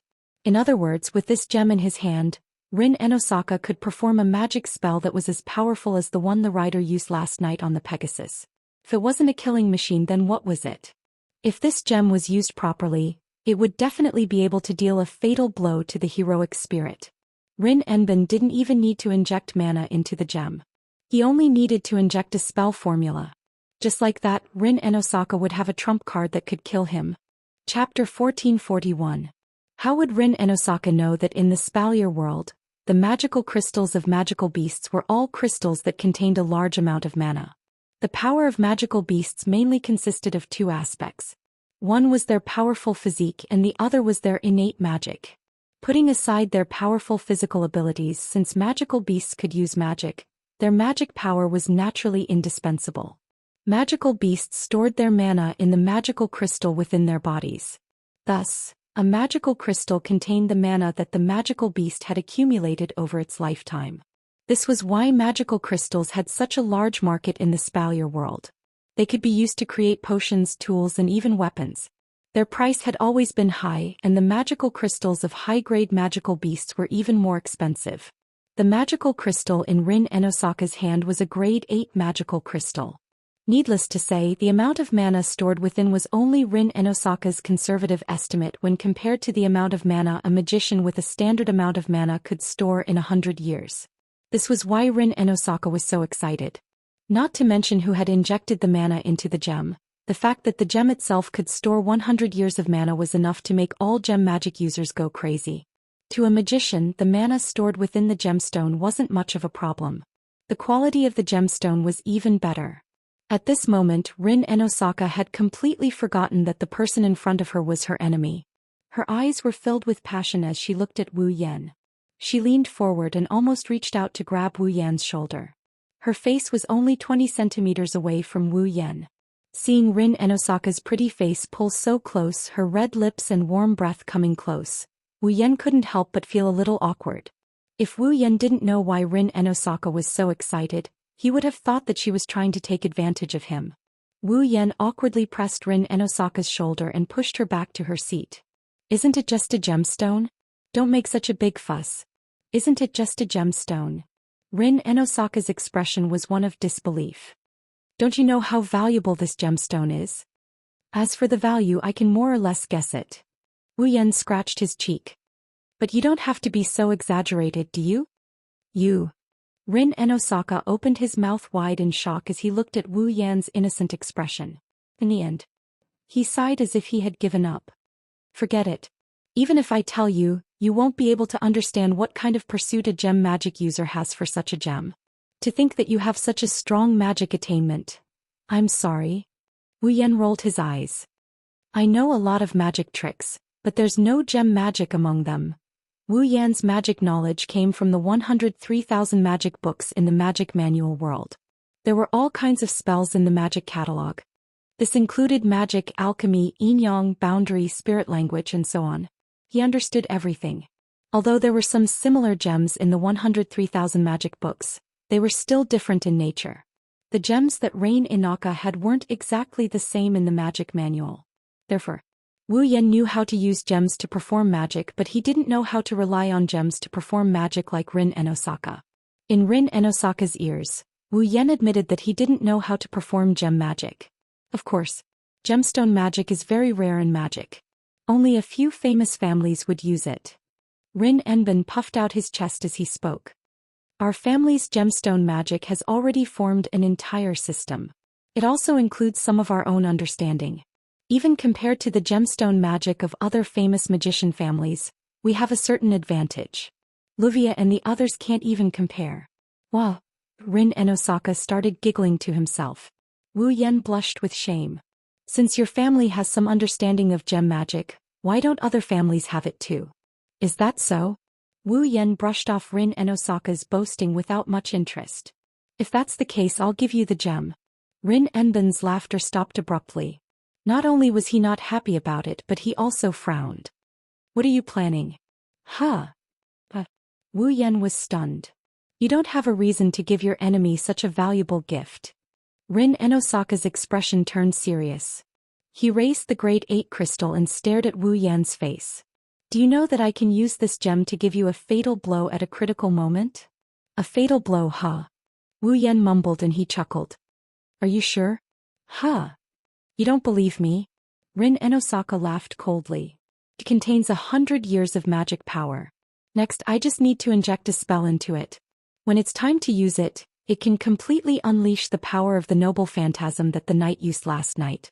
Do you think that it won't cause fatal damage to you? At this point, even Wu Yan didn't dare to make any assertions. If he unleashed all of his power, let alone the attack that was comparable to the last relic that the rider used last night, even if it was 10 times or 100 times stronger, he would still not be bothered by it. However, Wu Yan's level has been suppressed to 75. If that attack hit him, it would definitely kill Wu Yan. But that's it, even if it hit him, he would only die once. Wu Yan has the body of a true ancestor and has died before. Shouldn't you be happy? Wu Yan smirked. You have a trump card against me and I gave it to you personally. Why don't you take advantage of it? Oh. Rin Enbin raised an eyebrow as he stared at Wu Yan's face. He tried to figure out something from Wu Yan's expression. After a while he snickered. If that's the case, I'll take it. Rin and Osaka put away the Tier 8 magic crystal in front of Wu Yan and changed the topic. You're going to recycle the cards tonight, right? That's what I thought. Wu Yan took a sip of his black tea and he replied casually. What? You want me to give up again? At this point, I know that it's impossible for you to give up. Rin Enbin rolled his eyes and said. But I think we can discuss. Discuss? Wu Yan looked at Rin and Osaka with interest. Discuss what? Discuss. Let's discuss our goals. Rin Enbin took out a map and placed it on the table. On the map there were a few places that were circled in red. These are the places where the tier cards are. Rin and Osaka looked up and met Wu Yan's eyes. To be honest, if we meet like last night, it'll be difficult to recycle the cards. Not only do you have to be wary of us, we have to be wary of you too. It's too much work. You said it yourself. We're both aiming for class cards and each of us has a class card. Sooner or later we'll face each other. Rin Enbin's eyes narrowed. If that's the case, why don't we split up and recycle the cards? We'll decide the winner after we recycle all the cards. Wu Yan sighed.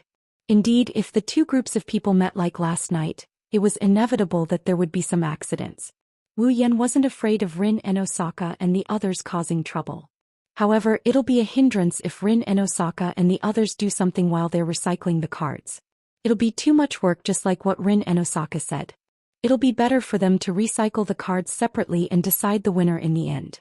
Rin and Osaka had the same concerns.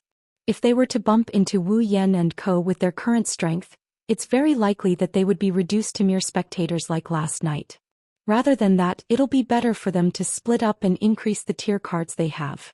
They'll see if they can use it as a trump card and think of a way to deal with Wu Yan. That was Rin and Osaka's plan. Okay. Wu Yan nodded and pointed at a circled area on the map. We'll go there tonight. Then we'll go somewhere else. Rin and Osaka smiled. It's settled then. Chapter 1442. Night on a mountain behind Fuyuki City. So we won't run into each other tonight, right? Standing in the middle of a forest, Hinajuku and Mikoto listened to Wu Yan and Rin's discussion at the coffee shop. They thought for a bit before nodding in agreement. Indeed, it's more convenient to split up. Mikoto crossed her arms in front of her. I don't want another little girl to jump out at me in the end. Me too. Chuju complained. Putting a sword on a child's neck, it's not a pleasant feeling. But we'll run into each other sooner or later. Wu Yan sighed. In the end, those two by the name of Ilya and Mayu will also become our enemies. We must also snatch the class cards from them. Sounds like something a bad guy would do. Chuju turned around and looked at the brightly lit Fuyuki City through the gaps in the forest. They're fighting with a certain Einherjar somewhere over there, right? Rin Enbin didn't say where she's going. I only told her we're coming here and asked her to avoid us. Wu Yan shrugged. but we'll enter the same realm later. That's for sure. If you're interested, wait until the battle is over. Let's see if it's possible to move from the mirror realm to where they're fighting. If that's the case, there's no point in splitting up. They'll suspect we're going to do something behind their backs. Mikoto shook her head. Forget it, it's not a bad idea to split up for now. We'll just snatch their rank cards in the end. That's what a bad guy would say. Wu Yan's expression turned sour. He patted his cheeks to cheer himself up. Alright, it's almost midnight. Let's go. The two girls responded in a small voice. They moved their feet. They stood on both sides of Wu Yan. A rainbow-like light centered on the ground where the three of them were standing. It fluctuated and spun, forming an intricate geometric pattern of a magic circle. The three of them were encircled in the circle. In the vision of the three of them, the space around them began to distort. Up, down, left, right, east, west, south, north, and other directions suddenly became blurred. Even the mountain and the night view of Fuyuki City in the distance also became blurred. The heaven and earth spun as waves of light flickered. When the surroundings returned to normal and their senses returned, the scenery was still the same. However, this scenery was filled with a sense of dissonance. The sky seemed to be covered by a moving arc mirror. It was like the surface of a rippling lake, swaying at an extremely slight angle. In the forest, a wave of blue fog was spreading, causing this space to fall into a blurry vision. Are we there?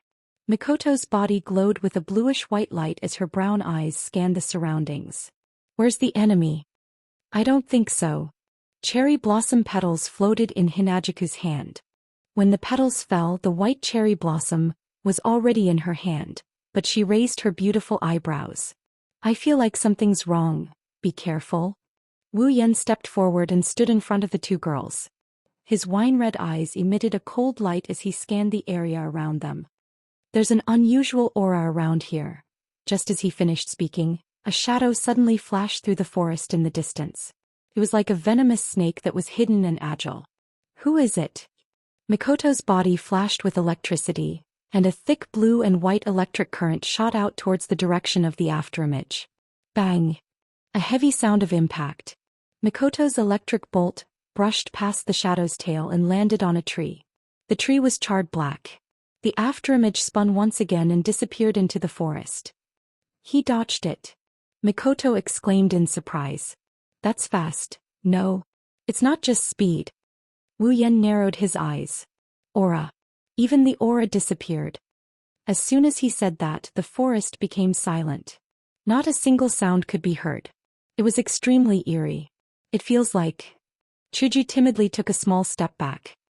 It's a little scary. Don't be affected, Chuju. Wu Yan reached out and held Chuju's cold hand. It's just a spirit that hides its head and shows its tail. It's not some demon, don't be afraid. You're right.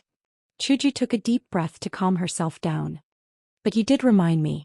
A spirit that hides its head and shows its tail, it should only be one of the 7 ranks, right? That should be it. Wu Yan lowered his voice as his eyes scanned the surroundings.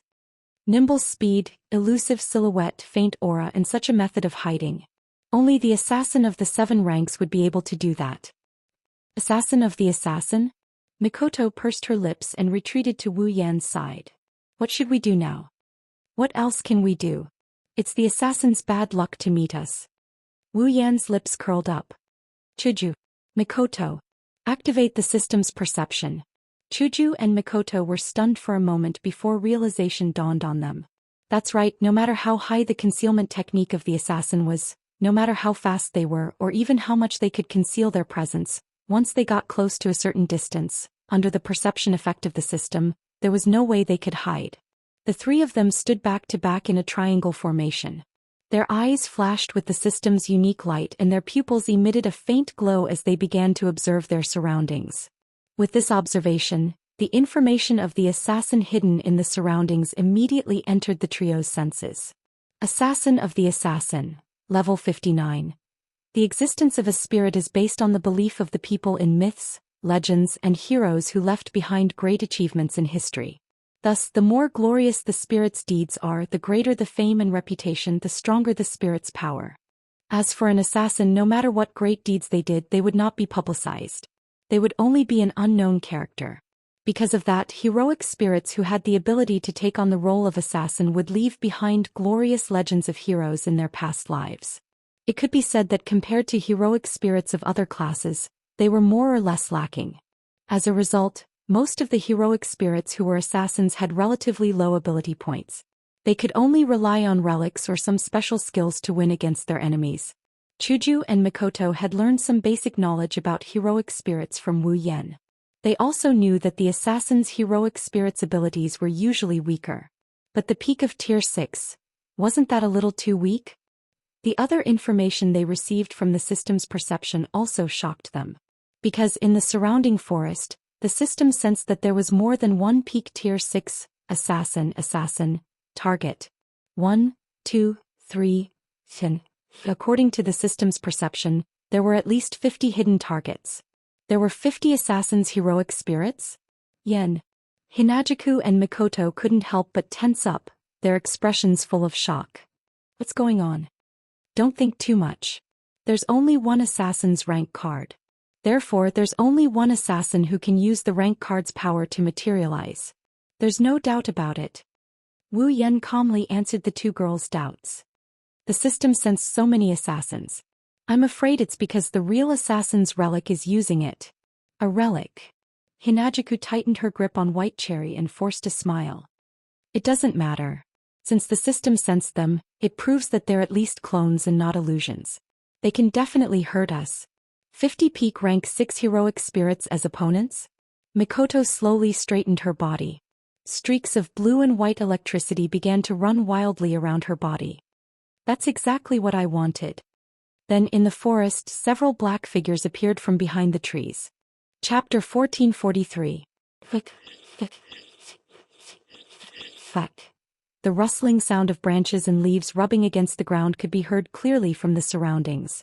In the dark forest, a group of dark figures slowly walked into Wu Yan, Hinajuku and Mikoto's line of sight with their light footsteps.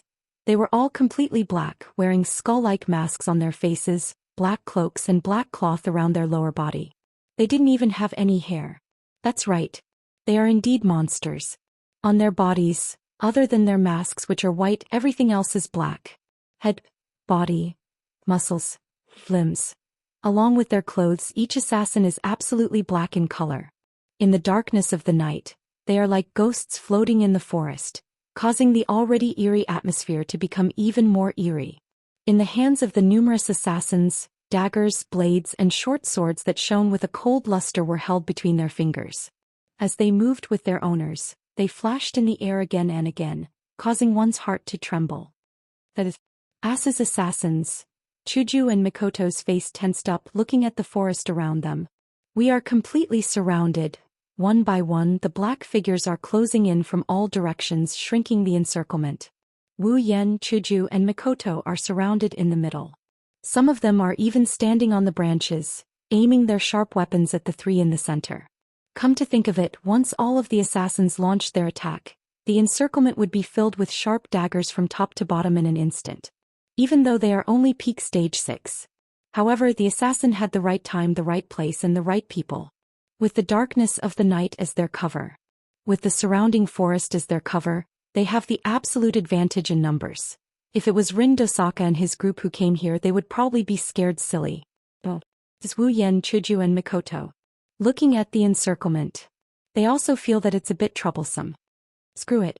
Mikoto was the first one to lose her patience. Electricity exploded from her body. Only peak stage 6, let's start the fight. After saying that, the electricity on her body leaped and drilled into the ground, causing the ground to tremble, creating a black wave. On the other hand, the assassins seemed to be stimulated as they raised the sharp daggers in their hands one by one. Swish, swish, swish, swish. In the next moment, the sound of metal clashing against metal rang out in the surrounding space. Flashing arcs of light flashed in the surroundings, carrying with them a sharp sound. In this space they converged towards the three people in the center. Those are the daggers that are flying through the air. Daggers that blotted out the sky and covered the earth shot toward the three people in the middle of the field like arrows, instantly filling everyone's field of vision. Ha! However, Mikoto's yell came in response to the onslaught of daggers. Like a gust of wind, the waves rolled, the black iron sand wave rolled up like a tornado, surrounding Wu Yan, Chuju and Mikoto. Clang clang clang clang clang.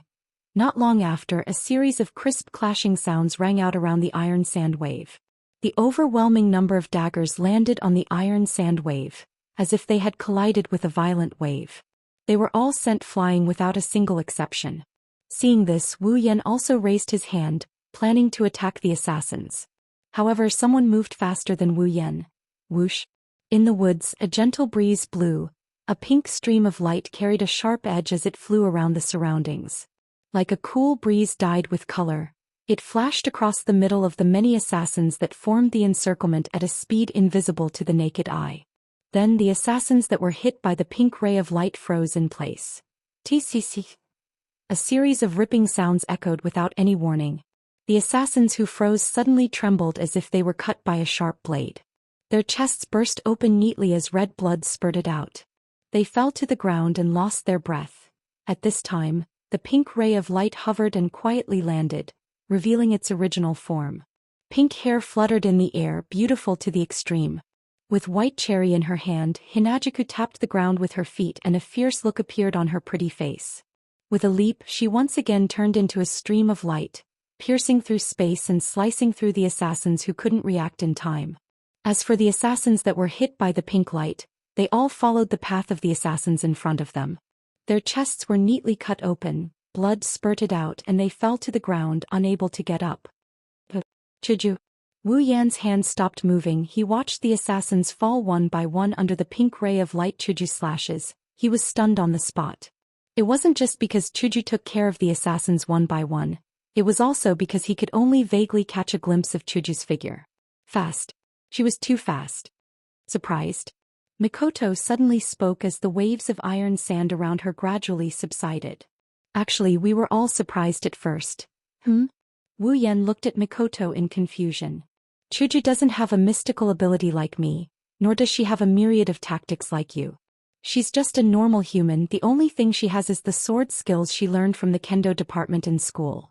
Mikoto smiled and turned around to look at Hinajuku, who had transformed into a flash of light and was reaping the lives of assassins one by one. Chuju was once confused. She didn't know if she should be like us and learn some mystical abilities, or learn do-chi or magic like the practitioners in the Spalier world. But in the end, Chuju gave up on all of these.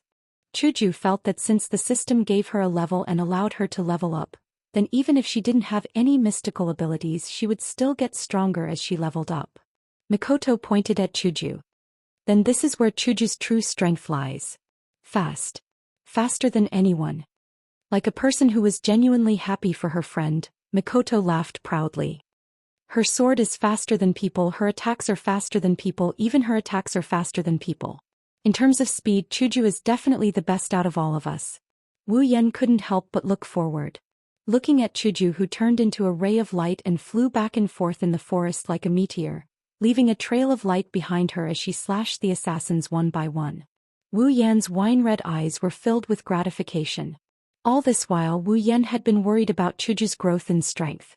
After all, just like what Mikoto said, Chuju didn't have any superpowers or magical powers.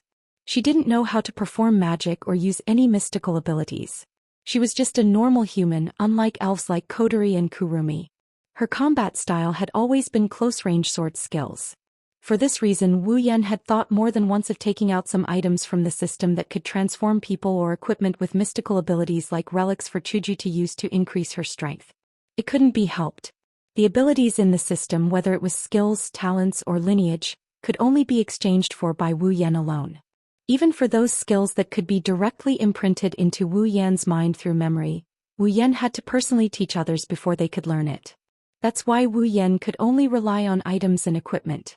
It's a pity that every time Wu Yan brought it up, Hinajuku would resolutely